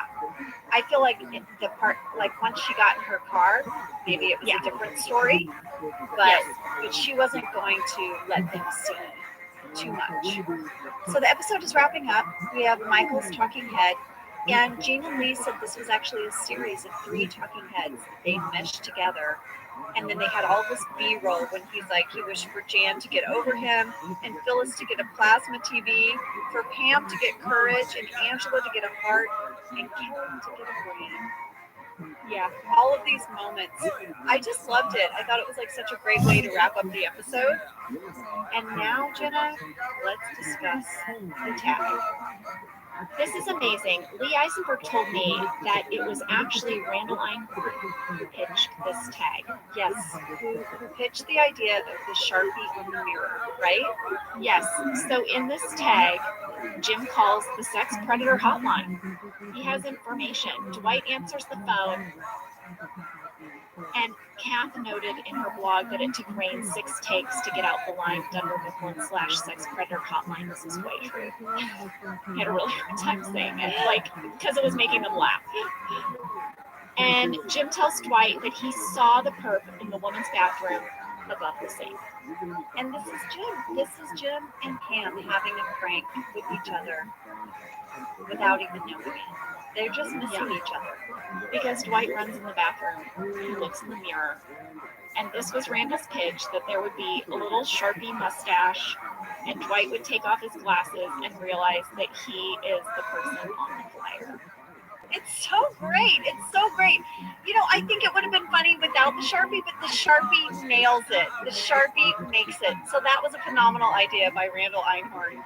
Well, that was Women's Appreciation. Do you guys feel like you appreciate women more? I hope so. I had 2 things I was tracking, Jenna, and I feel like I should share them with you now. Please. First of all, Pam's plant at reception. There's not. It's not a new container. I'm sure the plant is new, but we have recycled the container. Which one is it this week? It is the indigo purple one with polka dots. Call back the plant container. I know, riveting, you guys, but I'm obsessed. The other thing I tracked, sorry to parents with children listening, maybe earmuffs, here is our penis count. Oh, great. So this is the actual times we say the word penis, not all of the other ways we talk about it, because we talk about it in a lot of different ways in this episode. Okay. Michael says penis twice, and Dwight says penis 4 times. We actually only say the word penis 6 times in the whole episode. See, so if your grandma hadn't turned this off, she would have only had to hear it 5 more times. Didn't matter. Didn't want to hear it 1 time. Click, off, finished. Well, and now we're finished.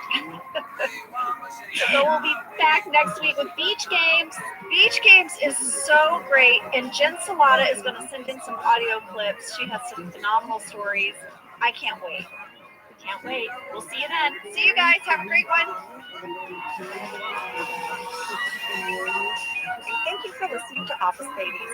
Office Ladies is produced by Earwolf, Jenna Fisher, and Angela Kinsey. Our producer is Cody Fisher. Our sound engineer is Sam Kiefer. And our associate producer is Ainsley Bubico. Our theme song is Rubber Tree by Creed Bratton. For ad-free versions of Office Ladies, go to StitcherPremium.com. For a free 1-month trial of Stitcher Premium, use code OFFICE.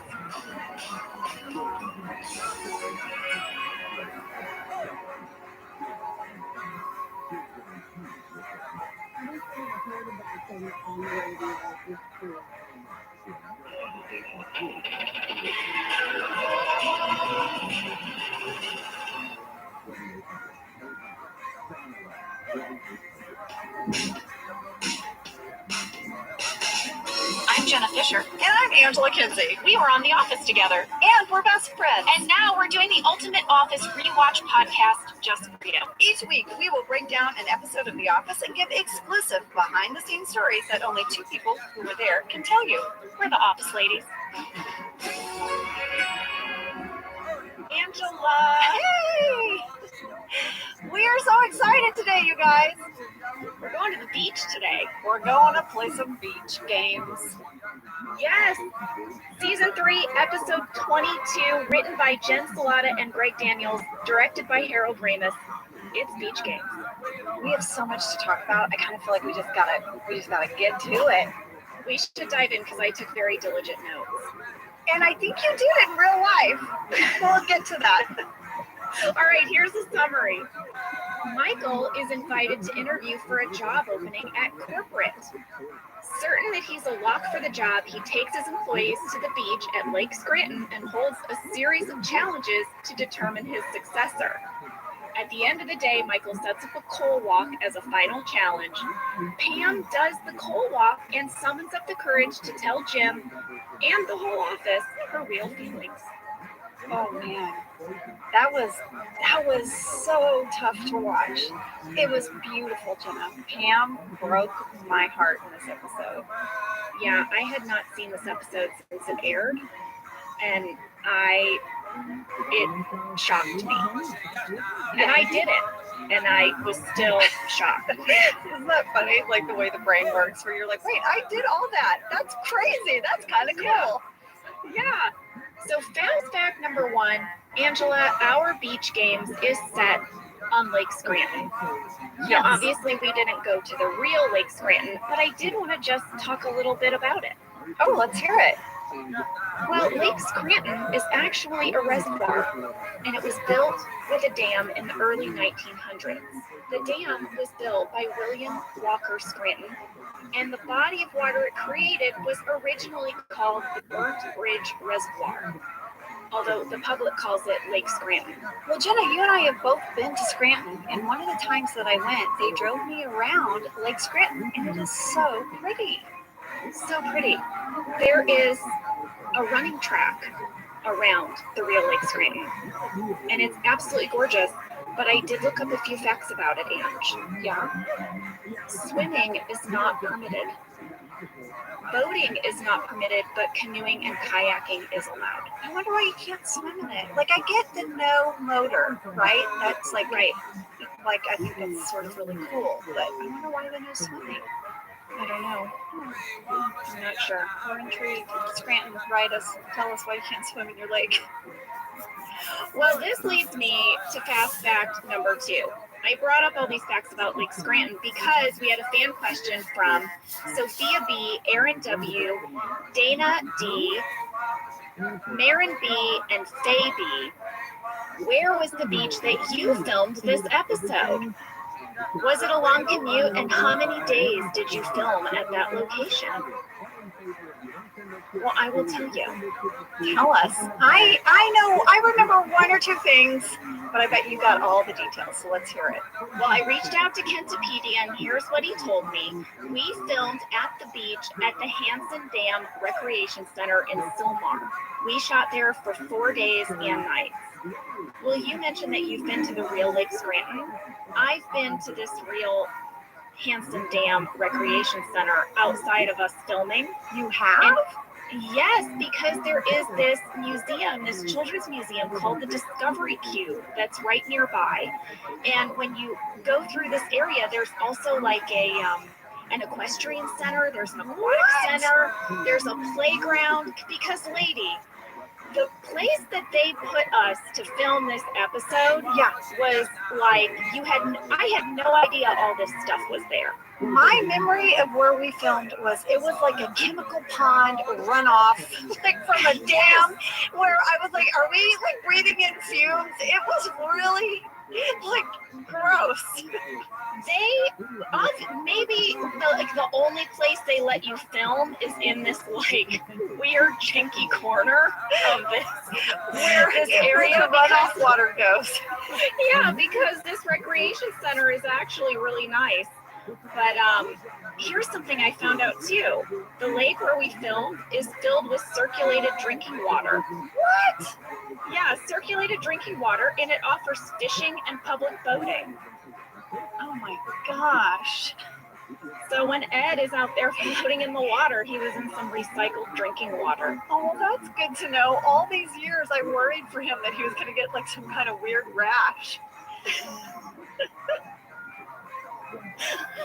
All right, well, let's move on to fast fact number 3. So like we said earlier, this was written by both Greg Daniels and Jen Salata, and we reached out to Jen Salata, and she sent us audio clips. She sent us so many. She's so gracious. We're going to sprinkle them throughout, but here she has one for us right now.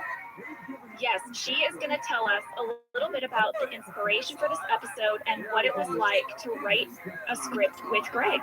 I think the inspiration for this episode was just Survivor. I think it was Greg's idea, and I remember all of us talking about Survivor being the perfect way for Michael Scott to pick his successor. I mean, what other way would this man use to try to pick somebody could run a brand. It just seemed like a no-brainer for Michael Scott to do it this way.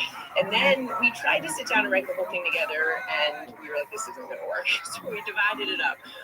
We can't remember exactly how we did it. I think sometimes with Paul, when I write a script with Paul, I do the first half, he do the second, or vice versa. And with Greg, I think we didn't do cleanly divided up that way. I think just he did some of the scenes, I did others. And I do remember that the Pam speech was mostly Craig, and I think that is such a beautiful part of the episode. And the Pam arc pre-existed the idea of the Beach Games episode, so I think some of the ideas from that speech were in his notes. But I love that part. It is one of my favorite parts, if not my favorite part of the episode. So credit to Greg for that part for sure. But we both wrote a bunch of it. I just don't think we clearly divided it up. Well, and I remember Greg talking to me about this Pam arc of her finding her voice. Yeah. And he planted this idea a few episodes ago, and we sprinkled it in. And so I just love this idea that he'd been maybe writing down little notes about what Pam will finally say when she says something. And I remember getting the script for this episode and just being so excited as an actor. There was just so much to chew on. I mean, I thought that it was just beautifully done. Really, just Pam's whole journey this season about even her sending the wrong beer back. You know what I mean? And yeah, and just having these moments where she stood up for herself and spoke her truth. And it all builds to this one moment. And it's just so well done. When I was rewatching this, I was marveling at what a well-written episode this was. Yes. Well, maybe we should take a quick break and then come back and break down this episode. I can't wait. Jenna, we have so much to talk about. I know. We've been trading a lot of texts about this one.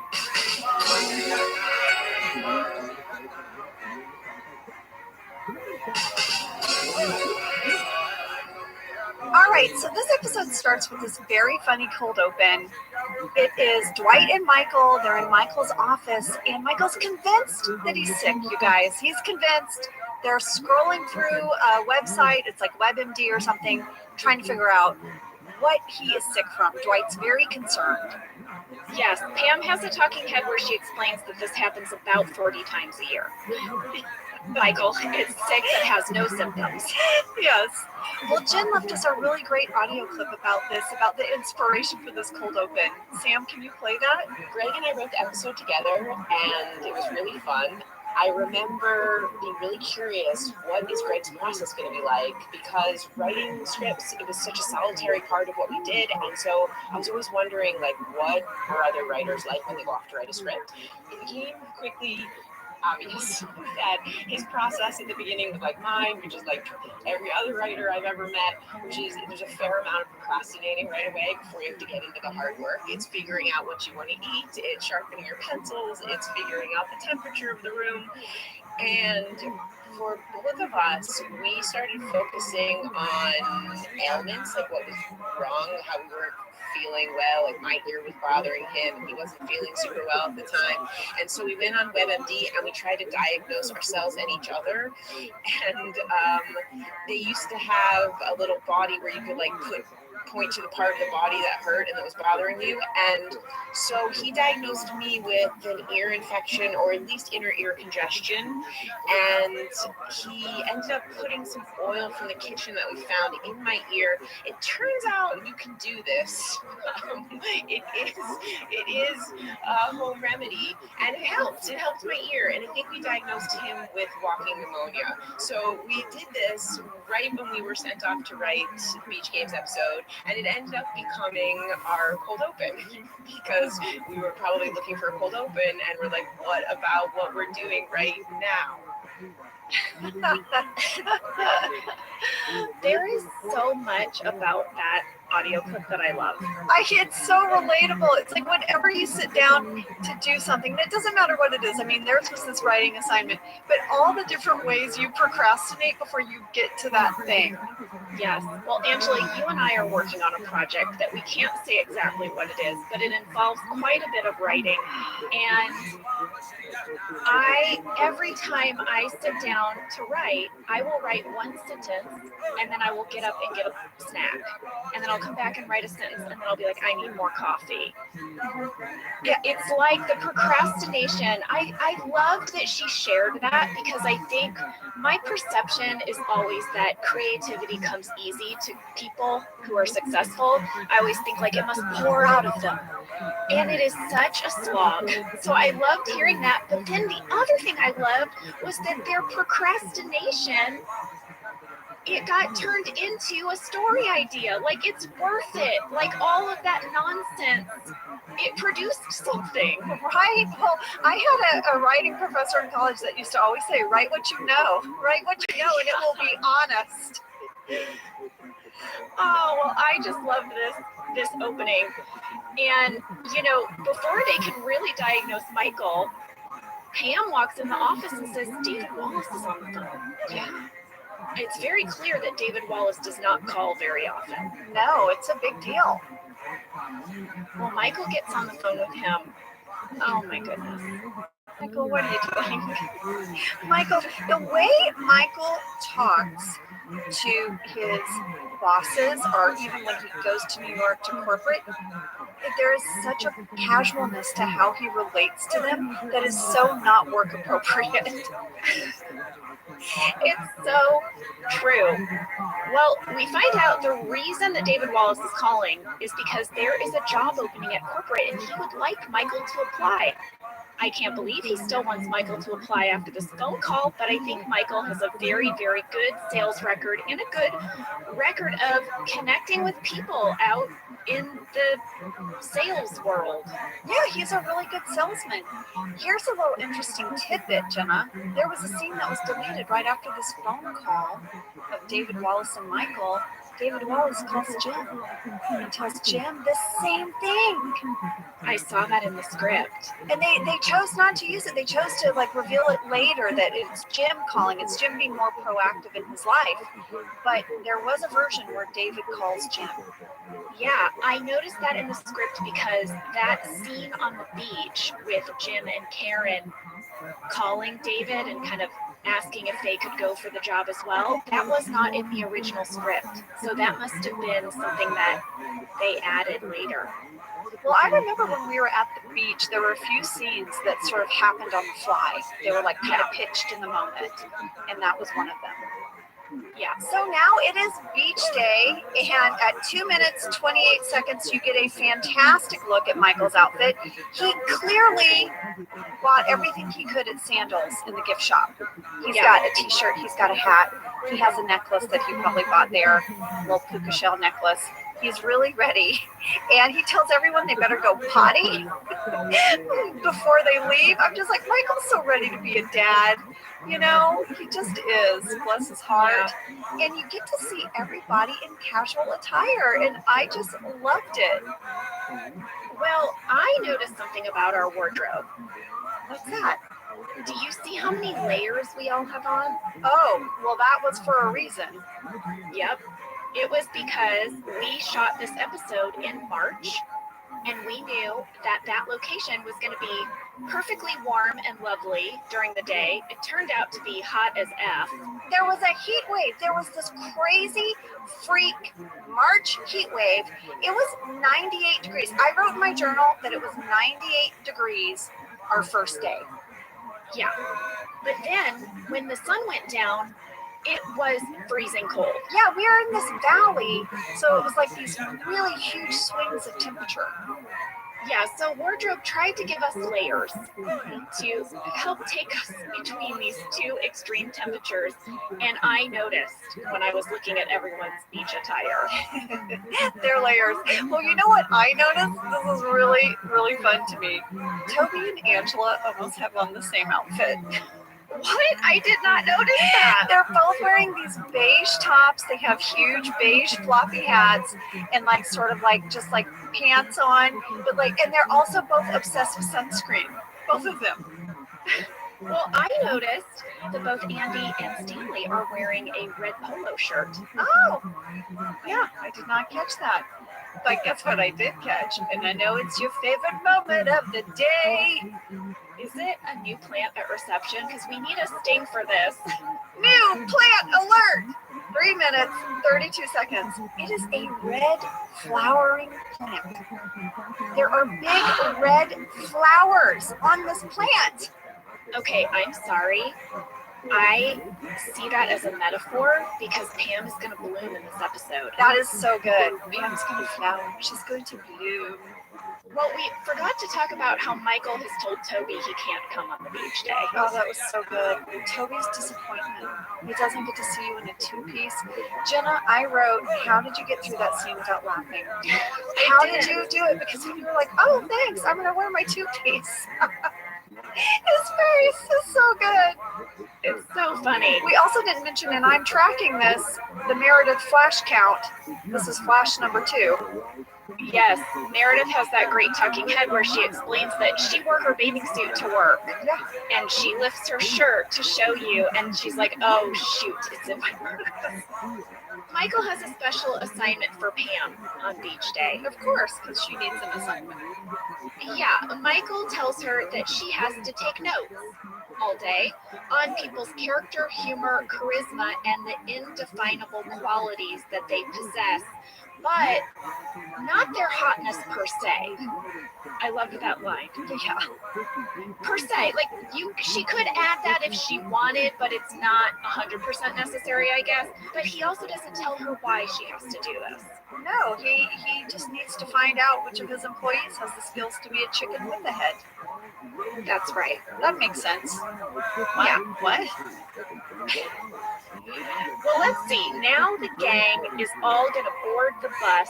Michael's got a big party bus to take everyone to the beach. Yeah, Creed's got a boogie board. He's ready to go. Yeah, Kevin says he just wants to lay on the beach and eat hot dogs. It's literally all he's ever wanted. Now, this bus that we're all riding in, we really rode in that. That's how we got to the beach. That day, but then the days after that, we drove ourselves. Yes, that first day, though, they shuttled us from the stages, and the plan was that we would use the time to shoot the scene with Michael. But then we had extra time. Yeah. So we all started singing.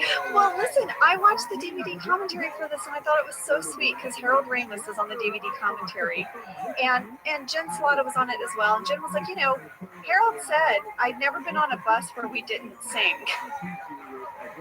Yeah, he was like, everybody, when you get on a bus with people, you sing, right? That was Harold Ramis being genius. And I do know 2 other songs we sang, Jenna. Do you remember? Yeah. What? We sang Tiny Dancer. Oh, yes. And then we also sang Friends, and we did the hand claps. I remember that. Yeah. I didn't know all the words to that, so I just clapped. Well, Angela, I have to say, I remember that vibe of us just singing our way to the beach that very first day. And then, frankly, as we walked off the bus and got hit in the face with that 98-degree weather, I feel like you see that play out on our faces. I felt the same thing in rewatching this. That shot when we're walking across the beach, we're all carrying our stuff. Meredith is dragging a cooler. Do you know the shot I'm talking about? I took a photo of it because I think it's so amazing. I took a screen grab. That is all real. Like that struggle to drag that stuff across the beach, and it was hot. You guys have all been there. You've been to that beach where you had to park super far away and lug your stuff in the heat, and all your enthusiasm of getting there is so quickly like, oh God, here we go. Well, Angela, you mentioned a little bit about the challenges of this location, and Jen talked about that as well. So, Sam, will you play that? audio clip number 8. It was a super fun episode, but it was really challenging. I remember even the bathrooms weren't close to the location, so and they were as close as they could be, but we needed a golf cart, so anytime anybody had to go to the bathroom, there was a golf cart taking people up a hill, and it was super hot and super cold all within the course of one day. There were heat lamps and hand warmers, and then it was really, really hot in the middle of the afternoon. So everything about this episode was a challenge, and I feel like we just, in order to get everything great, it just took a long time. Oh yeah, it was slim pickings out there on the beach. I mean, we had just enough room to shoot. There was, I mean, I remember us just being huddled under like a little pop-up tent or something. Yeah, I mean, when I was looking at the photos that I have, there's nothing out there. Once we were on the beach, we're sort of on our own because things couldn't be in the shot. They did get us like some lawn chairs. I have this great photo, Jenna, of Steve and I sitting next to each other, clearly between a scene. And we're just like in lawn chairs, like just hanging out and talking. I just love it. And also this week, Jenna, I brought my football. Okay. Like in real life, I had it in my car, and when they would have some setups to do, in particular, like when they were setting up the hot dogs and all that, I have these photos of us throwing the football on the beach. Oh, we were having our own beach day. So yes, it was sort of like there weren't bathrooms nearby, and it was hot, but we were also just making our own fun, and we always did that. I felt like as a group, Jenna, we were really just kind of roll with it and make the best of it, and I always love that about our show. All right, well, let's see. Where are we? We've arrived. We're yanking our stuff down the beach, and Michael tells us it's time to start the funtivities. Such a great word. I want to use it. It's like nifty gifties. Funtivities. Can you imagine if I did that, like at a family reunion? All right, everybody, it's time for funtivities. I love it. I know. Personally. You and I would both be excited. We'd want to be on the funtivities, like organizing group. The Funtivities Committee. The Funtivities Committee. Or the Committee to Plan Funtivities. Or, what was wrong with my brain? The Funtivities Organizing Group. What? Mama needs another cup of tea. Well, Michael tells everyone that they have to divide into teams. He picks the team leaders, quote unquote, randomly. They are Jim, Dwight, Andy, and Stanley. These guys are clearly his top contenders for the job, and he makes them choose their tribes. Yes, but not Pam. And Pam cannot be included. Pam can't be included, and also these are the team names. Ready? Yes. We have Gryffindor, Voldemort, Blue, and USA. It's incredible, yes. Well, I loved all of these Harry Potter references. You know, my son is right in that age range where we've got Harry Potter over here. And we reached out to Jen about this. Yeah. What's up with the Harry Potter thing? Yeah, I was so curious. I was like, was this like an inside joke in the writer's room? And this is what Jen had to say.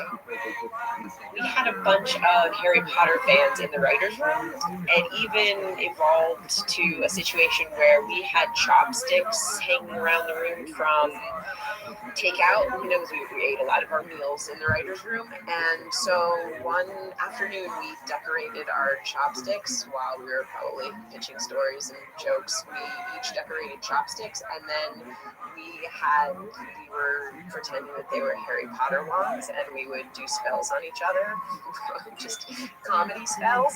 But we even had wand stands near the writer's room door that were just little thumbtacks, you know, spread apart so that we would rest our wands on them. So everybody had their Harry Potter chopstick wands and our wand stands, and that sounds super dorky, and I believe it is. It was really fun.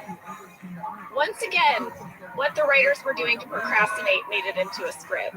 Yeah, I feel like there's probably more of that than we will ever know. Yes, exactly. All right, so at 7 minutes, 6 seconds, Michael has his big survivor speech. Now, you guys, we've shared this before, but our camera operators, Randall and Matt, both worked on Survivor. So this had been a little bit of an interesting callback for them, right, Jenna? Well, yes, and how prepared were they to lug cameras on their shoulders on a beach? I mean, these guys, they were like, oh, I've come full circle. Yeah, bring it. So Michael says this: a group of Americans will undergo the ultimate challenge. One day, 14 strangers who work together, but only one survivor. And they're all like, what? What's about to happen here? Well, what's about to happen is a spoon and egg race, Angela. Oh, yeah. Except the person with the egg will be blindfolded. Also, Jenna, I don't know if you remember this, but poor Brian, they had him in the background. He's just eating his egg. He's eating, and it didn't make it on camera. And I remember feeling so bad that Brian, in the course of this time, in the heat, had to eat hard-boiled eggs and hot dogs. It's like, this poor guy. And also, I think it's very funny that Michael hard-boiled the eggs. Yes! Because then if they fall off the spoon, it doesn't matter. There's no point. There's no point. Now, I am wondering, and I don't know the answer, I'm speculating, but I wonder if we had to hard-boil the eggs because we couldn't risk having eggs break on the beach and sort of leaving behind that kind of debris. Because when we left there, we had to make it seem like we'd never been there at all. Not only that, but there's no way we could be dealing with wardrobe issues with egg yolk. Yes, exactly. But I like to think that it was just Michael's strange choice, but it was probably a very, very practical one. Oh, I'm sure it was very thought out. I wrote, what the heck? Who is setting up these tiki torches? Where did the blindfolds come in? Who carried the eggs? Who had the spoons? What is happening? Oh, Angela, I don't know if it's in the deleted scenes, but in the script, there was an extra scene where Dwight discovers these boxes of supplies that Michael has packed in the back of the bus. And he's trying to get Michael to tell him what they are. What are the torches for? What is this for, Michael? And Michael's like, stop badgering me. That is in the deleted scenes, but it's just a bag where he's trying to zip up, and Dwight's like, is that a sumo suit? Are we going to do Japanese business exercises? But none of the other supplies are seen. And I guess my whole point is, fine, Jenna, he had the supplies on the back of the bus. Who's setting them up? Where's my B-roll footage of Dwight having to run around and stab tiki torches in the ground? Well, I know I'm jumping ahead, but later we're going to see two guys setting a giant fire pit thing. With a red pickup truck. Who are these dudes? I guess, I don't know. Michael had some assistance. Okay, we just have to suspend belief a little bit, guys. I guess so. Well, during this egg race, at 9 minutes 54 seconds, you can fully see Mindy starting to laugh. Oh, yeah. When Ed is yelling at her, when she's afraid she's going to run into the big rock, yes, she starts laughing. Yes, and I personally love how Ryan says to Dwight, if you keep shouting at me, I'm going to stop. I'm going to stop this race. And he doesn't stop shouting, so he just takes off his blindfold and throws his spoon on the ground. Now, Jenna, I think there was a portion of that scene, that was an on-the-fly kind of scene, and that was improvised dialogue between BJ and Rain. That's what they talked about in the DVD commentary. Yes. Do you remember that? Yes, that's right. Well, now Pam has her talking head, where we see that she's taking her diligent notes. And we had some fan questions from Lily S., Ashley Hildreth, and Madison Barton. Jenna, did you really write the notes? And if so, what did you write? I'm with you. I want to know too. I'm like, I know my BFF, and I'm guessing you actually were writing things down. What were you doing? I was taking diligent notes. I knew it! In character. Yeah, so there's a moment where I hold up my notebook and I tried to freeze on it to see if I could copy down what it said. And it was too fuzzy, but you can see that I am writing. You know, Dwight did this, Dwight did that, Jim did this. I thought that the best way to get through those scenes was to actually write down what was happening around me as if I was in character. I figured you were.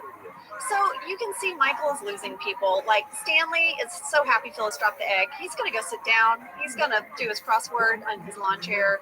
Creed wanders off, and in the background, we see him catch a fish with his bare hands. Yeah. Well, There's a really fun little tidbit about that on the DVD commentary. Harold said, you guys, this is how we did it. There was a rubber fish that they sort of submerged like in a bucket. What you can't see is this rubber fish in water in a bucket.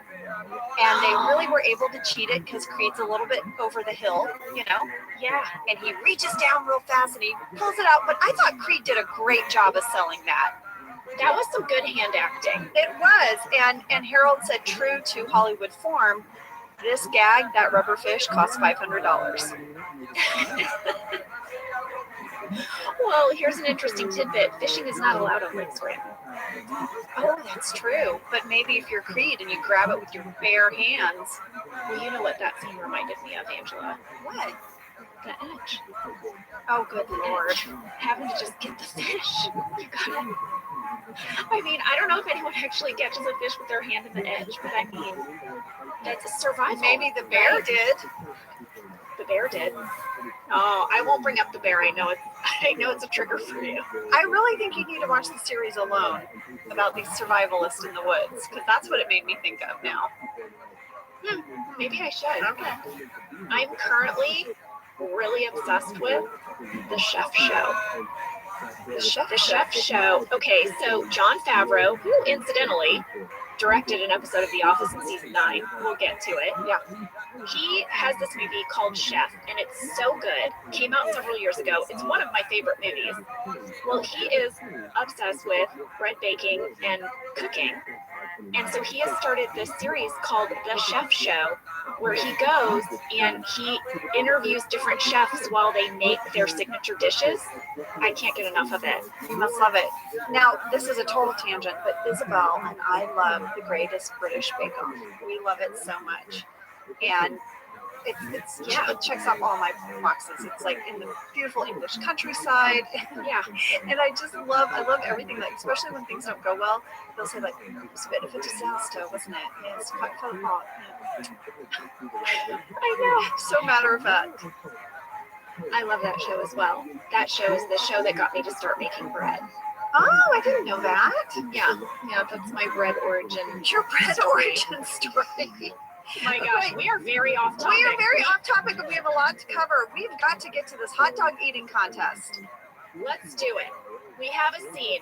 Michael comes up to Pam and hands her 800 hot dogs that she needs to have ready in 10 minutes. What was Michael's budget for this day? I don't know. Where did he get the money for this? Just the 800 hot dogs alone. I know. How much does that cost? Can someone do some math on that? 800 hot dogs. I need to know how much money Michael spent on hot dogs. Well, also during that scene, and this is slightly off topic, but also not, we got some mail about it. At 11 minutes, 27 seconds, you can see my bra strap. Oh! And a lot of people wanted to know, why am I wearing a bra and a bathing suit? So here are my layers for the day, guys. I had on a bra because I like wearing them. That's why I have a bra on, because I didn't want to wear just a flimsy swimming suit top. I like some support. On top of the bra, I'm wearing my wardrobe swimming suit top, which I loved because Carrie Bennett, she came up with this idea that if it was like a halter suit, we would get an indication of a bathing suit, even though you've never seen me in the bathing suit. Right. I thought it was a great idea. Right. Then I have on a tank top. And the reason I'm wearing the tank top is to cover up the bra strap. We had a little bit of a fail here at 11 minutes, 27 seconds. And then I'm wearing a hoodie. Those were my layers. So I guess somehow Pam cooked these hot dogs. I mean, she has a glance to camera where she's like, I don't know, maybe I didn't cook them.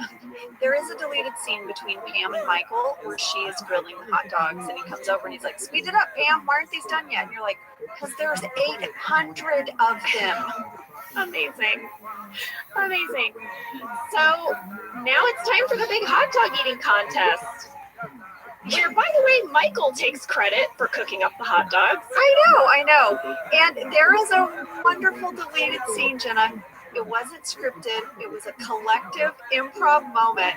When Michael says, dip it in the water so it will slide down your gullet more easily, our whole table said, that's what she said. I remember that. And it didn't make it in, but it's so good. That's because that line from Steve was an improvisation. He in the script, he yells at Phyllis, dip it in the water, dip it in the water. But that's all that was scripted. So Steve in the moment added the so it'll slide down your gullet faster. And then we all said, how can you not? How can you not? How can you not? That was a layup. No, that was a softball. Isn't a layup and a softball sort of the same idea? I don't know. A layup? After I've thought about it, I'm going to give this to softball because a softball involves more than one person, right? Yeah. So a softball, one person sends a softball to another who then hits it out of the park. Whereas with a layup, it's you do it on your own. You do it on your own, and I mean, a layup through a crowd is not easy to do if there's a bunch of guys in the paint. Let me throw some basketball at you. But maybe What are you talking maybe about? if you think a layup is? Hold on a second. Hold on a second. When's the last time you did a layup? I did one this week. What is it to you? A layup is when you dribble up to the basket and you put it in on your own. But I'm telling you, if you're doing a layup, you know, and you're being, if you're doing a layup and you're being guarded, but then there's the breakaway layup, right? If you steal the ball and you got the whole back of the court to yourself and you're like, yeah, and you do your layup, and then sometimes you want to dunk on your layup. Hard for me because I'm 5'1". What's happening right now? I don't know. Where are we? Wait. Do you watch basketball? Are you like a basketball fan? Where's all this lingo coming from? I play basketball. I played JV, and then when everyone got really tall, I had to stop playing because I was too short, and we had a really good point guard. So then I became a basketball cheerleader, and I was also the manager on the basketball team, and I was also a mascot one basketball season, and I love basketball, and we have a hoop in our driveway, and we play all the time, and I have a fantastic outside shot, and I often win at horse. Angela, I'm clapping because people couldn't see me bowing down to you. But, I mean, I'm speechless. I did not know this about you. And also, I defer to you here. If this were a debate and someone had to win, you won. I mean, that was just... I want you to know, it's not out yet, but I have this Advil commercial where I have to shoot baskets, and I made like 13 baskets in a row, and one of them they used in the actual shot, and I was so happy that they showed the whole shot, because I was like, I made that sucker. You were Brian Baumgartner while shooting the basketball episode. You have like a secret basketball skill that no one knew about. Don't you remember the basketball hoop by our trailers and we would play horse? I was always out there with the guys playing horse. I do remember that, and I have a picture of it. Yeah. Well, listen, I feel like we've gone off topic. You think? Wait, we're back to the hot dogs, guys. Back to the hot dogs. Andy wins the competition. But this was an arduous scene for everyone to shoot. I was really lucky, Jenna, because I said my character's a vegetarian. She's not going to be eating these. I made a really big plea about that. But poor Brian and Ed, Leslie, all those guys were shoving hot dogs in their face. And Jenna, do you remember they were starting to gag? Do you remember that? Yeah, you know, we got a fan question from Caitlin Mulvihill who said, how many times did you have to film the hot dog contest scene, and did you have to eat all the hot dogs every time? I just remember it took a long time. It was a lot of angles, a lot of coverage, a lot of reaction shots. We were there for like half a day. Yeah, and Jen, we asked Jen, what was the hardest stunt during beach games? And this is what she had to say. I think the answer for what was the hardest stunt of this episode depends on who you ask. I think for the actors, it was possibly the hot dog eating contest. I'm curious what you guys think. I remember spit buckets. I could be wrong about that, but I fairly certain there were a bunch of spit buckets, but there was some actual eating of hot dogs, and I think Ed Helms ate an enormous amount of hot dogs, if I remember correctly. I think he was going really hard for winning the contest, so I think that was probably a lot of people's answers. For me, it was getting the shot during the Michael talking head of Andy floating away at sea.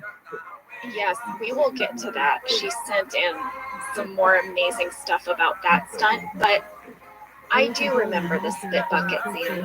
I do too. And one of the things, you guys, on some shows, the way they shoot, you know when you're on camera. And when you're off camera, you don't have to sort of participate. You can kind of not eat, right?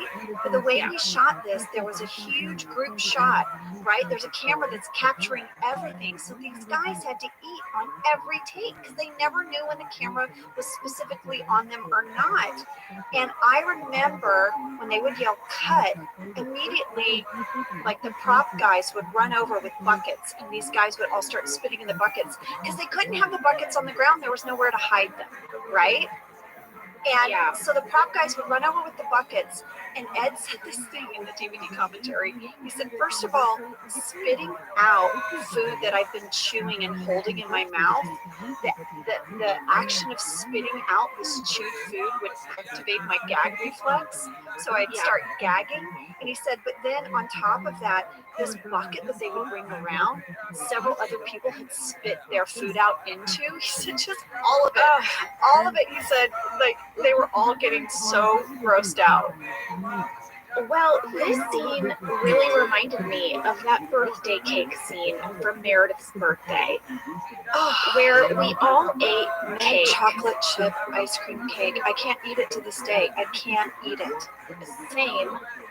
We ate so much of it because we never knew when we were on camera, and then like that, I feel like there's barely any footage in this episode of these guys eating the hot dogs. It does not accurately reflect how much hot dog eating happened. Not at all. These poor guys. And Jim isn't eating the hot dogs. There's a deleted scene where he brought a tuna salad, and he is not even participating. So John did not have to do this. And neither did I. And neither did Steve. Oh, God. Well, Jenna, so Andy wins with 13 hot dogs, right? I just looked up this year the hot dog eating contest, the Nathan's hot dog eating contest for 2020. Did you too? Did you too? Because I've been to the hot dog eating contest. What? Yeah. When? In 2011. What? How? I went to Coney Island. Lee and I were in New York. We were looking for something to do over July 4th weekend. And you went to it? We saw that the Coney Island hot dog eating, we got on the subway and we rode it out there. I was very pregnant. I was like 7 months pregnant. Oh my gosh. I did not know any of this. See, you think you know your best friend, and then all of a sudden she's going to hot dog eating contests and she knows how to play basketball. And here's my memory. It was super exciting contest. I saw Joey win the hot dog contest. He won again this year. Yeah, and he broke his world record this year. His nickname is Jaws, Joey Jaws Chestnut. Yeah, this year, because we both looked it up, Joey Chestnut ate 75 hot dogs and buns in 10 minutes. And Jenna, in the female category, Miki Sudo ate 48 and a half hot dogs in 10 minutes and now has the new world record. Yeah, Joey Chestnut has won every year since 2007, with the exception of 1 year. In 2015, Matt Stoney won. But Joey has won every year since. And Miki has won every year since 2014. I will say one thing. When I went to the hot dog eating contest, I mentioned I was very pregnant. I had to pee and there were no restrooms. And all of the businesses, because there's such a giant influx of people that come down, they all have signs that say no public restroom, no public restroom, no public restroom. You can't just go in and use their bathroom. but I found an employee at the Dunkin' Donuts who sneaked me in and let me use the bathroom there. And I still to this day want to say thank you so much for helping me relieve my pregnant bladder that day Thank you, nice person at Dunkin' Donuts. on Coney Island in 2011. You know, if you were Meredith, like the deleted scene, you would have just gone and squat in the bushes right by the bus. Oh no, poor Kate. Kate in this episode, oh my God. Well, maybe, Angela, on that note, we should take a break here and both use the restroom. And then we'll come back with some sandwich. No, I said sandwich earlier. This time I'm saying sandwich.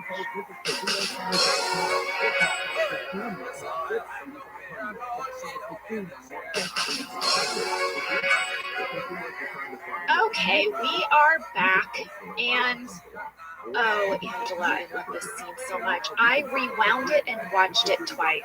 I do love this scene. It's one of my favorites. So this is the scene where Dwight and Angela have tiptoed away from the group, and they're having a private conversation about sabotage. Dwight would like Angela to sabotage her team. Yes, the ancient art, like Dutch sabotage. I was like, what? This scene was so fun to film. First of all, I remember Jen and Harold and Rain and I trying to figure out where Dwight and I would be. Or it would really look like we were away from everyone, and also that we would think that we got away with it, right?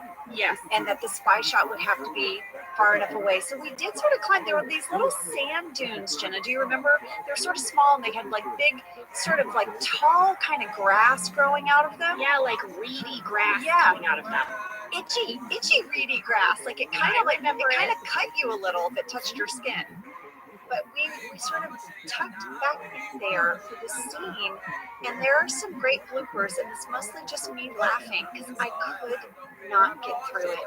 When he said sabotage and I said sandwich, every single time, the absurdity of these two, not to mention, I could hear Jen Salata laughing from her little group of bushes where her and Harold were hiding. And I would be like, Jen, stop laughing. I just got it together. And now Jen is laughing. And you couldn't see her. It was just like this little clump of bushes that was like, oh my gosh. I love it so much. I love the end.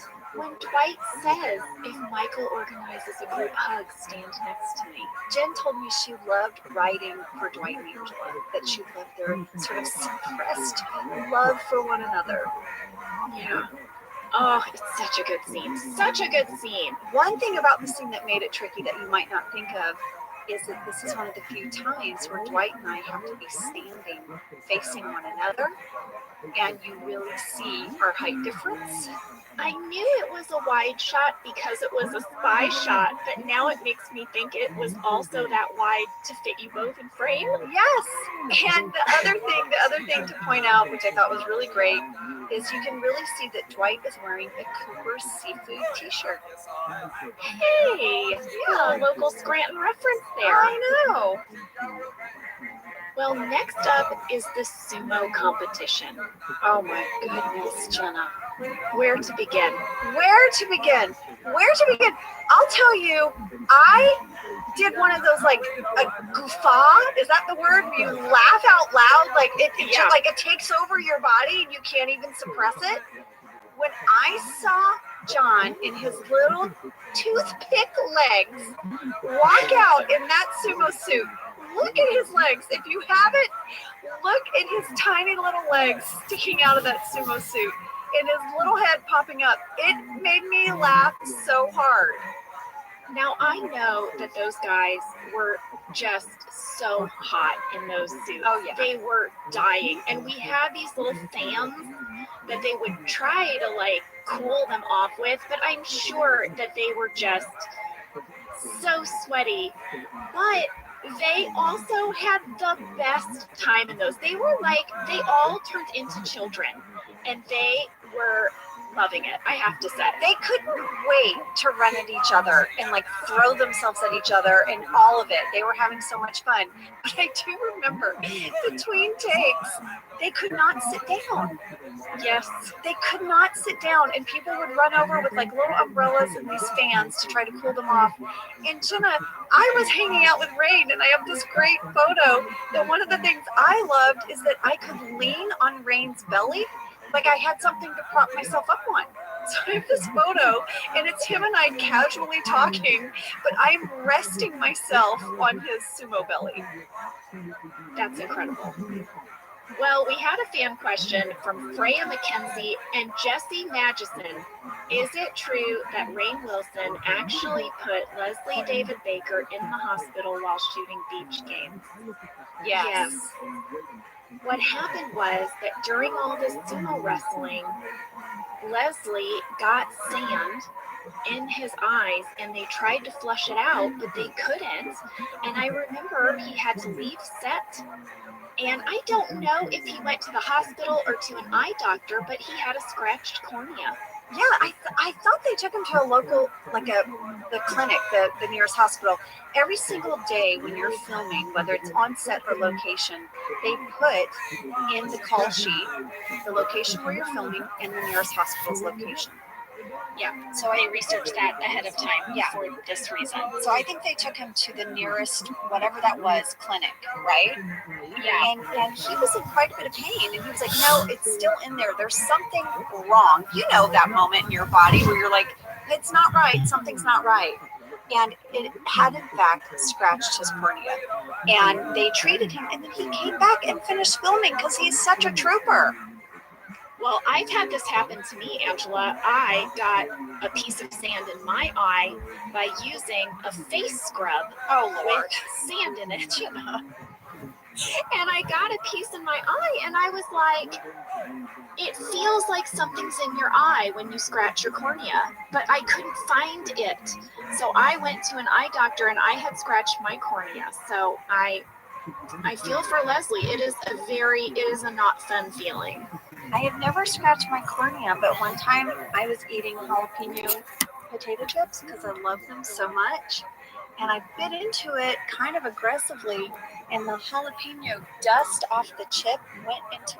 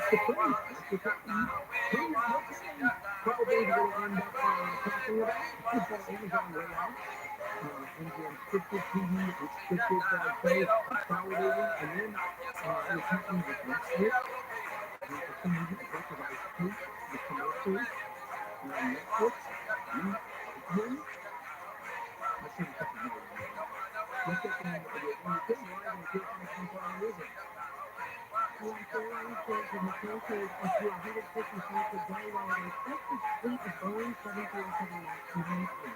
JFK Air emitted grounded the plane.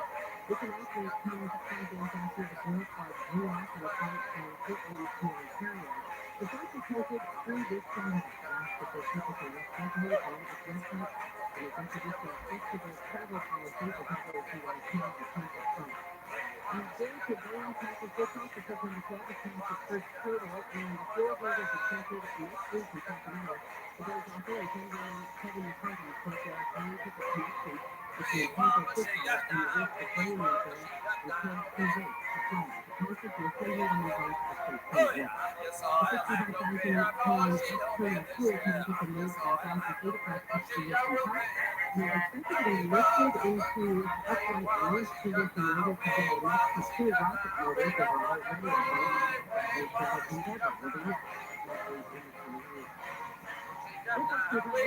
in place. This endeavor will be launched in 2028.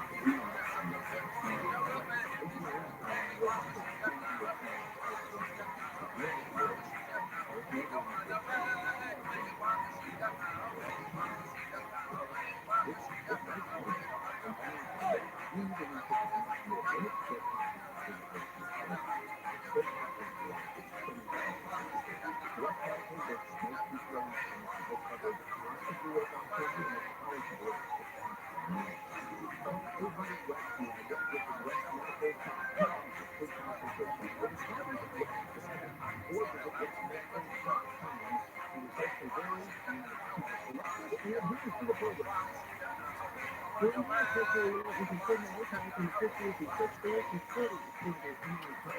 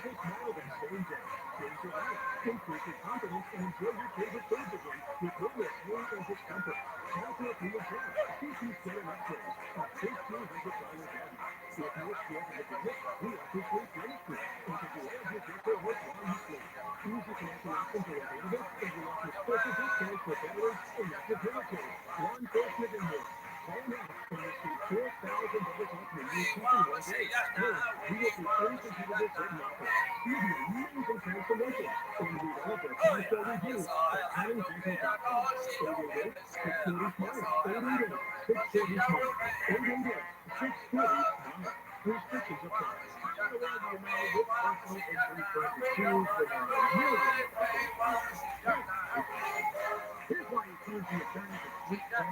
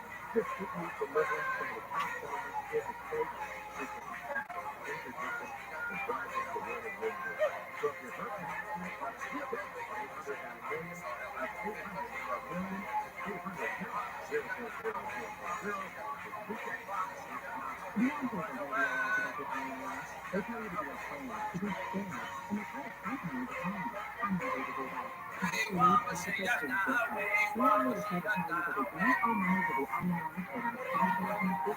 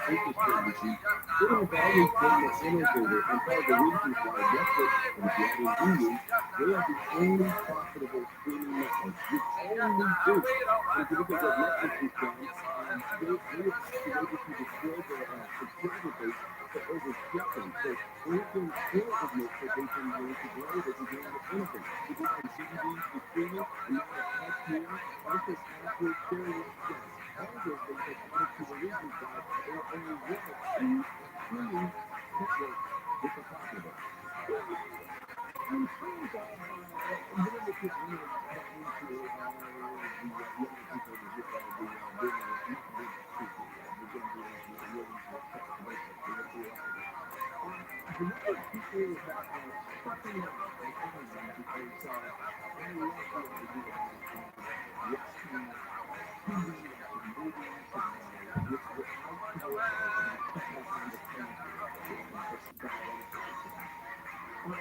remember people like me telling guys that the ad generators or the ad that really customers and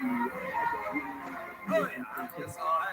I don't know, but I do know that Netflix has more than 23 million global active users per month, with Hurdle with more than 12 million in ad tier country.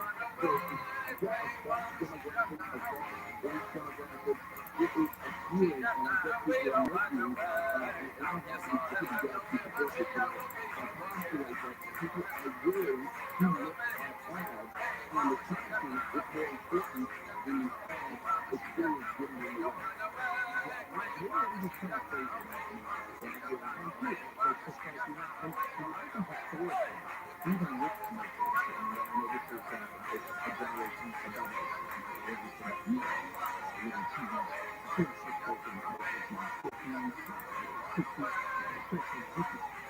Commercial TV is anything you think is happening else, and one commercial is the bad one. That was commercial TV. Can you imagine any commercial TV as any streaming and broadcast TV where there's 2 minutes of commercial, one to end? And you make a great point, because it used to be where at least in TV, when they first started inputting commercials, it would be like a feature with it would be at the top of the program. Now it is very obtuse because in the middle of dialogue is really interesting. It's in the middle of the scene, out of nowhere, with no respect to what's happening on the screen, it goes straight to commercial. And it really honestly diminishes the overall impact of watching the show, and you just takes you out of that level. So the curious thing is, when you watch TV shows like Truman and very commercial and you see TV shows over with the older actors, the white actors, and they were made for commercial breaks. Yes. And you can see, I mean, once in a while, there's a commercial, and then it comes back to a second later, and it's sort of re-answers stuff. It traces what happens, and it's just a story that starts and stops, stops, starts. And it takes a lot of disconcert when you see a television show made for commercials that don't like commercials, much less the other way around. It's very intrusive no matter how you play it. And then people experimented, and they said, let's take it by ear, and they have. Crazy. All right, now tonight from 7 to 10, and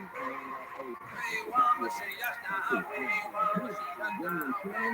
Gary, you're up in a minute. What's going on here? Well, I kind of noticed in what happened was in the elevator Silicon Class, and first off everybody, especially this is really one of the things that you see in CNN. Matthew Perry apparently not too. Obviously, the actors who have come forward with their stories, and they're not good. I also noticed on the avenue, too, in the pothole area, and how that storm is going to cause even more problems as we make the way across the United States. What's that coming up on the Very Serious Show? KFI and KOSP, HBC, Los Angeles, and That is the case. My name is Kelly, live from the Kansas City Friday newsroom. Hunter Biden is expected to plead not guilty to 9 federal tax charges in downtown LA. Biden facing 3 felony charges and 6 misdemeanor charges. Prosecution says not to pay at least $1.4 million in federal taxes from 2016 to 2019. Biden allegedly spent millions of dollars on an extravagant lifestyle. But he even paid those taxes. A federal grand jury indicted him in a charge case last month. Biden now faces up to 17 years in prison. But his court hearing is likely to go. Biden did accuse someone just months ago. He was sentenced as a plea deal that would have landed him in probation. The judge had to screen that deal for 20 to accept it. Reporting live in downtown LA, Blake Ford, KFI News. The topics of defense abuse include community hosting care by veterans, food sales, drug maintenance, and now rapid puzzles are preparing for the landscape of the normally pristine white sand beach. Here's the further public extension and important information support. Through ROTHSCHILD, supported and shared with the materials and charts and procedures. Only children today that are disproportionate there believes to be deep quality sand beneath the layer of cover of the building site on Oceanside. This is can even succeed, then we'll move on to the next information project in photography. Working on the numbers and can come in from below for review as well. Challenges have been found in implementing a series of using racks and bricks to smash windows of several businesses in the casino area, including a couple that were Unitarian, facing 17 counts of vandalism and $400 or more in damage or destruction of property. A hearing is set for later this month to see if there was a mistake complaint is being filed. American medical examiner has requested investigation into the death of Matthew Perry has been closed. Perry died October 28th from a syndicates of ketamine. The knowledge threatens to keep depression, but medical examiners say there is no evidence of alcohol or other drugs in Perry's system. There has been no action taken. A woman suing Lyft said she was raped and impregnated by her rideshare driver in Tampa. Lyft has known about its driver sexually abusing women for 8 decades. The man says despite the timing of her attack in 2019, he still wants to be a martyr when the son his biological father is a rapist.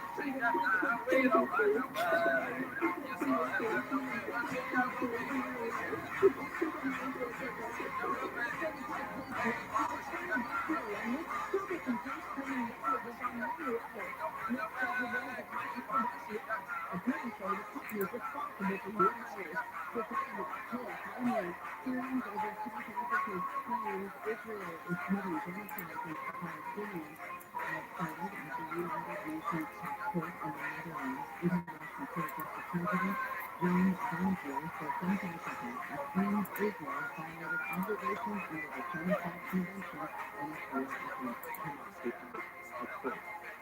They are intended to bring about the destruction of a substantial part of the Palestinian national, racial, and ethnic group. Acting as part of the Palestinian group in the Gaza Strip.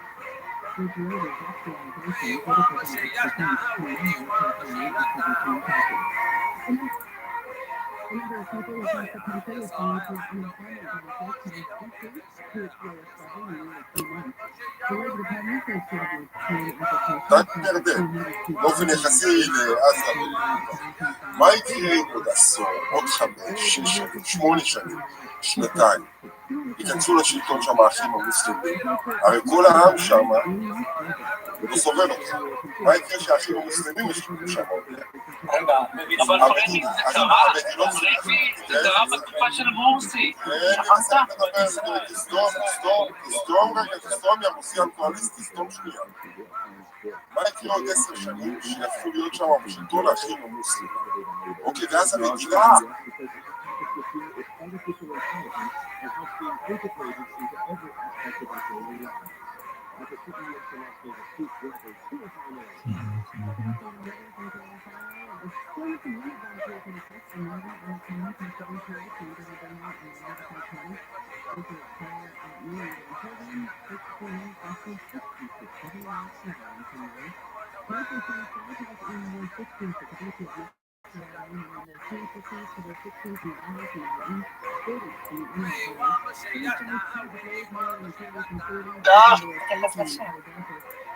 מה זה אני דואגת לחינוך? אני הטענה שלי זה שכל עוד החינוך שמה לא ישנו את ה...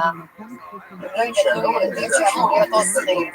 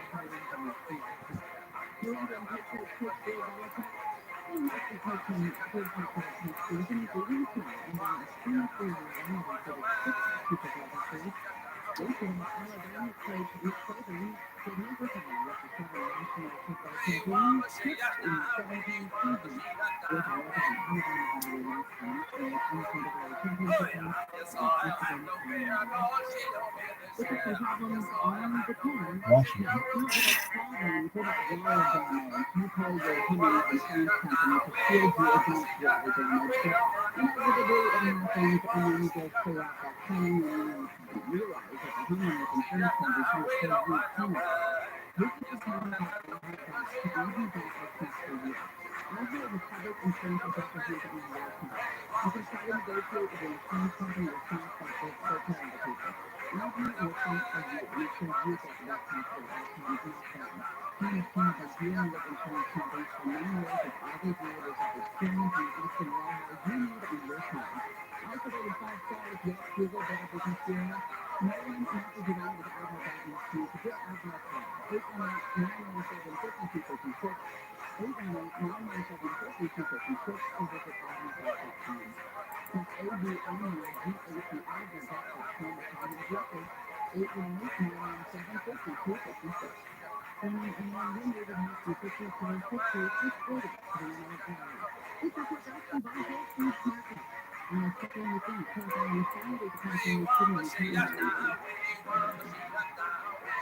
This is the King Studio as you are the Western Market Master by Cassie Western. It's more the Western than the average motorcycle demonstration. So that may take a while in the market. Doing the fact that take that one down the group. You call it permanent. You got a fact on the 7 fact on the road things. That's 4 things right there. It goes from the 105. And look at the video. We're looking at fast there on cars and north of the city. Approaching East Parkway. On the right side, you're working on the real paper. Who are on the side? This is what it's talking about. Exactly here. Absolutely. Whom of the morning today, there is one service listing at that people. And then that's exactly here. Good morning today. It's your piece of Morrison Weekend event here on a PPA Park. This year, exactly here. Morrison Weekend event at the PPA event. At the PPA event. Here's on the public bank. This is exactly here. Guarantees review to high school schools. Positive personalized. PPA, a national nonprofit, offers more than 1,300 resources for youth and high school sports coaches, parents, students, and administrators. Visit PPAJoin.org. Attention 91 drivers. Begin your adventure. There will be weeknight full days of westbound 91, Monday through Wednesday, west to west and two. Westbound 91 especially by Green River Road and Toronto and Detroit.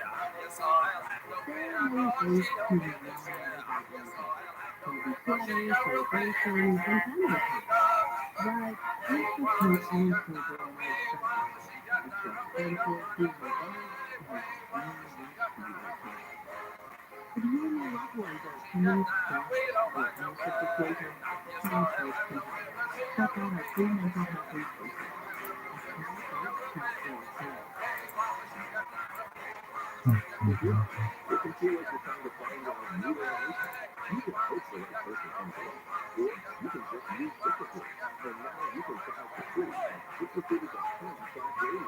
In fact, ZipRecruiter has helped a lot of business owners find their new relation.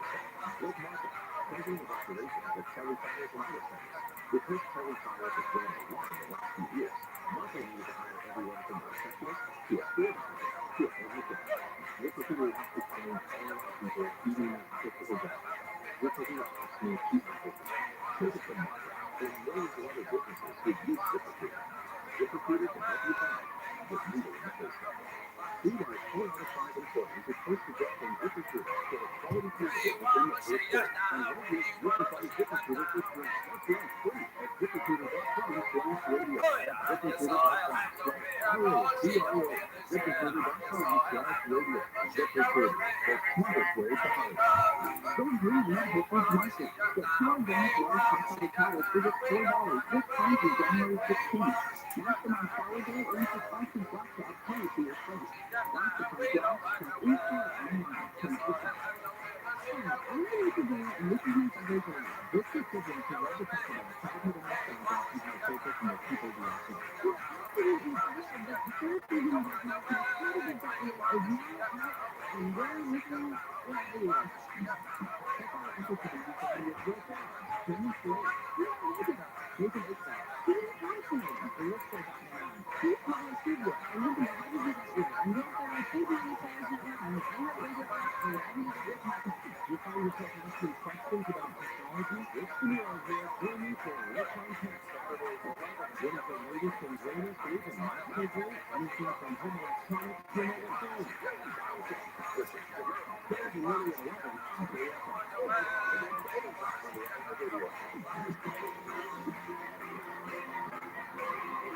Today's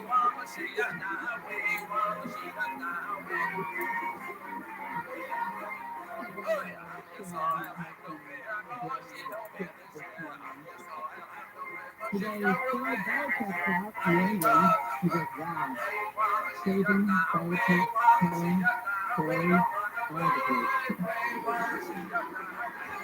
I was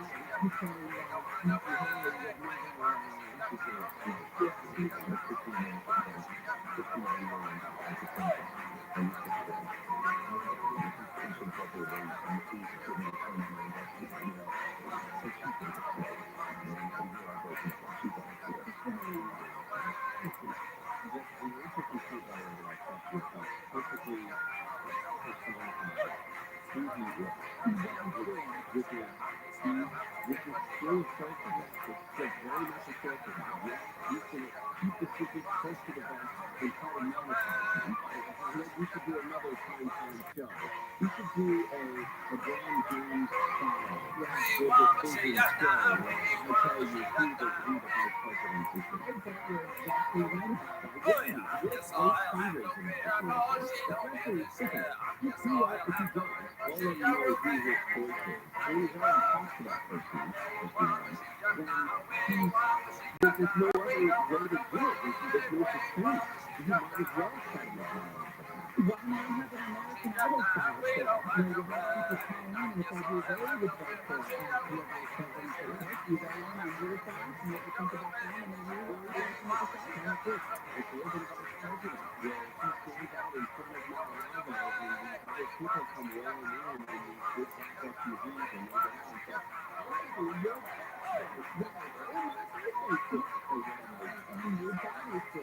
what? what you see every day. And what about a holiday? What if you have these childhood guests? Not in a fancy way. And one of the most unlikable portions of the portraying on TRILLIONAIRE show, the TRILLIONAIRE ABC the constant sniping at each other. There's a time when you can see in a primary debate, you can see members of the Green Party going after other people on the stage. Like, that policy didn't make sense, or you compromised when you shouldn't have, or whatever. These two people do not like each other. And that's the, that to me is a frustrating aspect of watching these two people go at it.